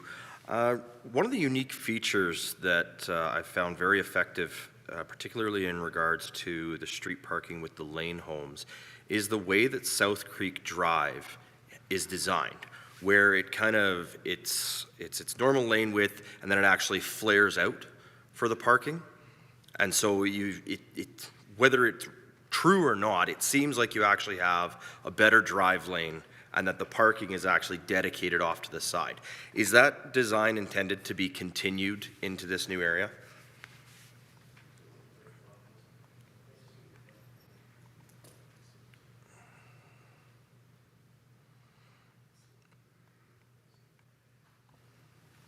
Through your worship to Councillor Lowry, as far as that detail, so that's typically what's referred to as a bump out.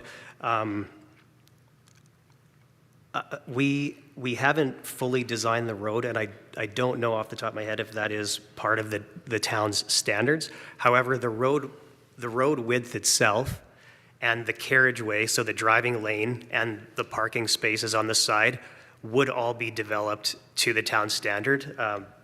The intent in this case was basically to design and develop the roads, as they have been developed in the rest of the neighborhood. So that's something that we'll be, working through a detailed design. Excellent, thank you. And that would be a key point of feedback for me then on this, would be to continue that. That's a unique feature that you notice in South Creek that seems to delineate that parking better. And whether it is or is not wider, it definitely feels wider. And it feels like the on-street parking is purposeful and it is appropriate. And it also keeps the vehicles away from the intersection, which we know when you have pedestrians crossing can be an issue. Thank you, Councilor. That's good to point out, because that's almost like traffic calming.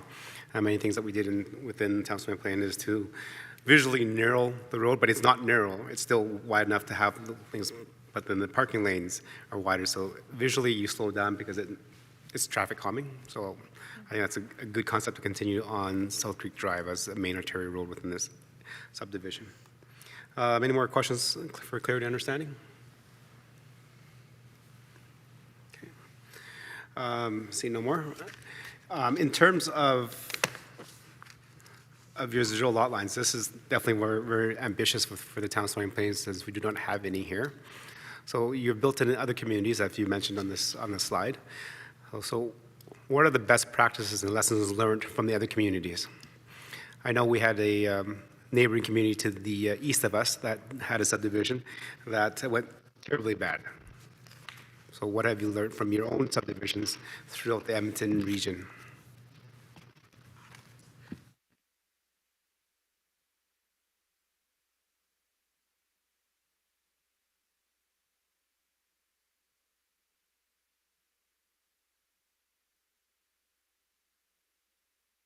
Municipality has seen. That's not a Qualico development. I am aware of the challenges. I believe Mr. Dibble addressed those with his previous response. The big one being that they did allow it on semi-detached or duplex units, basically limiting one of the owners to having to go to the neighbors. However, in all of the neighborhoods that we have been developing zero lot line, the type of zero lot line that we've been doing this since 2012 or 2013 in our earliest Edmonton neighborhoods. And what we've found is over the years, we've sort of continuously improved on them, but it's at the point now where in the neighborhoods that we're developing, we're not seeing any issues. There may be you may run into issues with conflicts between neighbors, for instance. That's not specific to a zero lot line product. That type of thing can happen regardless of the particular land use. And the same goes for on-site drainage. Again, we typically haven't really seen issues, but as we heard previously, there could be drainage issues with owners not understanding how their lot is intended to be graded. So ways to mitigate that with the zero lot line product specifically is having that easement in place and registered on title that speaks to that maintenance and drainage aspect. And I guess beyond street parking, which again, Mr. Dibble spoke to his previous response. Thank you. Any other questions for clarity and understanding from members of council? Okay, see none. Thank you very much for your presentation.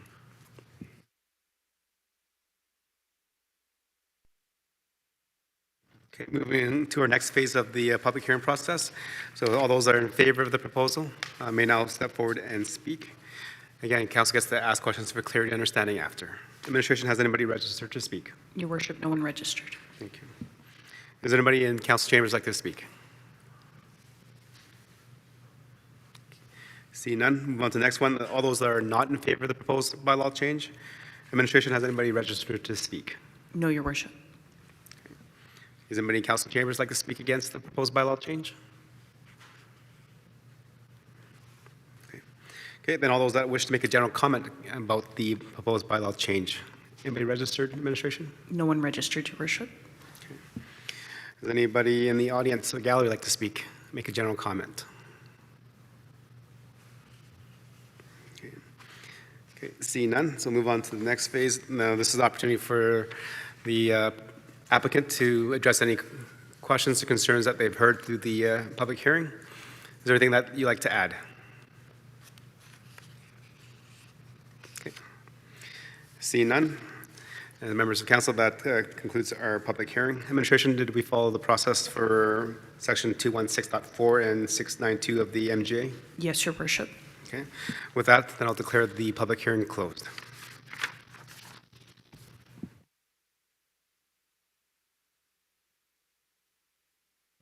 Okay, members of council, moving on with our agenda number 6, which is the adoption of the RCM of February 13th. Councillor Laurie.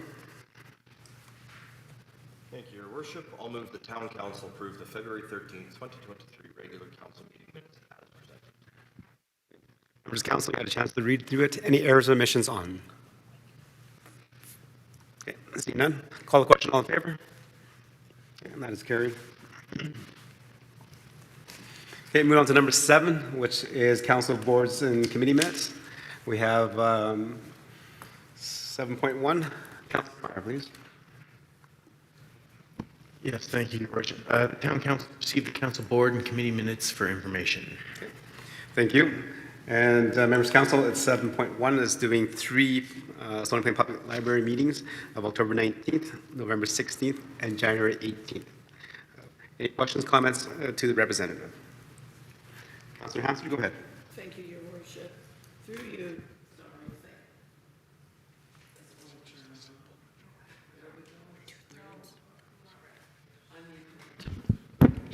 Thanks. Okay. So, to Councilor Meyer, through the mayor. In reading through these minutes, I had a couple of questions that came up, and it's on October 19th, I believe, and on the next month meeting minutes, and it has to do with the financial reports.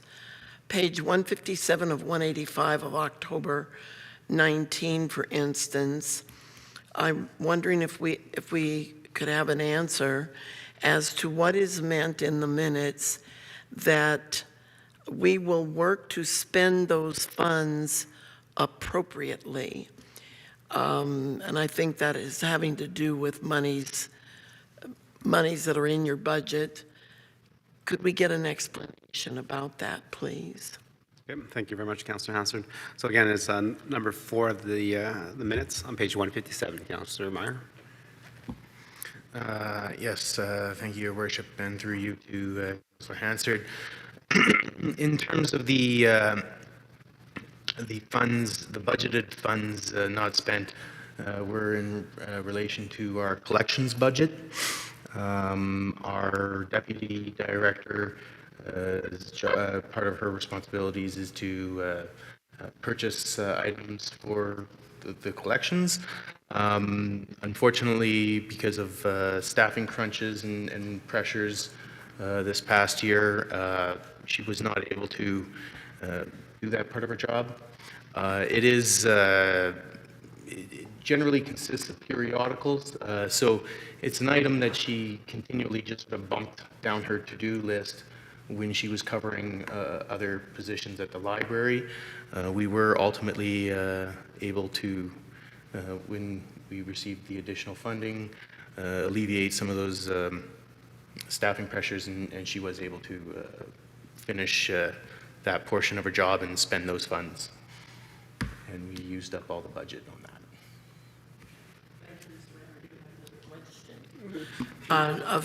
through you to Councillor Meyer, and this has to do with other mentions in two sets of minutes for October 19 and the next month, I believe, on page 160 of 185 and 167 of 185. And that has to do with two references made to corrections to the balance sheets. In one case, a statement is made, anomalies in the balance sheet will be rectified. And then in the next set of minutes, balance sheet issues were rectified. I'm wondering if we could get some explanation, because nothing says that it's clerical errors or addition issues or whatever. Could we just get an explanation as to what that means? It sort of leaves us hanging, wondering what the world's going on with the balance sheet. Okay, thank you, Councillor Hansard. Councillor Meyer? Yes, again, thank you, Your Worship, and through you to Councillor Hansard. Those were data entry issues, are the issue surrounding when you have a library director also inputting accounting information through QuickBooks. So these were just, like I say, data entry issues, just entered wrong. They were corrected. That would be the specifically the November 16th anomalies. The ones on the January 18th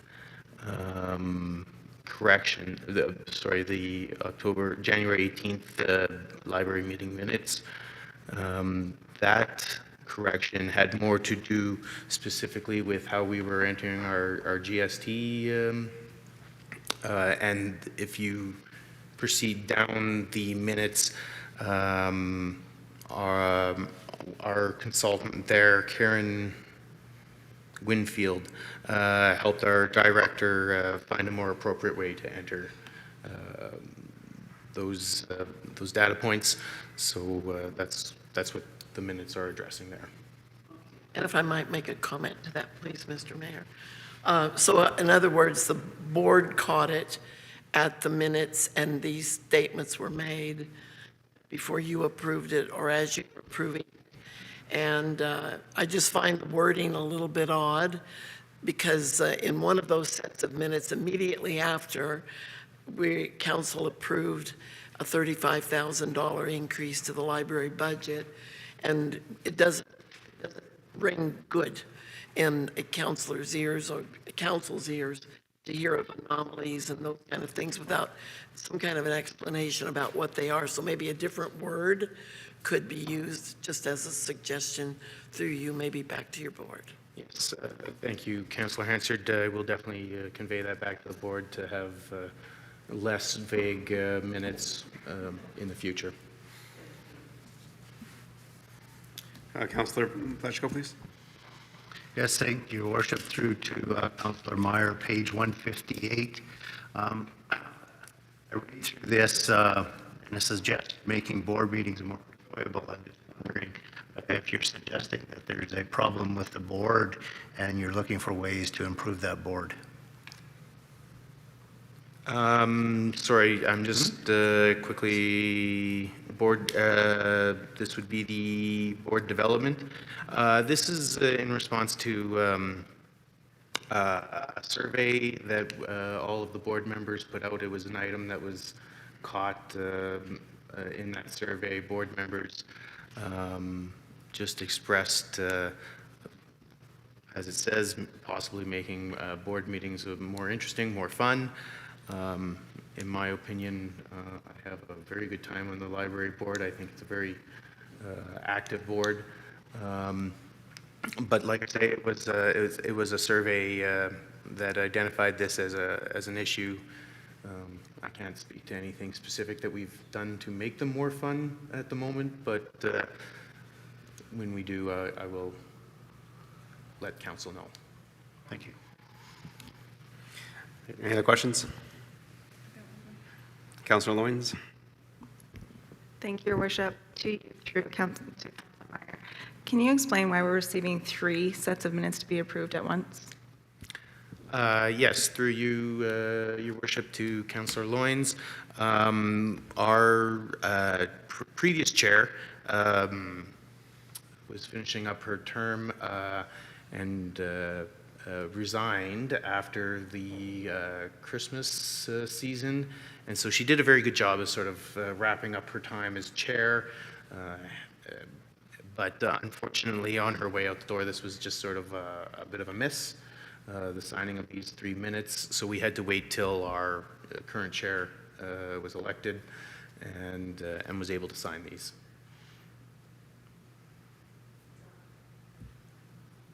Okay, thank you. I actually had a similar question. So my question to you as the board representative is, I understand, waiting for the chair to come through, and the chair called the meeting to order, which was appointed in the January meeting, which was Mr. Todd Haste, and he signed those minutes, which to me makes sense. However, on October the 19th and November 16th library meetings, the chair was noted as absent, but the vice chair was there. But the vice chair called the meeting to order, ran the meeting, and then adjourned the meeting. So similar to like council, when the mayor is not here, the deputy mayor takes over, the deputy mayor signs off on those minutes. They don't wait for the mayor to come back because the mayor was not there.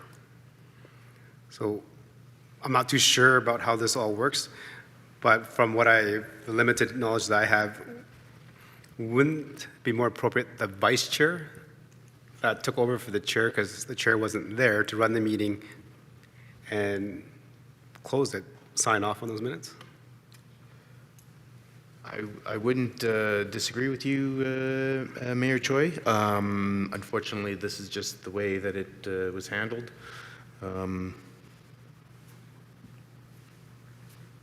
Sorry about that. Okay, no, in the future, we'll be running a tighter ship for sure. Okay. This Well, is just yeah, definitely. transition. I might not. I'm just asking for clarity because it doesn't. If you have a chair that's not there, the vice chair takes over. The vice chair signs everything, which is very similar to the other committees we've had in the town of Stony Plain. The vice chair, the person that chaired the meeting, usually signs the minutes off. So I was just kind of confused by that. But thanks for the explanation. Any other questions, comments? Okay, seeing none, I'll call the question. All in favor? Thank you. And then that's carried. And again, Councillor Meyer, before you exit for your next library meeting, if you can take back council's accolades, and we appreciate what the library has been doing over the last little while in terms of the community engagement. For previous years, the library board was not involved in the community. Now seeing that there is a committee that actually is designed to be involved in the community and getting to events, that's huge for the exposure of the Stony Plain Public Library and also benefit to the town of Stony Plain and the programs that we run. I will happily convey those messages, and I'm sure they will appreciate that their efforts are being noticed. Okay, thank you. Appreciate that. Members of council, before we go into bylaws, we do have a procedure bylaw that requires a motion if we go over 5 hours in the meeting. Look like we're getting pretty close to that. I don't think we're going to finish bylaws 8.1, 8.2, and business item 9.1 within the next 10 minutes. So I'm proposing that we go into a recess for now, come back at 10, and we'll make a motion to go past 10 o'clock. Thank you. Let's recess.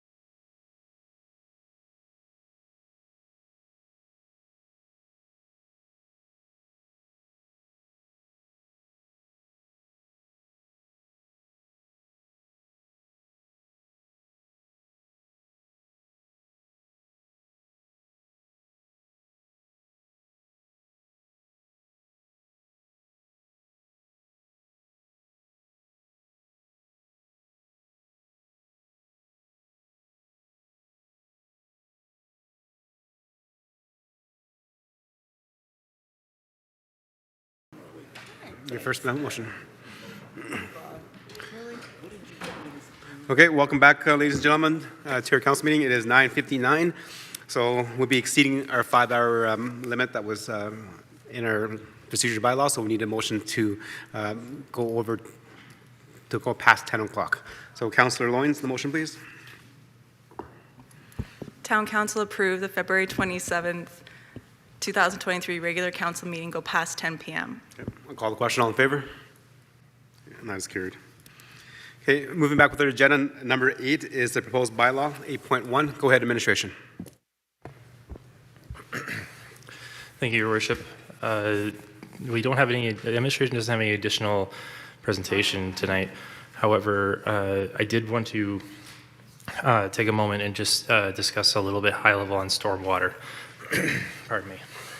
So there are two things that I wanted to specifically bring up, as some of them will be talked broadly about during the meetings here today. The first, one of the comments I heard tonight is around certainty. And what I wanted to bring back and talk about is the administration creates documents that help understand the expectations that we have within town with new infrastructure. And one of those that we work with and update regularly is our municipal development standards. Now, what happens when we develop these documents, we take a number of different approaches, from lessons learned, from experience of the town itself, from its maturation, from growing, new methods that we may not have considered before, different approaches, and quite frankly, sometimes there's some regulatory needs that have changed from decade to decade, year to year, that we have to be aware of and make regular updates to these documents. We use these as the benchmark to go when developers come in with their proposals, and we have these discussions to say, these are what our expectations are, this is how we want to meet them, and how can we do that? And they also have professionals on their side that we work with. Ultimately, the standards are the shared reality that we all go into this discussion with. In the case of some of the items brought up with Westera tonight, pardon me, there are a number of different factors from the age of certain stages, interfacing with new stages that will be brought online, how the drainage will work with how the current drainage and current easements will work with new lots and new developments. And these are all things that we consider across the board. Bluntly, there are things that that the town, there are tools in our past standards that we used a lot of 10, 15, 20 years ago that we don't use a lot of now, but we don't consider them in the future. One example we talked about today is grass swales. So the grass swales that we see in older parts of town, and it's come up in this development, we don't say no to them per se. However, we look at the other tools that are available, some of which council talked about tonight. There are concrete swales. In some cases, there are even shallow storm options that we can look at in newer developments. And I'm just talking broadly, not specific to here. But we look at these things with the developer and say, well, how do we avoid these problems? In the case of this particular instance, there is a grass swale that exists, there is an easement that exists, and there are certain rules and expectations around how that swale is utilized so that the water flows properly to its new location. And it's important to understand, as I spoke about earlier, stormwater management is just that, it's management. You can shift the water to another place, you can store the water in a different place, and you can ultimately, in some cases with the right tools, attenuate the water into the soils depending on what your desired outcome is. But ultimately you do have to manage it in the area. We are much better at having these discussions than we ever were with our development and contractor counterparts out there, and we are much better at bringing these things to our operations crews to understand what we should be approving and what we shouldn't. In the case of this particular development, when we look at the high-level plan, which is the second part I want to talk about, we haven't gotten to the exact nitty-gritty details of what's going to be fully implemented in the sizing and everything. These are These are for the zoning only right now. However, when we get to the subdivision and detail design, we have the chance to circulate everything through our administration. The comments that have been brought forward by the public, by council, are certainly things we're going to emphasize. Stormwater management is important. It's important to this community. It's something we don't take lightly. We have very good people who are helping to make decisions for now so that later down the line, we can mitigate or reduce the impacts of these problems that we've seen in the past in the community, and so that we bang on good new developments going forward. That's all I wanted to say in regards to stormwater, and I'll take any questions from council this evening. Thank you. Okay. Thank you for those additional comments. Members of council, any questions for clarity and understanding on those comments? Is it possibility to have administration put up those couple reference, area structure plans and the Qualico communities just for a point of reference so that our members that are in the gallery can see them and also the members of council can see them as well?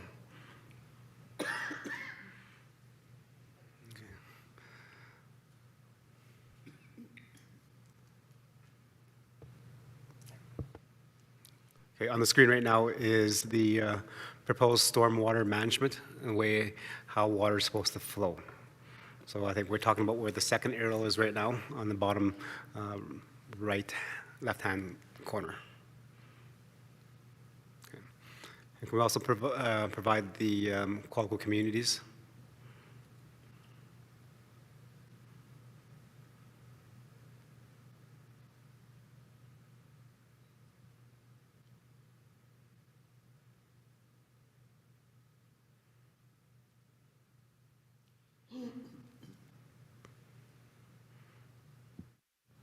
Okay, thank you. For members of council and the members that are still in the gallery today, this is on the Communities of Stony Plain, which is a website put on by Qualico with all the developments that they're doing in all the communities within the Edmonton region, and that is the overall layout of the West Terra subdivision. Can you also show the South Creek one as well, so that we have that reference?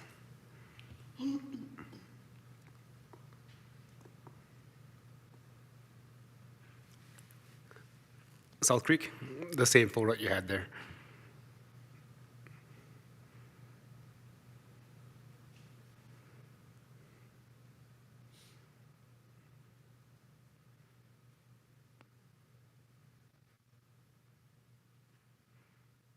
Okay, thank you. So this is, again, kind of a quasi design of what has been approved in terms of area structure plan, in terms of where residential dwellings are going and where there's industrial and commercial, and we can all see that it is earmarked residential already. Thank you. Thank you. Okay, any questions of clarity and understanding? See none? Okay, 8.1, Councillor Hassard. Deputy Mayor, please go ahead and read the motion in so we can debate it.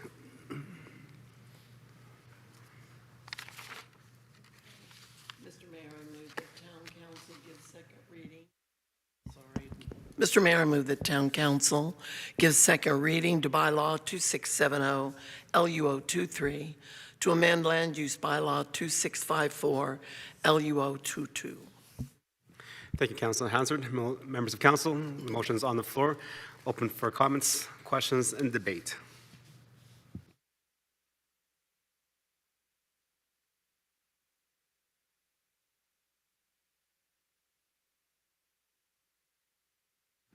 Councillor Hansard, go ahead. Deputy Mayor. Thank you, Mr. Mayor. I'll get the ball rolling on this. So I want to, first of all, I was grateful that everybody let the public know that we were glad that they came. I'm sure some of them are sitting at home and watching what's going to happen now. I want to speak specifically to the gentleman who talked about being a builder and in West Terra, how the water comes in from the area toward 48th Street and then also from the east, and had typically created this problem in that area.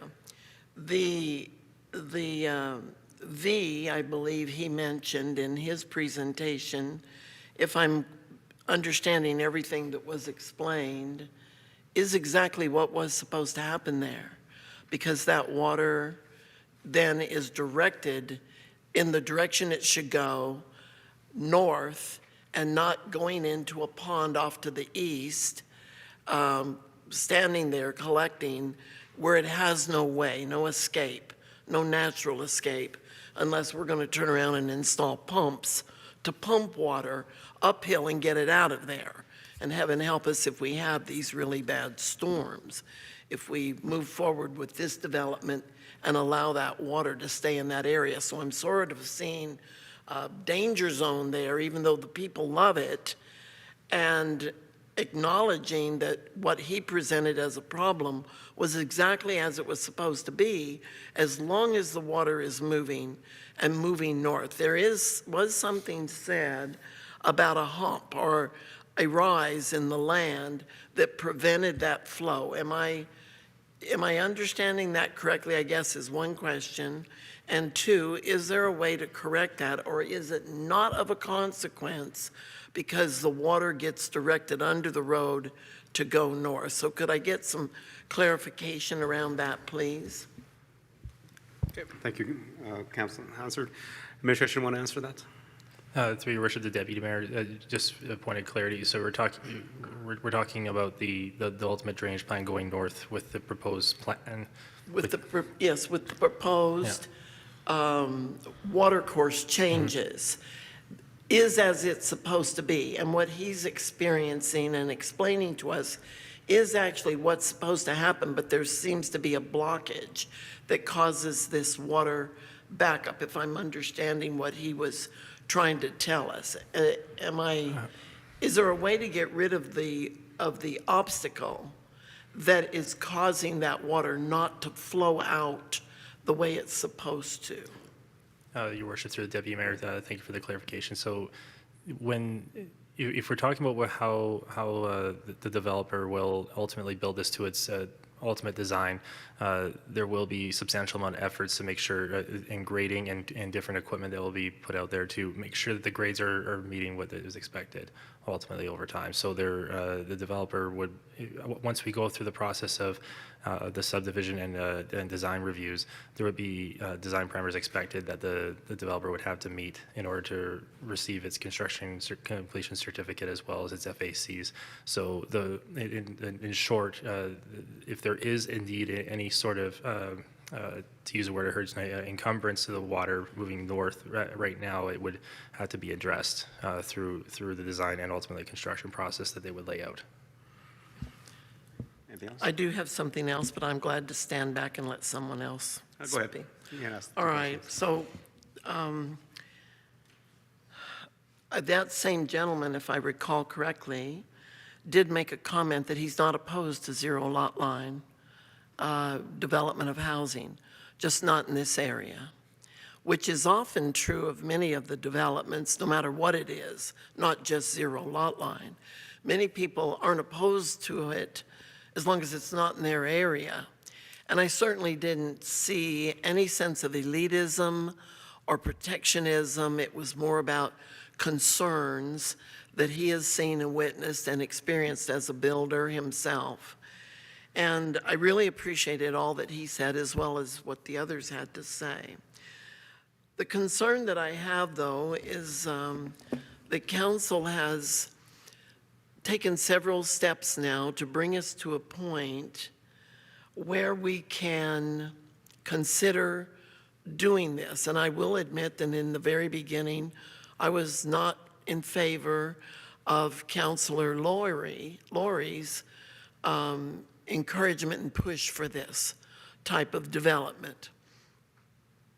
I have often thought that our neighborhood of Brookview, and there's a few others, were set up for a lot of problems. And yet, when you go to Brookview and talk to those people, and I've been there, I've visited, I walk that area, I've even gone door knocking for my business there, and I talk to people about what do you love about your neighborhood. and they love that their neighborhood is tight-knit and they look after each other. And I don't hear people complaining that they feel the front street parking is bad or that it seems to get narrow in there in certain places. I don't hear a lot of complaints from the people who actually live there. It's outside people like myself who go there and say, this is awfully tight. I wouldn't want to live here. Of course, I'm blessed to live on a corner and I have a big boulevard in front of my house. It's very busy, like a freeway some days. But every neighborhood has its pluses and minuses. I think also when we're looking at these types of things, innovative things, and that's certainly this is an innovative move for the town of Stony Plain. This I will say, we have to look at other criteria. We have to weigh other things. And I'll tell you, coming out of COVID, 2 years of lockdown, uncertainty about jobs, and then we go to these unbelievably escalating costs on interest rates. And I'm talking to young people, and I hear many of them who say, and these are people in their late 20s, 30s, maybe even up to the 40s, saying, I've given up on my dream to ever own a home. I don't believe it's possible in my lifetime. I don't think that's going to be on our agenda. So we're abandoning that, and we will forever be renters. Well, look, an awful lot of people live in rental housing, but I hate to see people walk away from a dream of home ownership because it does give them grounding, a sense of belonging and wanting to stay in a community. And that is, after all, what we want. What a whole lot of what Stony Plain Council has been over the last 2-3 terms. One of the things that I think we have to do is come to the reality of the market that we're in, and unless we have some big changes in government and things, we're going to be living with this for a while. So how do we make it possible for people to have affordable housing, whether they own it or not? One thing in my experience is when somebody goes into rentals, they don't come down so much. They're there and they go up in rent, but I don't hear people reporting to me that their rent went down $100 a month. It just doesn't happen. So renting is okay, but it's not necessarily the bargain way out either. It just relieves you of maintenance costs and everything. And that got me onto a train of thought. Because one thing I know, that home ownership costs people money. And when we look at smaller lots, it isn't always about the developer getting an extra lot out of every 10 houses. It's not always about that. It's about making those other 10 lots more affordable for people to have that dream possibly within their reach. So you get a smaller lot and people are building even smaller homes than they're required to on some of the bigger lots. And there is a message there. People are saying, I've got to look at the practicality, and some of those practicalities that come and are served by smaller lots, zero lot lines, smaller homes is this. The lot costs less. The building costs are less because the house is smaller. Utility costs are less. The taxes will be less. There is less upkeep, maintenance, and repair. And people might say, well, what does that mean? And give us an example. Here's a few. You're going to have less shingles to put on that roof for sure for the builder. But when it comes time to replace shingles, it's less shingles. That's a very pricey thing. I put a roof on my house and garage and shed last year in 2022. Oh my word, what a jump in price that was over the last time I did it. You have less siding costs if you have to replace siding. You have less number of windows to replace. That's an extremely pricey endeavor as well. You have less wear and tear on your furnace and air conditioning because you're heating and cooling less square footage. And you have less fence and less yard maintenance costs. Overall, a picture of what it takes to be able to own your home and look at Stony Plain as my permanent home. I want to live here. Lots of people say, I want to make this my forever home. Well, we all almost have given up on that, but we can make that possible. So this person who was not even a fan of this whole idea of zero lot line housing, and really not a big fan even in my business, selling homes, the smaller homes. I do it, but I actually have developed an enthusiasm when I consider what it costs, and having sold a few of those homes more recently in some of the older neighborhoods in Stony Plain and Spruce Grove. People do want them. Actually, people need them. And so a lot of my objection is overcome by what I think is a worthy goal that council has put in front of ourselves, that we have to at least try it, do we not? We're not building 150 homes in any one neighborhood right now.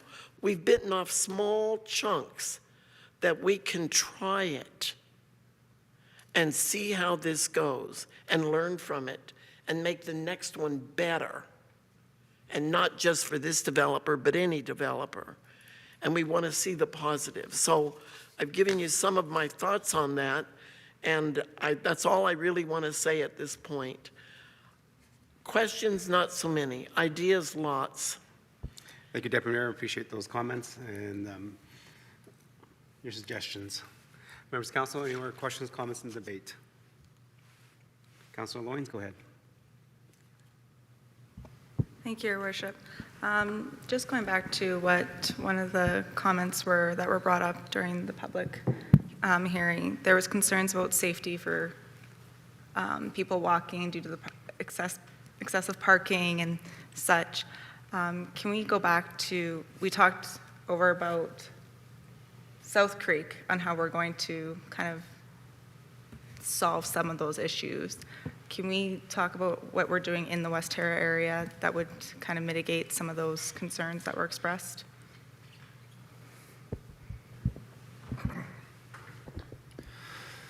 Through Your Worship, to Councillor Loynes.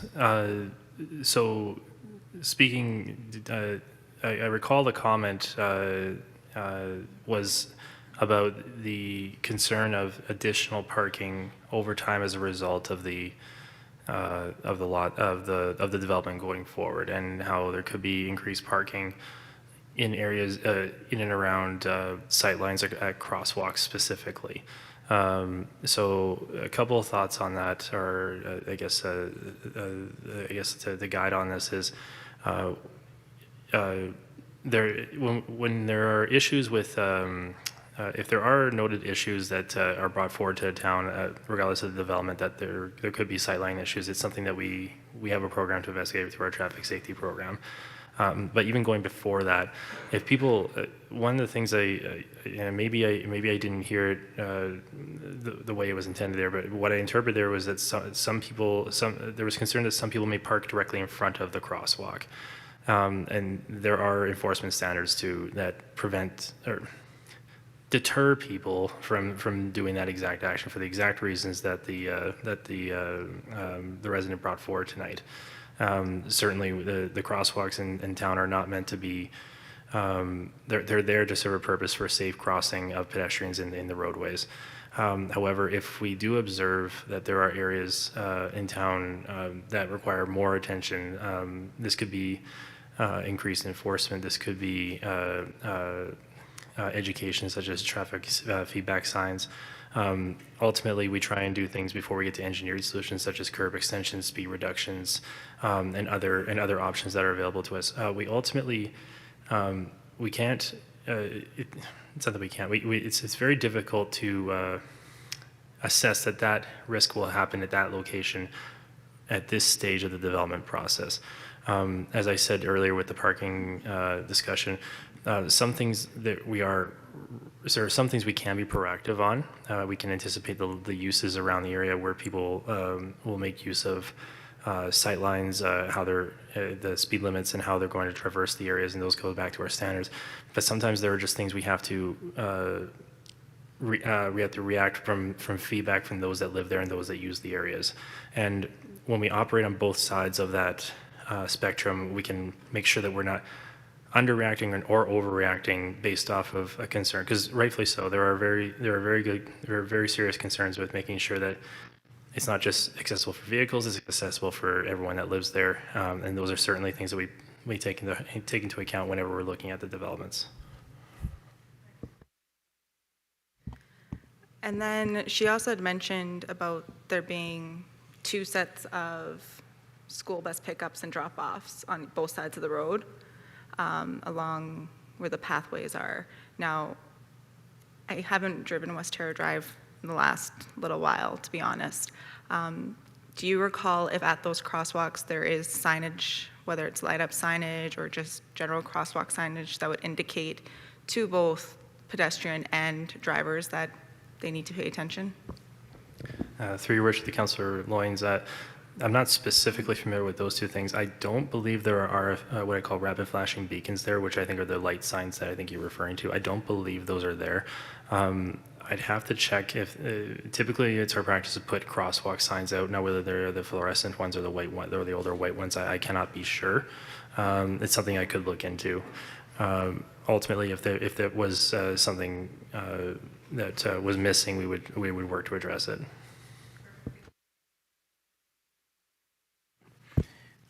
Thank you, Councilor Loynes. Councilor Plechko. Thank you, Your Worship. Just a few comments this evening. First off, thank you, Qualico, for coming forward with a bit of a different development for our community and listening to council with some of our concerns and stuff like that. I just want to make a few comments regarding a couple of subdivisions within our community where we talk about concerns of traffic. So one of them is Somerville. When I drive through Somerville, and it's pretty much a rental community, and very tight. It's not a 0 lot line development, but it's a very tight-knit development. I notice a lot of vehicles parked outside of it. And that always concerns me because we talk about 0 lot lines being a problem with traffic and parking. So then I go back over to the Brickyard side of things. And when I drive through Brickyard on a regular basis, we have some very tight homes as you come down Brickyard Drive. And there is always a concern with traffic in there. In fact, talking to many of the people, they block the accesses and they block the corners and stuff like that. But there's only one access in and out of that development as well. So that's always a bit of a concern. When I look at the West Terra part of it, I fully understand the concerns that we were raised tonight from the residents. You got a nice view, you're thinking that it's there for always, but I think I've said it in council before, we never know what happens in a development, what's going to change or who's going to change it, but it can change. And when you look at that land, you can see clearly that that was plowed in many, many years ago, probably tried to divert water someplace, as has been mentioned. So I think this is an ideal opportunity. It's not a large development. It's a smaller one that we can really watch. And I would encourage administration to not watch this for 2 years, but we watch it over the next 2 to 5 years. If it takes 2 years to develop out, great. If it takes a bit longer, let's maintain and watch what it does. But at the same time, I think we really need to pay attention to the access points to it, the main road through there, and watch to see how much of that traffic is parking on that, because I think that'll be an indication of where we as council or the next council that comes in really needs to take our community. I got to think that our developer has put some thought and time into it. I do know they made mention of another development in another community. I've talked to a few of the councillors again tonight. Not a great response from them. In fact, I'm pretty sure that community will not be doing 0 lot lines in the near future because of some problems they've run into. But we all have to give it a fair shot. I think that's the important part is When you look at development and the movement of your community, Stony Plain has always been a traditional community of old school. Big lots, big homes, and we kind of controlled the growth of our community for a long time. But this council and the past council that I sat on also looked at the future of the community and thinking what can grow and bring to our community people. So I think that's what's important, is the growth of our community. So I'm going to sit here and listen tonight, but I think this subdivision is one subdivision that I can get my head around. It's not large. It's small enough that we can really pay attention to it. And it gives our developer the opportunity to show us that they can develop within our community a need that they tell us is that we need in our community, and prove to us that that's really what is needed. So unless I hear something different tonight from council, this is a subdivision that I can get my head wrapped around. Thank you, Councilor Pletchko. Any other questions, comments, and debate on the motion?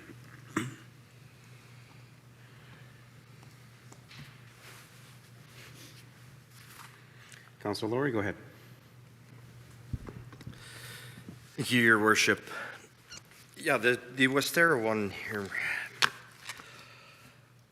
I want to start by saying, I'm frustrated at the issues that we continue to see in regards to the lack of communication on future land use.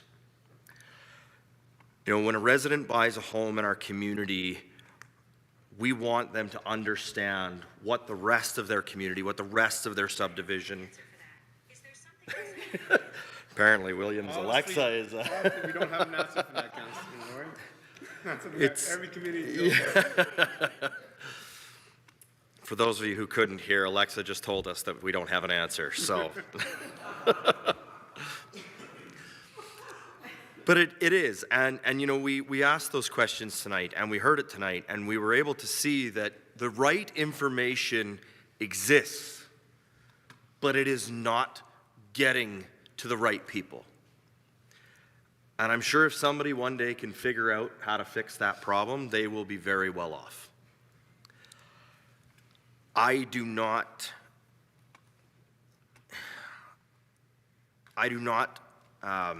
disagree with the current residents of Westera that this might not be what they expected. This might not be what they were led to believe. I love hearing the perspectives. I love hearing the stories. I love hearing that at least, rather than just being a barren dirt field for the last however many years, that there has been some diversity to that property and it has been enjoyable for the residents there. And it does make it a bit of a struggle and a bit of a conflict when you look at this, because the developer has had this plan for a very long time. They have come forward with a very good plan. There will still be environmental reserve. There will still be appropriate. And in fact, developing this out will likely improve some of the challenges that they spoke to today about the stormwater management. But it will also eliminate a feature that, while may have been unintentional, they have enjoyed in their community for a period of time. I believe that what's being proposed here is the right thing for this area. I believe that it is the right thing for our community.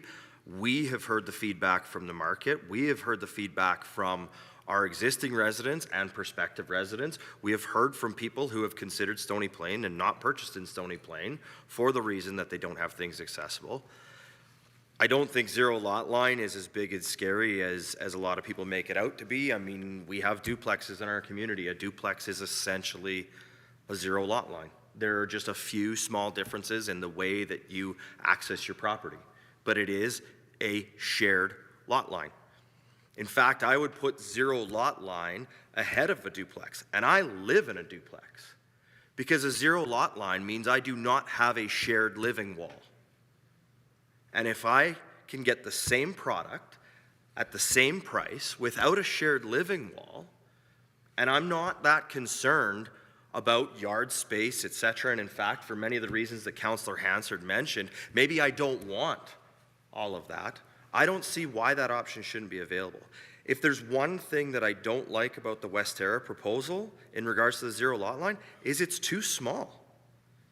It's 11 lots. It's not, in my opinion, a big enough sample size to get the type of feedback that we're going to need. I would have much rather have seen this stage 17 come forward with that entire wrap around to connect to Westera Bend and Westera Avenue as subdivided. Now, I understand that from a development perspective, things have changed greatly in how they used to do it versus how they do it today, and it is much more efficient and much more palatable by a developer to do small sections at a time. But this, to me, I don't know that we would get the feedback that we're looking for from this sample. I think we've taken great approaches in the way we integrated this into our land use bylaw.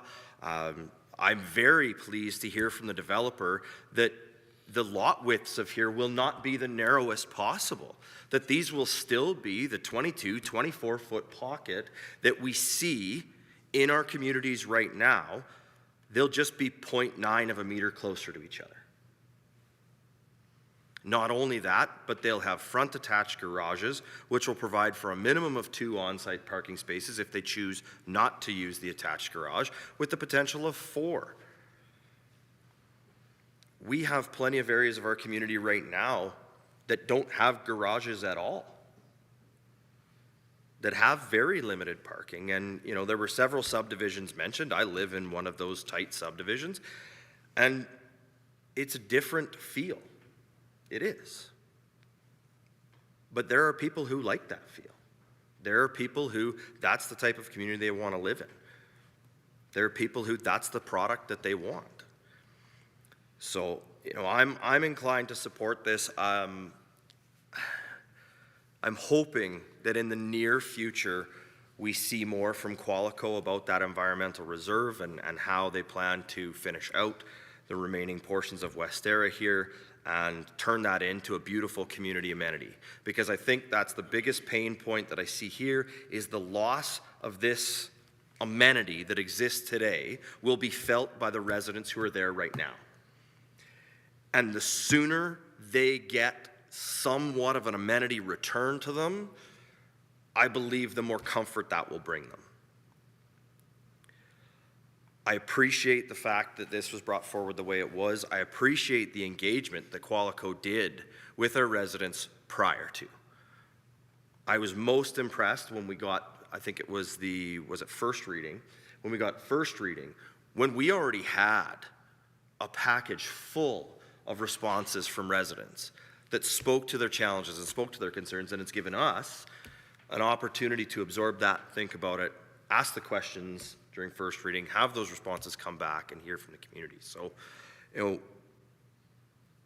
we have our housing strategy, we have our poverty reduction strategy, we have our municipal development plan, we have our strategic plan, all of these things that talk about the need for more housing choices, improved access to housing, more diverse housing.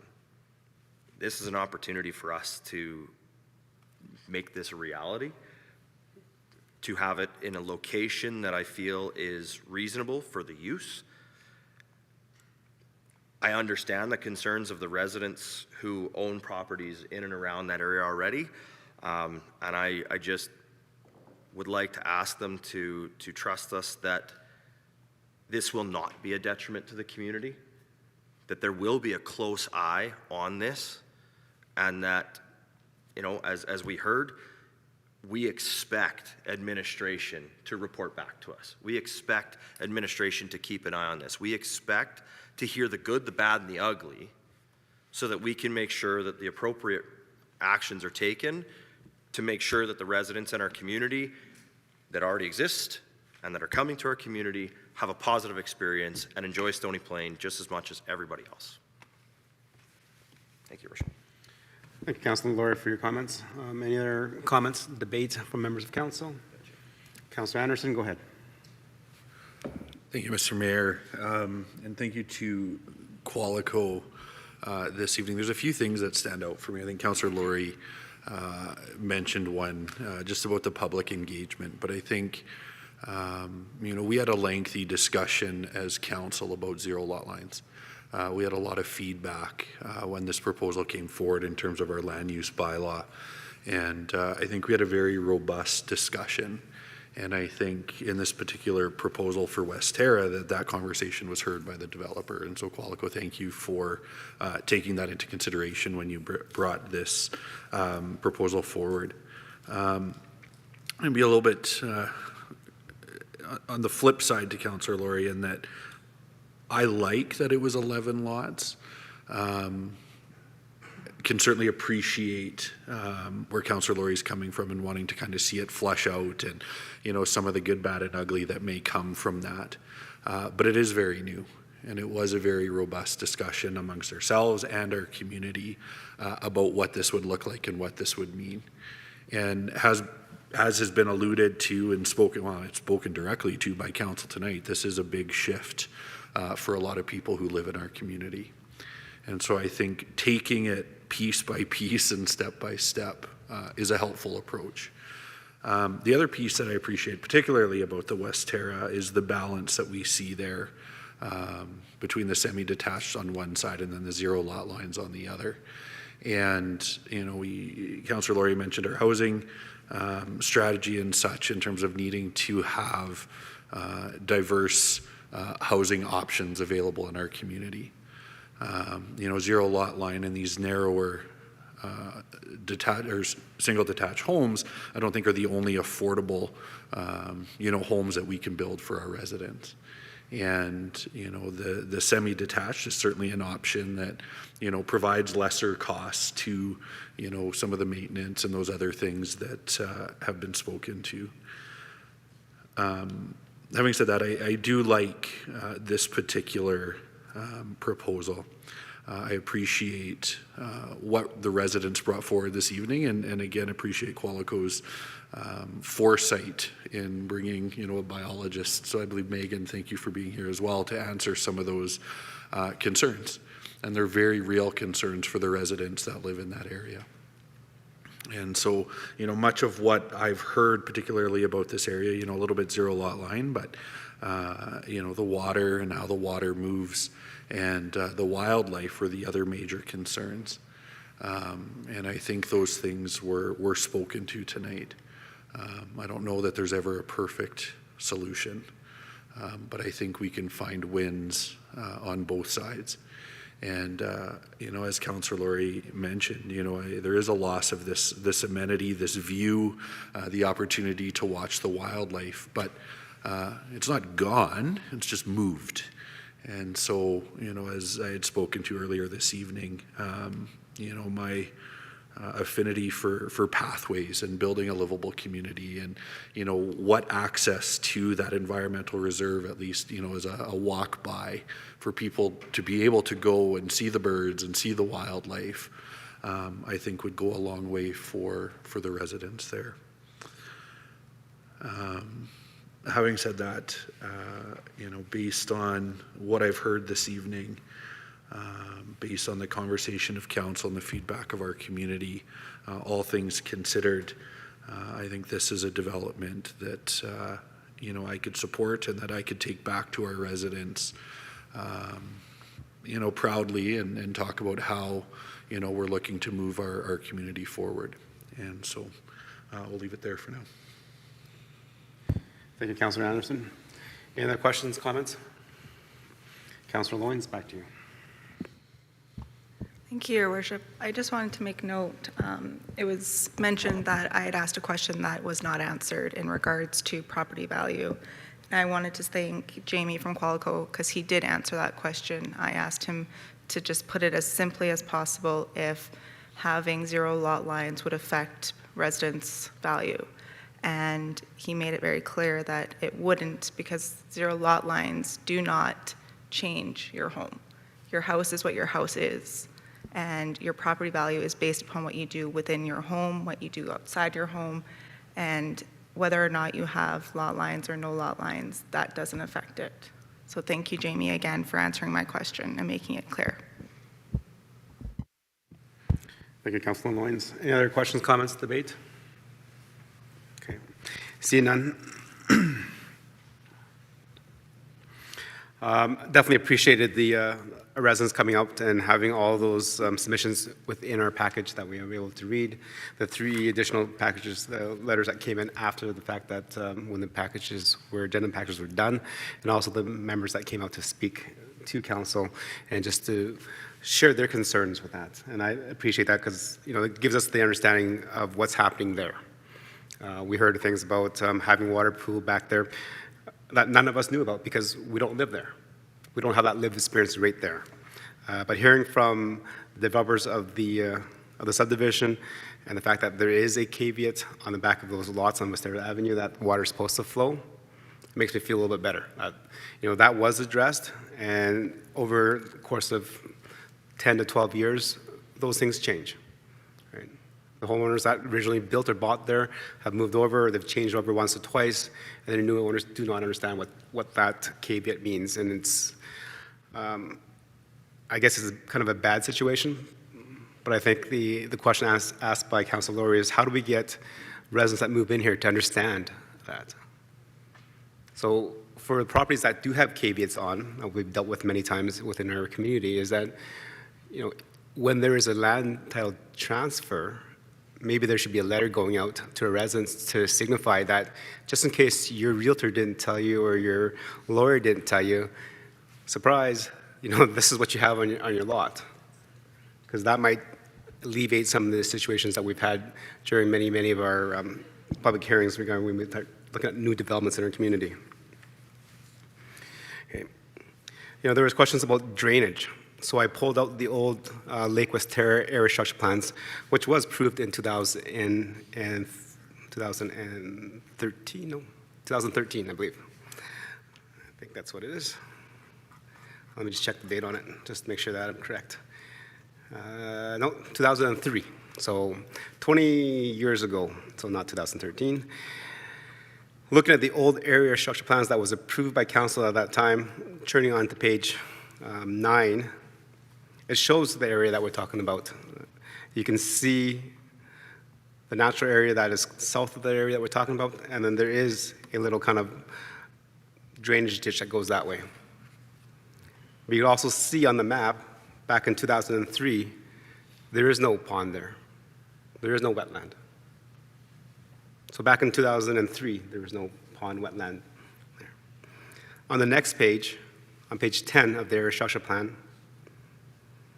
is the spot elevation. So again, where it's high, where it's low. If you look at that, the green line where we saw the presentation of where that drainage ditch is supposed to go, on the spot elevation, that is the lowest point on that area. So naturally, that is where the water is supposed to go. And then as mentioned through our conversations here, it was pulled up that the Stony Plain communities that has been highlighted by Qualico, as a developer, I really appreciate a developer doing that. It allows all residents to actually click on it to see what has been quasi-approved in terms of zoning. Right? Is it going to be residential? Is it going to be commercial? Is it going to be industrial in that area? We can see that it is all going to be future residential. And there's even a shadow map of saying, this is how it's going to happen. Right? It doesn't mean it's set in stone. Council doesn't rubber stamp everything that has come before council. We take what we hear from our residents, from our developers, and advice from our administration to decide what's best for our community moving forward. Right? And maybe, I personally think this might be a good step for us. Looking at Westera Avenue through the Google Maps, you can tell on the end of Westera Avenue, there's a bulb out there that shows definitively that there's actually 2 roads that connect to Westera Avenue. Anybody that lives there, that drives down there, can safely say that there is going to be 2 roads connected to that subdivision. So, again, that's a little due diligence that people have to look at and see that there is a road there, so there is a potential development. It's not going to be an open field for the next 30 to 100 years. You know, I love that Zach was here and with his poster board. That's a great advocate for our community, and hopefully he continues to stay involved in our community. And we heard a story about, talking about the ducks. That's awesome. When I was a child growing up in town of Stony Plain, I caught lots of stickleback fish and all those other things that in our community that we do when you're growing up. And my house is actually right on top of where I caught fish. Right? It didn't mean that our community got worse because of that. Development changed. We knew that was eventually going to be residential development. Right? And as Councillor Anderson has mentioned, it doesn't mean that we're destroying it. They're not going to leave. They're just going to get shifted over, shifted to the other storm pond, shifted a little bit further down to the marsh. I lived in Willow Park. There was no storm pond there prior to that development happening. And now when I walk the trails, there's ducks, there's mallards, there's birds, there's animals, there's bees, everything. But that wasn't there before.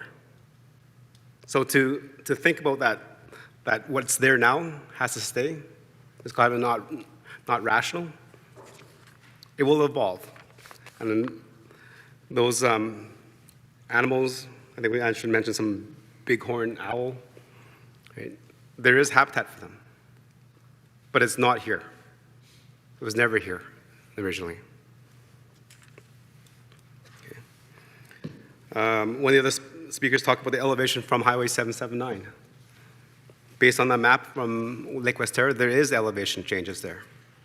And the way that is presented, that swale is going to take all that water from 779 to that point, and then from Westera Avenue and back in those lots to that point to the V, where then it goes north, back into Hyde Park, going further down and back into North River eventually. Right? That's happening. And I think with the correction and having that there, we actually benefit those members of the community that live behind there. I was kind of concerned that maybe this swale would be just a very narrow swale.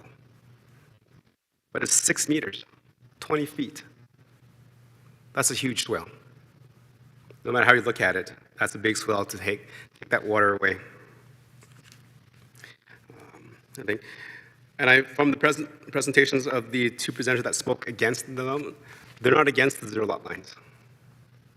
Both presentations said go ahead and build them, but build them on 779, backing onto 779. That may happen in the future, but not right now.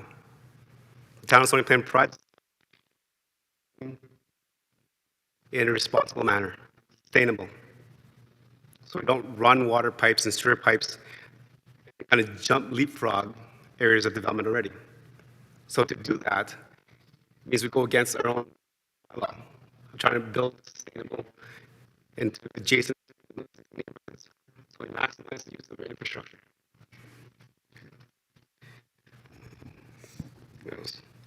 And I appreciate that council addressed the issue about safety. And I think safety for all of council is a big priority. Sir Myers has mentioned it many, many times in terms of safety for our students and safety for residents. Having that addressed that there are parking requirements on crosswalks. So they can't park in front of it, can't park on it.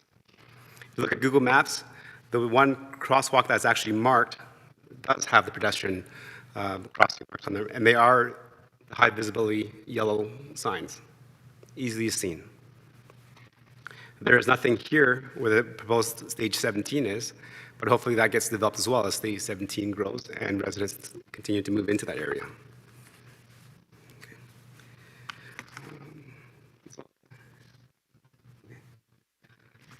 So with that, we'll be supporting the motion on the floor. I think it's a good step for the town of Stony Plain to move forward. We have tons of duplexes already, so the development for the R5 against Westera Avenue is a duplex development, which we have in the community. We have lots of communities that back onto single family to detached to duplexes. So that's nothing new. I appreciate the fact that we only have 11 lots here to have a trial project for Town Stony Plain to view and to see how it works. I kind of share some of the same concerns of Councilor Laurie, is that maybe this might be too small to see any adverse effects of 11 units, 0 lot lines. But I will continue to monitor it and see where we're going.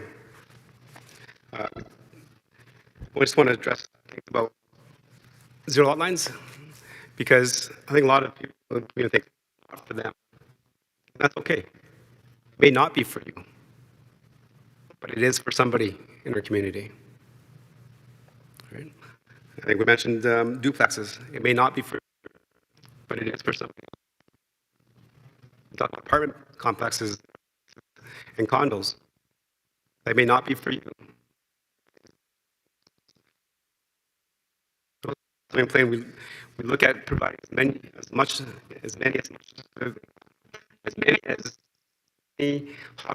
housing as possible.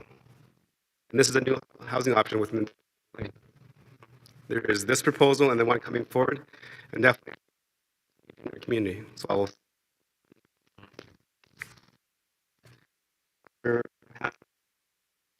have closing. Closing comment.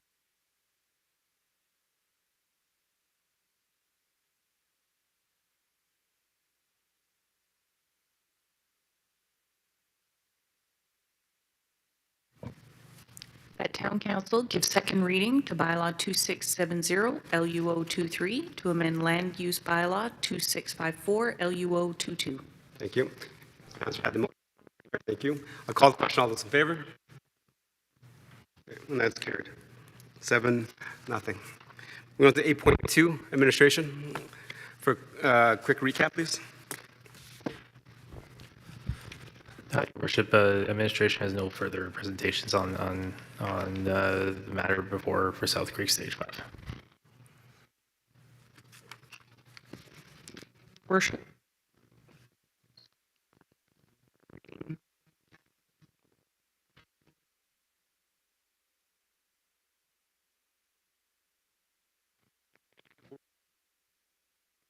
Does it work now? And thank you to our legislative services manager. Appreciate that.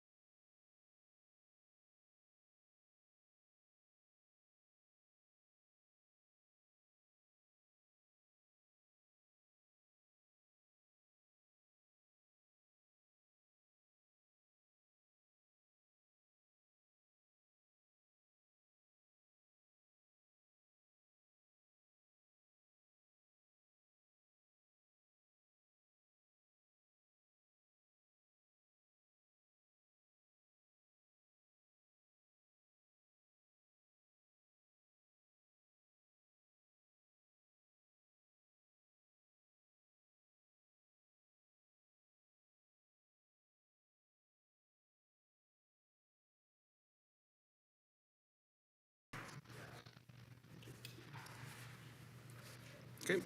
Thank you, members of council and the members of the gallery and the people that are watching through the town's YouTube channel.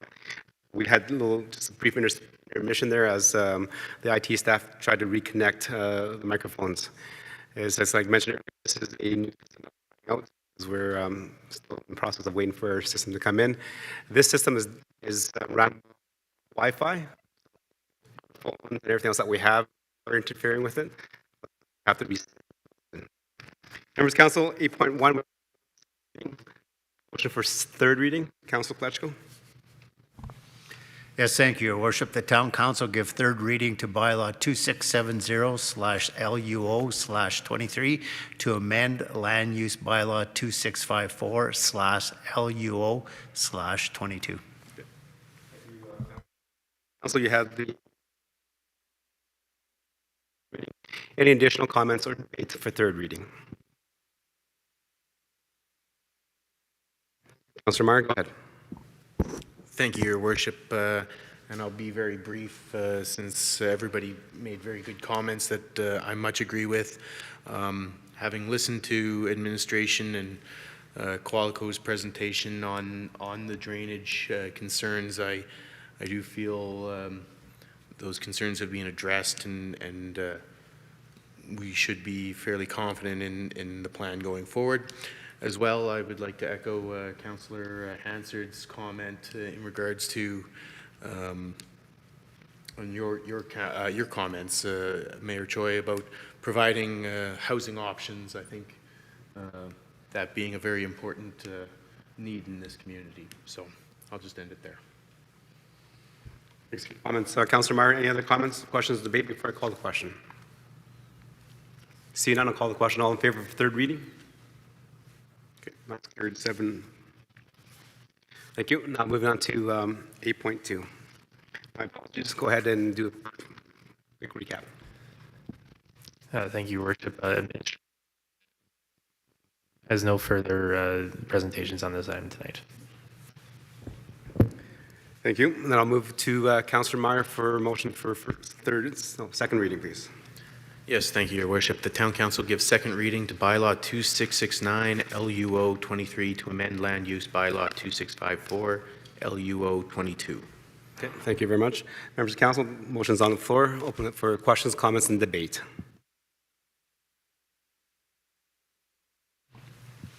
Yes, thank you, Your Worship. Well, I think it's a bit of a comment, I guess. Well, I think the subdivision is a good subdivision within our community. I have some concerns with it at this time, and I think one of my major concerns is the access point.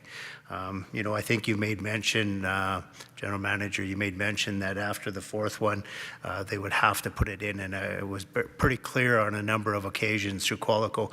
4 is done, 5 is now being asked for. Which creates a bit of a concern for me. The other concern I have in that area is traveled lots, walked lots. I've got a family member that lives there, so we're there on a fairly regular basis. The amount of traffic that is in that area is substantial. And it feeds only one access for them in the morning at between about 7 in the morning and 9 in the morning. That is a very, very busy road, and then you come back in there from 4 till about 6:30, again, very busy. Guys waiting to get into the back alleys. The back alleys not cleaned properly, so they park on the streets. So until we at our end get some plan in place for that area, I think it's an area that we need to slow down a little bit with and have a good discussion with the developer on where that division goes. I don't disagree that R5 isn't the right zone for it, and maybe that's something that we can talk about tonight. But moving it forward, I think for me, unless I hear really drastic things tonight, I'm not sure that that's a good move at this point in time. There's probably a good demand for that type of stuff within our community right now. But it also gives us the opportunity maybe to see the start of a zero lot line development in one area already. And, we have to keep in mind that there's not just one developer within our community. We do have other developers, and we're not sure what's going to come forward from them as well over the next short period of time. And, we've got a new school in town where there could be some development like that. So I think some of the things that are really important is we have to consider everybody within our community, developers and builders and all that aspect of it. So just as a comment tonight, at this point in time, with the inability to be able to keep that back alley clean, seeing the massive amount of vehicles that are down in that end of town, and literally going and sitting down there to watch what's happening, I do have a bit of a concern with that at this point in time. So I would listen to the rest of my councillors for tonight and maybe make another general comment towards the end of this. Thank you. Thank you, Councillor Pletchko. Any other questions, comments?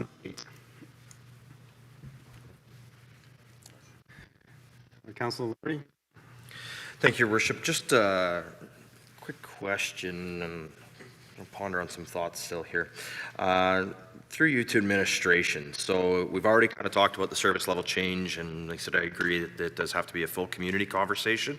I think this is one of those things that could definitely influence how that conversation goes when we start looking at what the different products we're going to have in the community are, what the different needs of those products are, and the residents who are living in them. I think that would be good for that discussion. But I did want to just ask a question. So we've heard a little bit about the fact that there are some caveats on title and so on and so forth. And drainage swale maybe isn't one that I would apply this to, but certainly this maintenance easement, and in particular all of the, I guess you'd call them, rules around zero lot line. So is this something that on the tax roll, we can have something within our systems in the town so that when their notice of assessment goes out, or any of those type of documents go out once a year, can that be paired with a document that states, your property is a zero lot line property, here are the pertinent facts and information that you need to know, so that every year there's a reminder that this is what this property is. So therefore, if that property changes hands and there wasn't appropriate communication through lawyers and realtors and developers and builders or whomever, that once a year we are making sure that they receive communication from the town that this is what your property is and these are the rules around it. Is that possible within our system? Your Worship, I'll maybe make a few comments on that specific question, and maybe a couple more quick ones just on a broader stroke on that. So I would believe the answer, just a quick answer, is that are we capable, so to speak, have the ability to do so? I think the answer to that would be yes, probably in a number of different ways.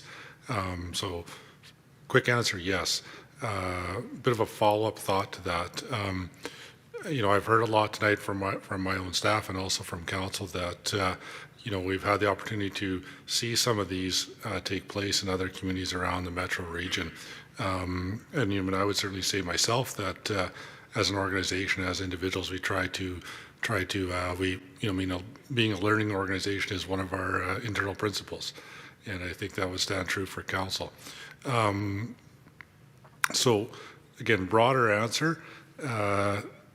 If council sees fit to, see this one through, or maybe in a few years a couple other ones, or what have you, I think there's a public education piece that's available for maybe what I would almost consider a bit more like, be aware, home ownership, be more aware of certain things. Again, we're talking about two particular development sites here, but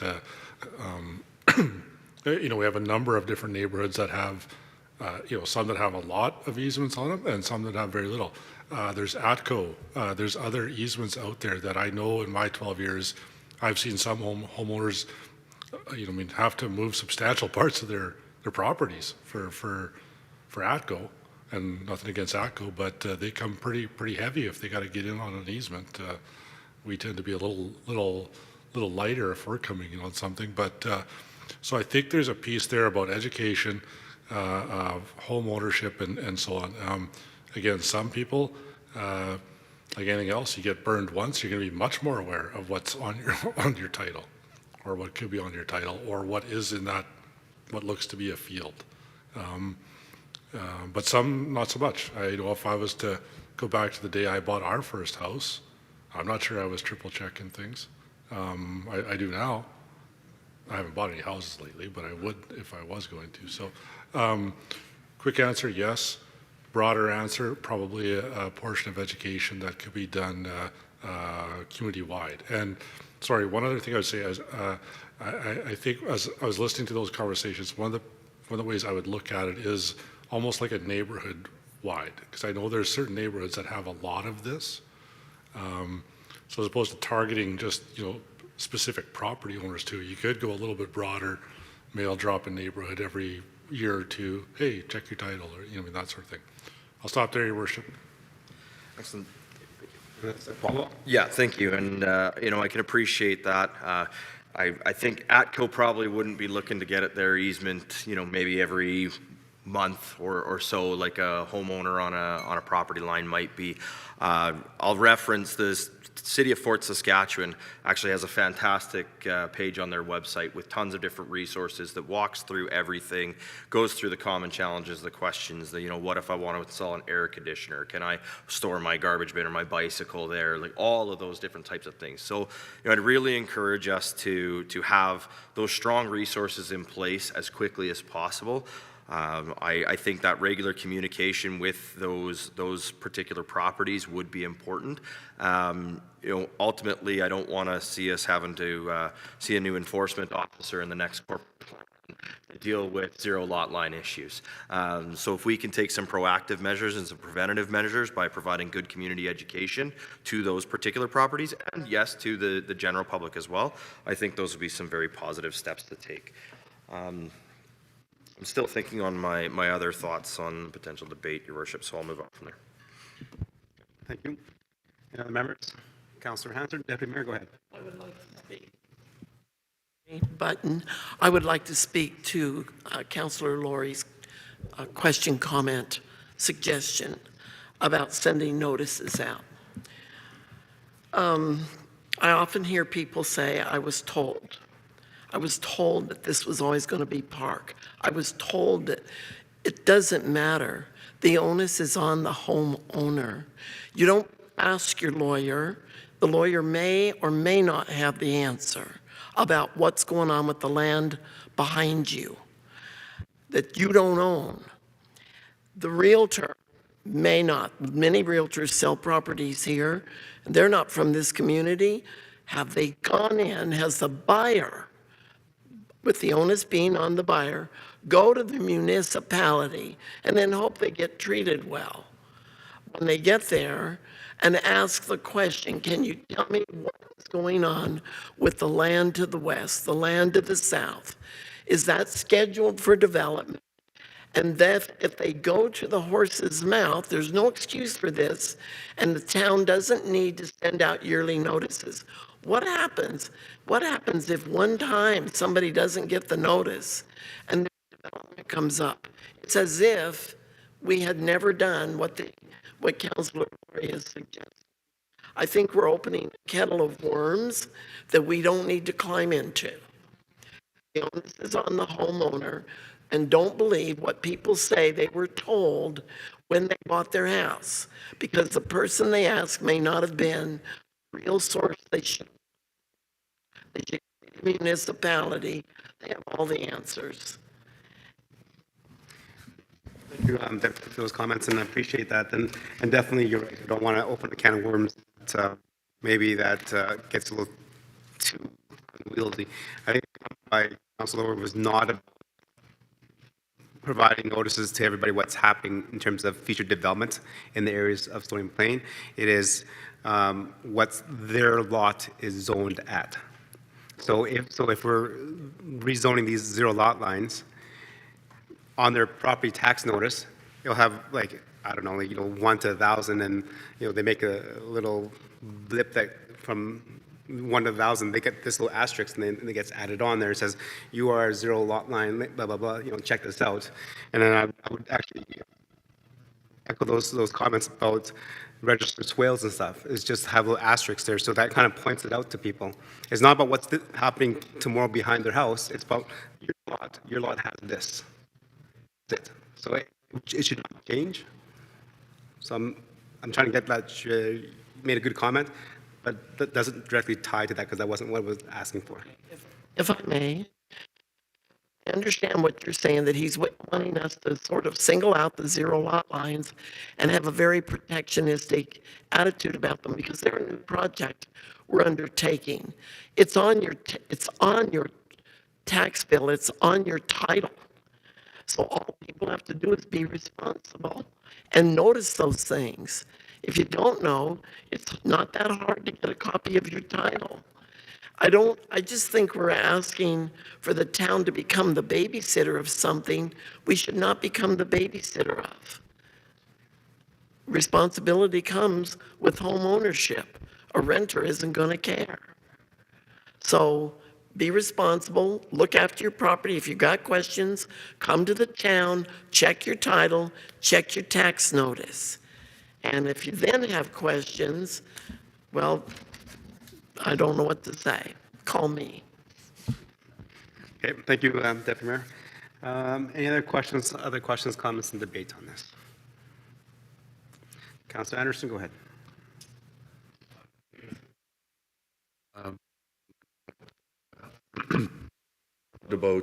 Appreciated about the West Terre development about this one, and it's specific to the number of and having them back to back, and obviously looking at comments from our advisory committee,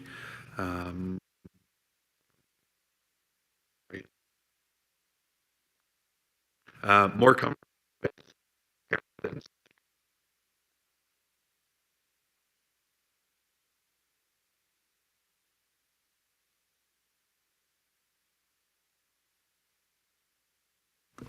letters that we one of the letters that we received was actually someone with the occupation and emergency services, and shared actually some of the struggles that already exist in South Creek with just how many vehicles are packed into the street. And when I look at my basic math, taught grade 2 most of my career, so I only had to count to 100, but my math would say we're looking at maybe a 0.9 meters, 10 to 11 homes, so anywhere from 9 to 10 meters there, so 27 to 30-ish feet, so a vehicle and a half on each side of that road. Doesn't seem like a lot, but can be significant. We've heard lots of commentary this year from the community. I think it came up this evening from members of council as well about snow clearing, specific to rear lanes. And I think they're priority 8, if I'm not mistaken. They're kind of towards the bottom of the list there. And so if we're narrowing the lot widths and we're needing more vehicles in a smaller space, and we haven't yet sorted out what cleaning rear lanes may or may not look like in terms of a service level that we're going to provide as a community, I'm just not sure that now is the time to move forward with so many. I think it's 29 out of 35 units as that 0 lot line product. Certainly not opposed to a portion of this area being 0 lot line, but I'm struggling with the amount that we're looking at in regards to the proposal that we have in front of us. And so I'll leave it there, Mr. Mayor, for now, and listen to further discussion of council, but having a tough time with this one as it sits right now. Any other questions in the debate? Councillor Loynes, go ahead. Thank you, Your Worship. I would just like to echo a couple of statements that have been said in regards to safety.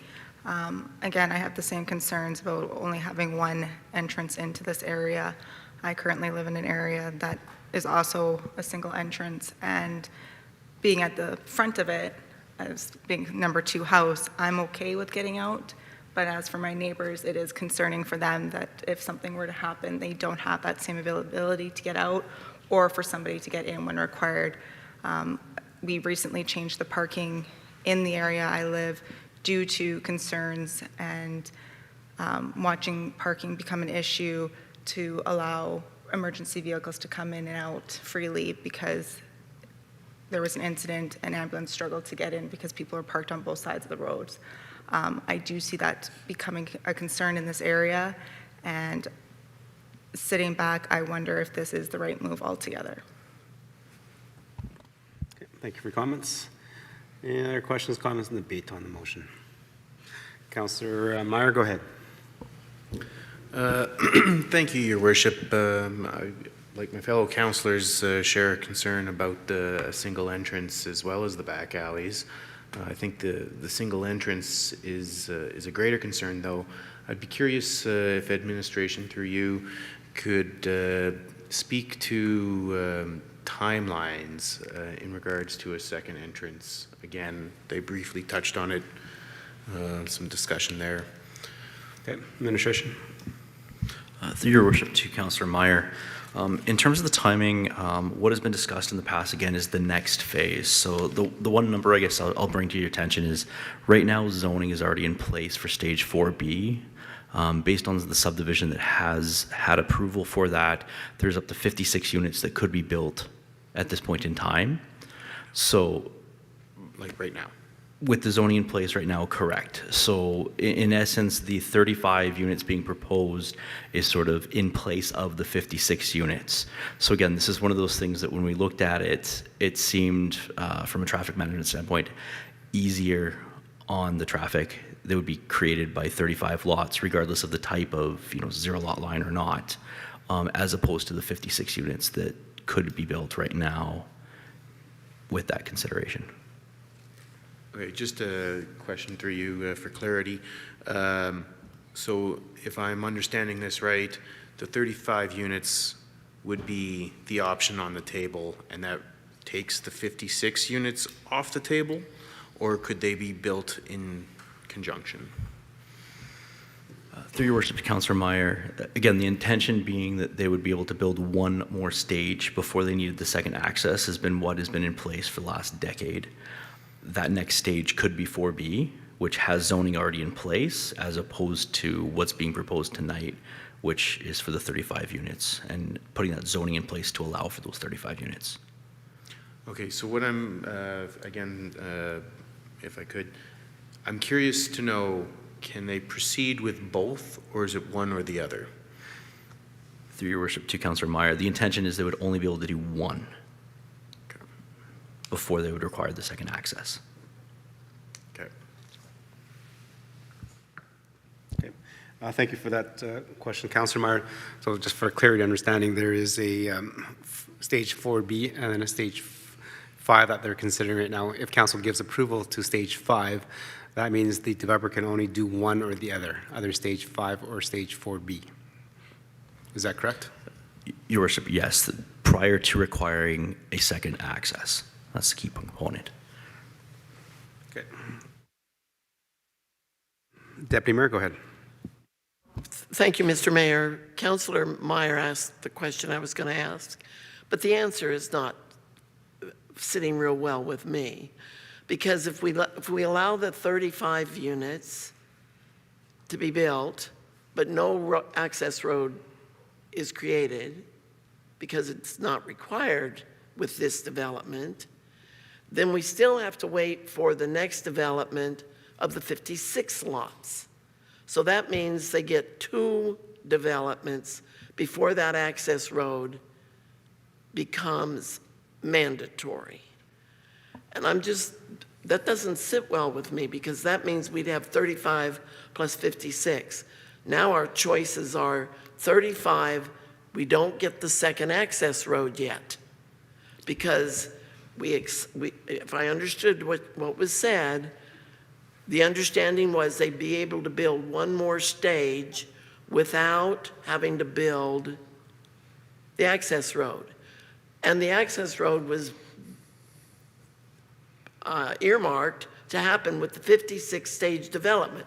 So now we get 35 houses plus 56 before they've got to build. That doesn't sound good. If it's not, if the access road isn't going to be triggered till the 56 lot stage, then we are no better off. We've got 35 approved, and we still have to wait for 56 to be built or started. Why can we not have the access road? Because of what reason, I guess? Okay, so Councilor Hansard, so even if council approves stage 5 here, they have a choice to make.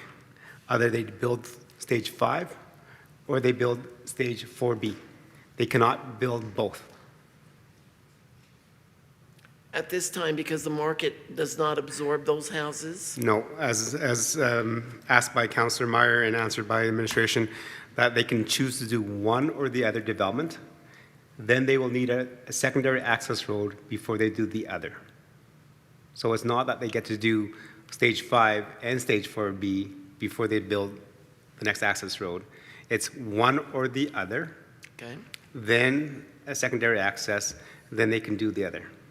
So if we go forward with this subdivision, the new stage that we're talking about tonight, that was planned all along, that they'd get to do this next one without having to build the access road. Is that correct? After they build this one, if it goes through, they have to build the access road before they can do the one that's on. How long?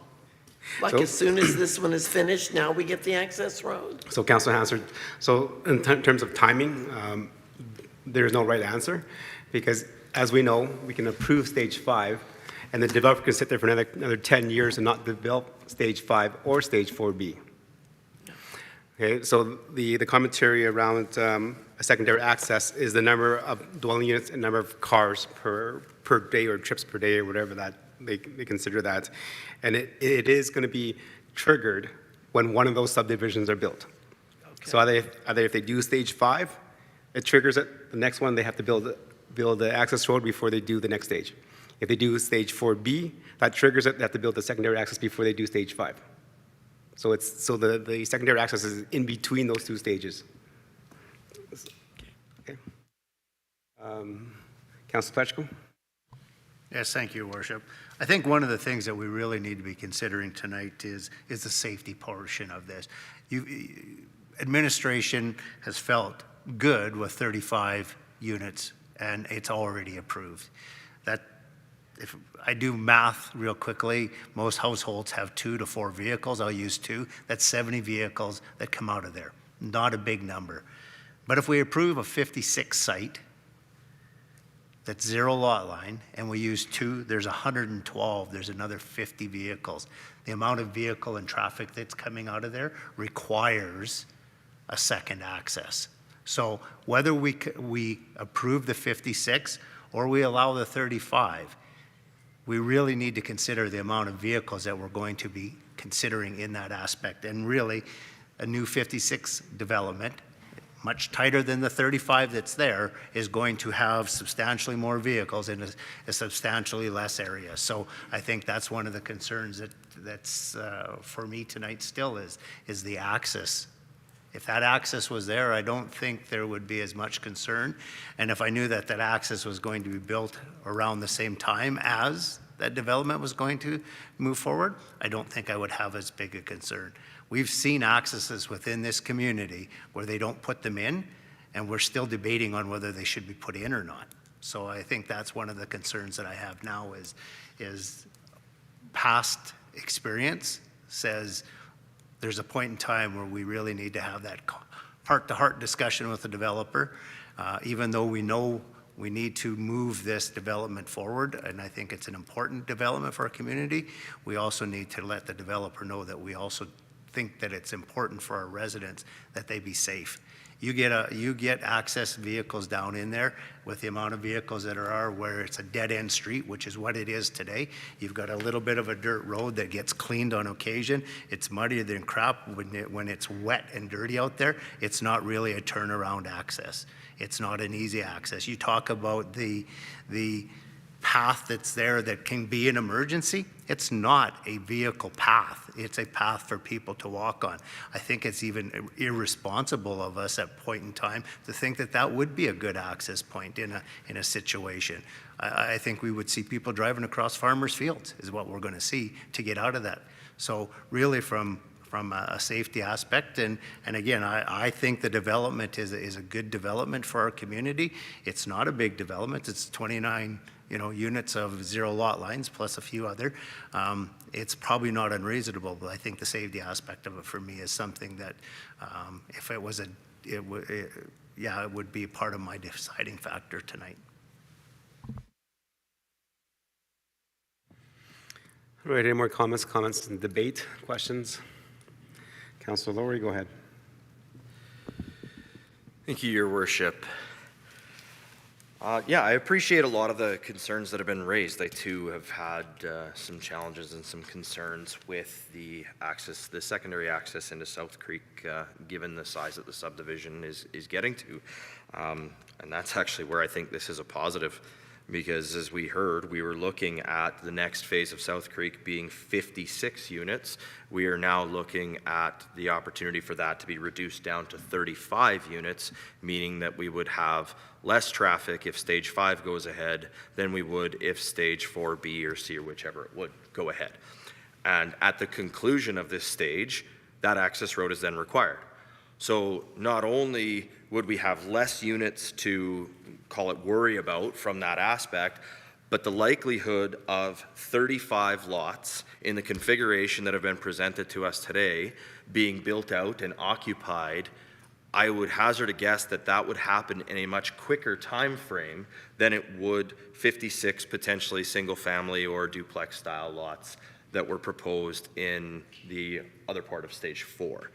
So, while I share those concerns about the access, I trust the information that we've received from administration, and I think that actually this is a positive opportunity for us to potentially get that access quicker than if the development was to go ahead with the remainder of stage 4. There's a couple other things, we talked about, or we heard about, some concerns about the fire side of things and that kind of stuff. And I'd like to reiterate a bit of a story. So as we know, right next door, in the municipality right next door, they have a zero lot line development that has some challenges to it. They have much more different property types than we have here. They have many of the challenges that we've heard of that our administration has tried to alleviate. Just the other night, they had the unfortunate incident of a fire in that exact subdivision. And even when they arrived on scene, they had a faulty fire hydrant, and they were still able to control that fire within the detached garage that was a duplex style, even to the point of where the attached garage was not a total loss. So I think that goes to show that the building format that you would see in these, it doesn't really provide much of an increased risk. It's a 0.9 meter difference in the distance. HERF regulations still apply. The building codes still apply. Everything still applies. And while our fire department isn't full-time, like the fire department next door is, the response times are starting to line up. We've heard from our administration that we are starting to get much closer to meeting the HERF standard timelines, even under our current operating model. Therefore, it gives a little bit more confidence and comfort that this is, a safe development, that this would not lead to those concerns causing an issue. I talked earlier about sample size and where I didn't really feel like 11 units was a good sample size. And there's a couple reasons. Number one, because simply just the number of units. It's 11 units. It was one single form of housing. It was only one side of the street. I don't really think that, quite frankly, I'd be surprised if there were any challenges in the West Terra one, the way that it's been formatted. To me, I don't know that many people would even realize that it would be a zero lot line development. Whereas what's being presented here with the stage 5, I actually believe this is what I would call my ideal sample size when I look at this. 29 units. It's at the end of an existing subdivision, so it does not have the impacts necessarily on surrounding properties like West Terra kind of had. It's in a good place where we already have similar housing formats, with R5 being directly to the north. So these are R5 zero lot lines, so there's very little change other than just a slight reduction in the distance between each physical structure. To give you a good idea why I think this is a good sample size, as of the last census, we have 7,475 total private dwellings in the town of Stony Plain. This being 29 of those is only 0.4% of the total dwelling units in the town of Stony Plain. You want to take that down to single detached dwelling, we have 4,145 single detached dwellings in the town of Stony Plain. Again, this is as of the last census, so this is not including anything that's been built since then, which again, rounded up, is only 0.7%. So as a sample size, it's less than 1%. Which I think is fairly reasonable. We don't have a developer coming in here with rows and rows and rows and 100, 200, 300. We've taken great precautions and great strides to, bring our zero lot line proposals in without some of the challenges that we have heard from other communities. And so I think this is good because it gives us the front attached. It gives us the detached with the lane. It gives us back to back. It gives us front to front. It gives us front onto public road with nothing on the other side other than some park space. This, to me, is that ideal sample where you get a little bit of everything. You have a little bit of everything to see, okay, are we going to see a problem here? Are we going to see a problem here? Are we going to see a problem here? I just think that that's kind of that,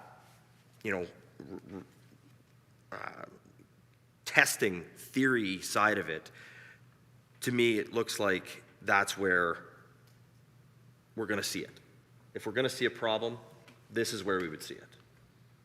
Versus in West Terra could go ahead and go great.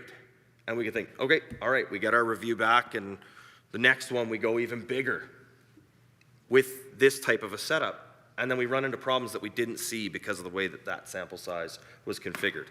This is a more traditional community setup. I really like this one. The other thing I'll just touch on is, Pat, you mentioned, or Councillor Hansard, you mentioned about the town being the babysitter on some of those issues, and that there is a responsibility on the homeowner. I 100% agree with you. As we saw, perfect example tonight, the homeowners have to understand that they have a responsibility while they own a property, when they're purchasing a property, that it is in their best interest to do the due diligence.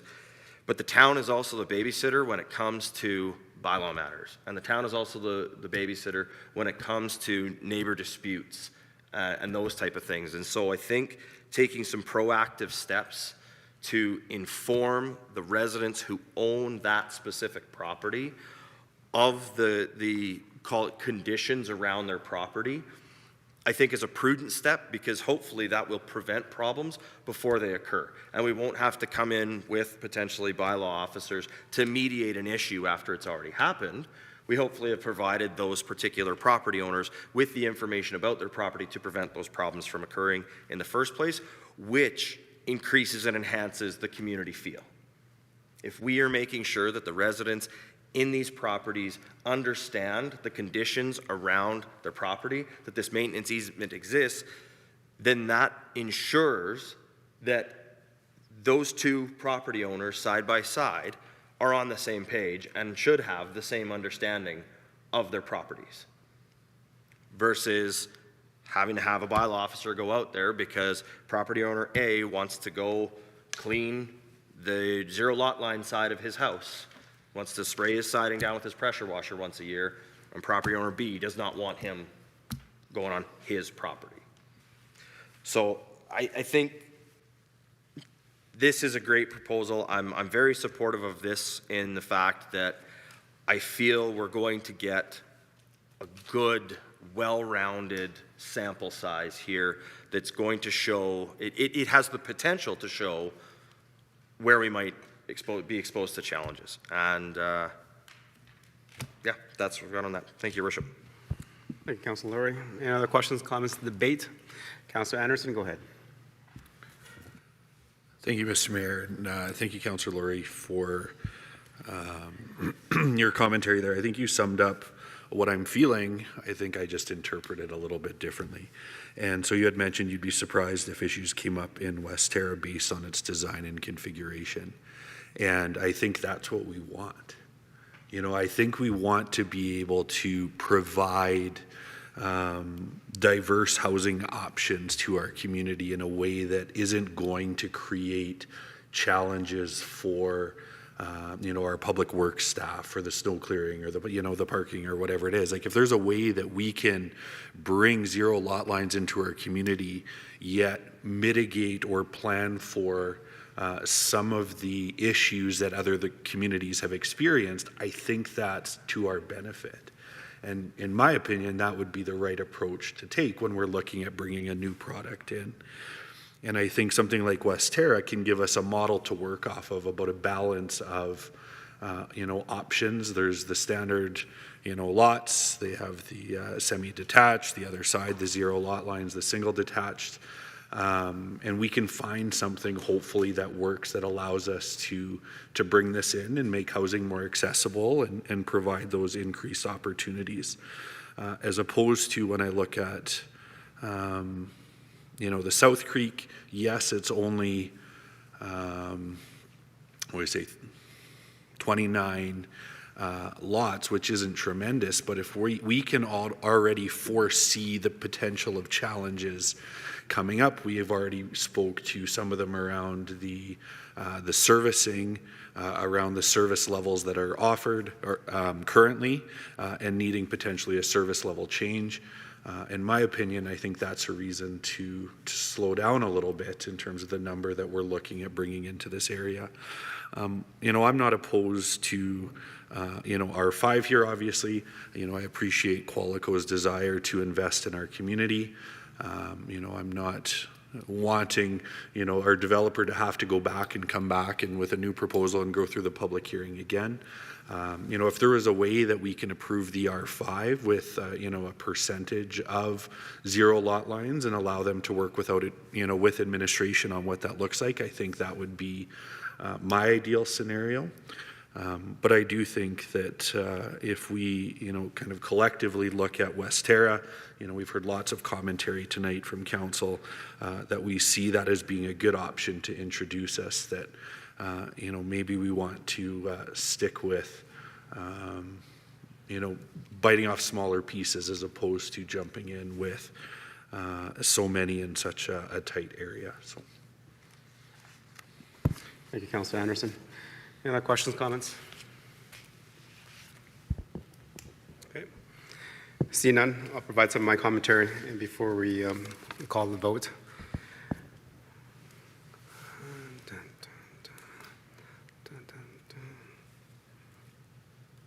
All right, so good conversation, members of council, lots of debate.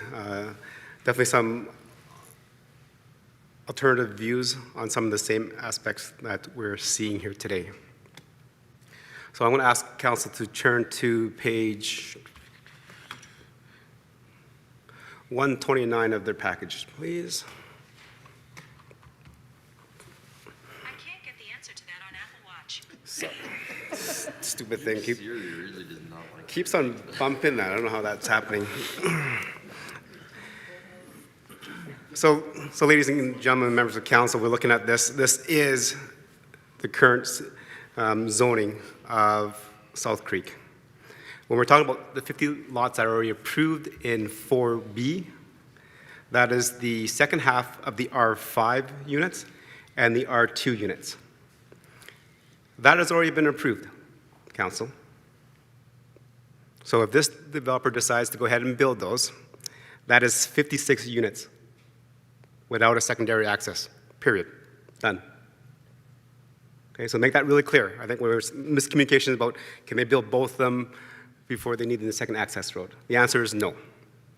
What the developer is asking for is stage 5, which is a little further down, which has the R5, and then the light yellow and the light green, which is stage 5, which has 35 units. Councillor Plechko did a really good job of doing his math, and it showed us that if we approve stage 5 and the developer decides to go ahead and build stage 5 instead of 4B, there's only 70 cars in the subdivision versus 112. So in terms of safety, stage 5 is more safe. Less cars means more safety. Okay. And we talk about secondary access road. Looking at that subdivision map where it's divided up, and if you turn up a couple pages to 124,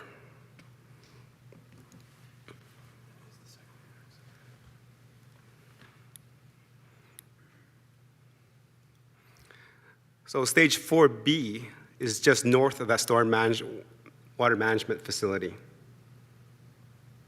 Right? So it's right there. So if they build that, there's no requirement for secondary access. If they build stage 5, which is being proposed a little further down there, they can build that without a secondary access, but they can't build 2. But I like stage 5 better than stage 4B, because when we talk about secondary accesses, turn to page 123. If you look at where South Creek is situated, it is in the middle of a quarter section. To access a secondary access, you need to access Veterans Boulevard or Highway 628. If stage 4B is completed, there is no natural connection to Veterans Boulevard. There's a private property there. There's housing, and there's a business there. If stage 5 was completed, as we talk about continuous development within Town Stony Plain, that allows that ability to have that service road and secondary access straight across to Veterans Boulevard. Right, so when we ask about when the next secondary access will be built, we have to look at the stages of development. Stage 5B lends itself to the secondary access road. Stage 5 does that. Stage 4B does not. Stage 5 also has less housing units, so 35 versus 56. So going down in density, or the number of houses that are built. Okay. We talk about connections. We've heard Graybar. Graybar had one access for more residential units than this before we put in the secondary access route. Harvest Ridge and Spruce Grove has 3 times the amount of development as what's in South Creek before the secondary access was put in. Deer Park and Spruce Grove, it was twice the amount of development that's there before the secondary access road is in. And it's not even connected yet. Okay. So when we talk about secondary accesses and an ability for our fire services to provide emergency support services, ambulances, etc., the numbers work out. As heard from our staff, they're comfortable that with 4B, with 56 units, it still meets all the requirements for one access. So with 56 it meets, if the developer decides to build 35, which is less, then it still meets 2. So I too do worry about the secondary accesses, but stage 5 allows the ability to connect sooner than later. Okay. When we talk about, is this the best place for 0 lot lines with 29 units? It is dense, and I would say yes. I have concerns over with West Terra with 11 because it does not allow us to have a proper sample size of what a zero development lot looks like. Okay. We know other municipalities have done it. We know other municipalities have stopped doing it. And we've asked the administration, Out of those municipalities that stopped doing it, what were some of the issues that prevented or made a development like this not work out? One is semi-detached housing. 0 lot lines for duplexes does not make sense. 0 lot lines for 4plexes and 3plexes, like our neighbors in the communities, does not make sense. Those are where the issues are happening. Having street access across from each other, so front driveways on 0 lot lines, does not make sense. Our administration has thought about that. Right? That's why if one side is a 0 lot line, the other side cannot have front accesses. So that provides parking in the front lot, in the front lanes. Okay. So I don't know if council remembers when we debated this land use bylaw, I wasn't 100% supportive of 0 lot lines within the community. But I supported the changes in the land use bylaw because they may not be for me, but it may be viable for another resident within the town of Stony Plain that's looking to move in, downsize, or just needs to have a different housing option type. Okay. I was also not okay with having a carte blanche residential zone that allowed for 0 lot lines. Okay. If everyone remembers the conversation, I wanted a percentage. Right? So if we had a subdivision within the town of Stony Plain, 100% of it could not be 0 lot lines. I didn't know what the number was. I thought 25% would be adequate because in that way it kind of balances everything. But the wisdom of council said, you know what, instead of doing that, because we don't know how that affects our community, let's make it a direct control. That they have to come back to council for approval. This is it. It's coming back to council for approval. But if we don't move forward, we'll never understand, does it work for our community or does it not? Looking at all the moves that administration has made, along with the developers, to mitigate some of those issues that we've heard through the satisfaction survey of Greenberry subdivision in Spruce Grove, talking to our neighbors in Fort Saskatchewan, Leduc, and Beaumont. I think we've done a good job of trying to balancing all the positives with the negatives and focusing on how we can make more positives than negatives. So those are the reasons why I will be supporting the motion to go forward with stage 5. And hopefully members of council can support that, and we'll go forward. Councillor Meyer, as the move of the motion, you have closing comments.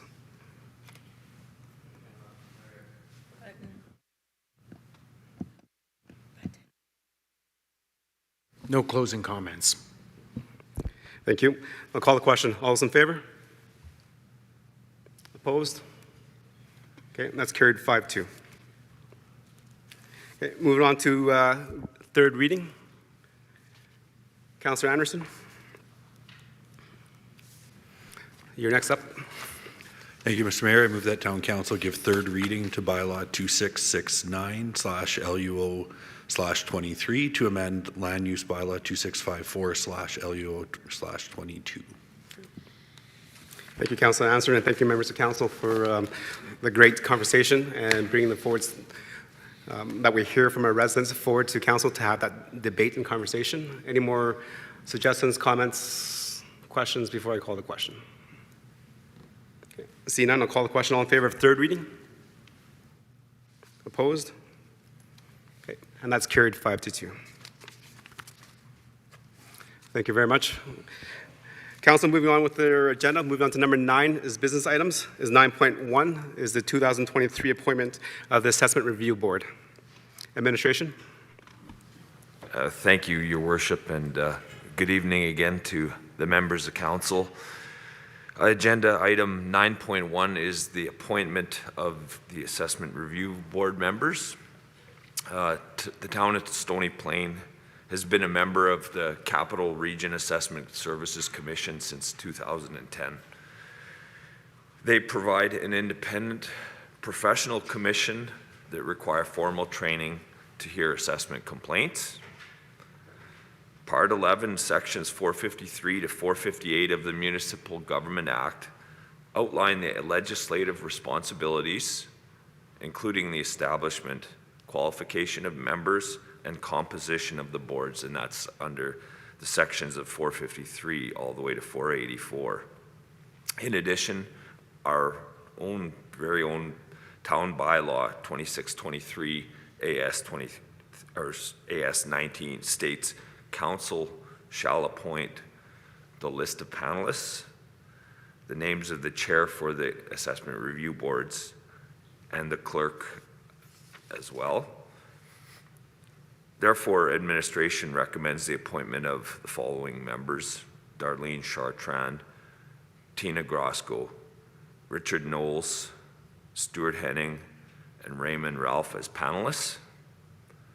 Furthermore, request that Raymond Ralph be named as chair.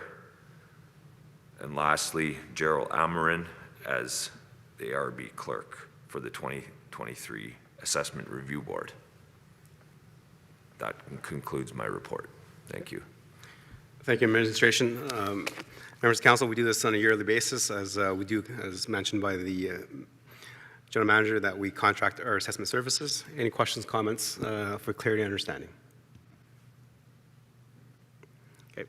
A quick question. I think the General Manager mentioned this, that in our bylaw, it says that we need to name a chair for the LARB and the CARB, which is the assessment review boards.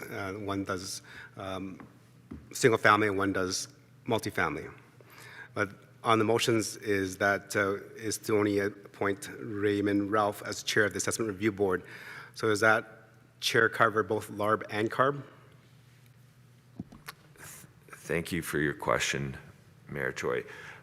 Yes, it will cover both the Composite Assessment Review Board as well as the Local Assessment Review Board as that chair position. Thank you. Okay, thank you. Any more questions for clarity? Councilor Laurie for the motion, please.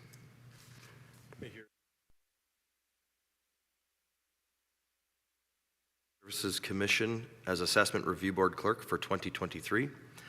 Raymond Ralph as Chair of the Assessment Review Board for 2023, and Darlene Chartrand, Tina Grosco, Stuart Henning, Richard Knowles, and Raymond Ralph as panelists to the 2023 Assessment Review Board. Okay, thank you, Councilor Laurie. Any questions, comments, and debate on the motion? Seeing none, I'll call the question. All in favor? Okay, and that's carried 7. Thank you. Moving on to number 10 of our agenda, so council discussion. Members of council, we'll start. Councilor Meyer. Thank you, Your Worship. Nothing this evening. Councilor Anderson. Thank you, Mr. Mayor. Very quickly, I just had the privilege to walk coldest night of the year with our neighboring municipalities in Parkland County and Spruce Grove, members of their council in support of the Parkland Food Bank. I didn't have the opportunity to check today, but I do know they were a little bit short of their goal, but I believe we still have 1 month, I think, March 31st, if I'm not mistaken, to help them reach their goal for this year. So would certainly love the community support there. And then finally, just again, has been said a few times tonight, but to Qualico as our developer, to our staff, to the residents of Stony Plain who provided their feedback and input into our public hearing tonight, and especially to our young friend who exercised his civil rights and responsibilities in joining us here to share his thoughts on the matter. Certainly appreciate seeing everybody in chambers tonight. So thank you. Thank you, Councilor Anderson. Councilor Laurie. Thank you, Your Worship. Just quickly, I'll reiterate the coldest night of the year walk. It was fantastic. The food bank was, I think they were about 7% shy of their goal when we walked officially, and so it is still open until March 31st, so encourage anybody who has the ability to donate to them. I believe they said the earnings from that provide, I believe it was protein for the entire year. Yes. If it was. So that's fantastic. Also, the Memorial Composite High School Rotary Interact students are hosting their 6th annual bike-a-thon on March 17th. Their chosen foundation this year is the Alberta Counselor Foundation. So again, encourage you to reach out and support them where possible. I'd be remiss if I didn't say that, I can't say the budget drops today for the province or a minute. Oh, I did. There we go. the provincial budget dropping today, so be very interested to see how that looks and what that means for our municipality. So keep our eye on that. And then again, to echo Councillor Anderson's statements, again, just can't say enough about the public engagement and involvement that we have in the matters that were before council today. So really appreciate all the residents. Again, appreciate the work of our staff, our developers, and everybody who is engaged and involved, as well as council. It was a fantastic debate. It was a debate. Every point there was to be discussed and considered and had was done. So very good job to all of us. I would say pat on the back. I think we've done a very good job, and I'm looking forward to our community, whether we did or not, and seeing how this rolls out over the coming year. So thank you. Thank you. Councillor Pletchko. Is that intentional or what? Just skip right over to the next person? Just skipped right over Mel. Yes, thank you. Just wanted to thank Councillor Laurie for pushing each one of us to join that coldest night of the walk. Be nice next year if we can organize it so that the whole town shows up as a team together, as many of our administration and town staff were participating at a different level. We all kind of walked together and spent the afternoon walking out there. I think that was really important.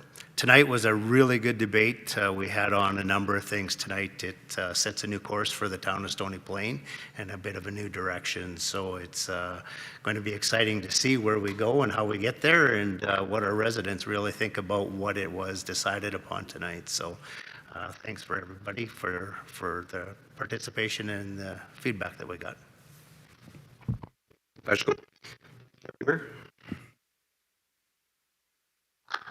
You really did mean to skip her, and you, Councillor Loynes, you'll get the last word. Mr. Mayor, just one thing.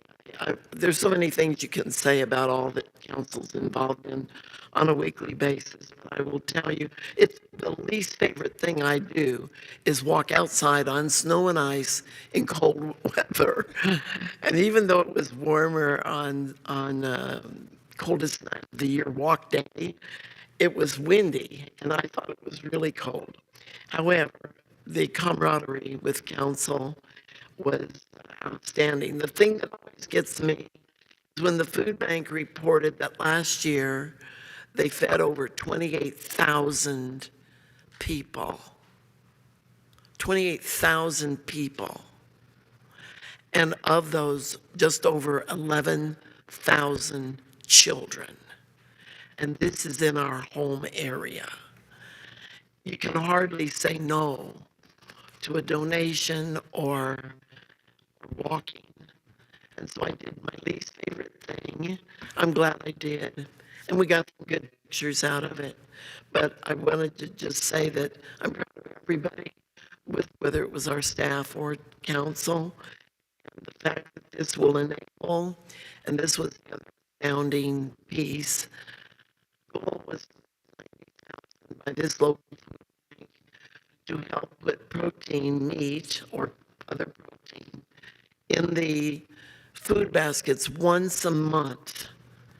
So each family will get a kilogram of protein once a month with that money. Think about that and what you're eating at home. So it's a big effort, a small walk, a tremendous amount of money, and I'm hoping that the public and others will step up and help us raise the balance of the money, because a kilogram of meat is not very much out of a whole month for a whole family. Thank you. Councillor Loynes. Well, thank you, Your Worship. I appreciate the opportunity to speak. I would like to say at 1:45 this afternoon that the coldest night of the year announced that we had surpassed our goal and are at 103%. So yes, they did make it. Donations are still available until the end of March, and I do recommend still donating if possible. Every little bit helps. Yes, it was a wonderful day to go out and walk. I definitely wore my snow gear just to stay warm. However, it was very much enjoyable. I enjoyed walking with our staff and the other councils in and around us, so thank you. Your from your worship. Thank you, members of council, for the council comments. Definitely thank you to our staff and the applicants that came forward to present, to ask for that rezoning. It's actually good to see the process work as well as it does. I think a lot of people forget that as a municipality, we're held to a higher standard of processes and different ways to do business, and we have to be as transparent as possible, and hence that's some comments about first reading and having a huge package of information already from a resident. That's above and beyond what is required through the MGA. That's definitely a requirement within the town of Stony because we do value the input from our residents. We'll also notice through the mail-outs, the purple area is what is required by the Municipal Government Act, 90 meters from the site. Town Council has chosen to go 300 meters from that site. Again, over a 300% increase to the notification area because, again, we as a community value the input from our residents. So thank you to all the residents that came out and spoke and for their time. Administration, thank you for getting the package ready. Council members, thank you for getting everything all read and the conversation and the debate around the table. We're adjourned until March 6th for GNP. Thank you. We're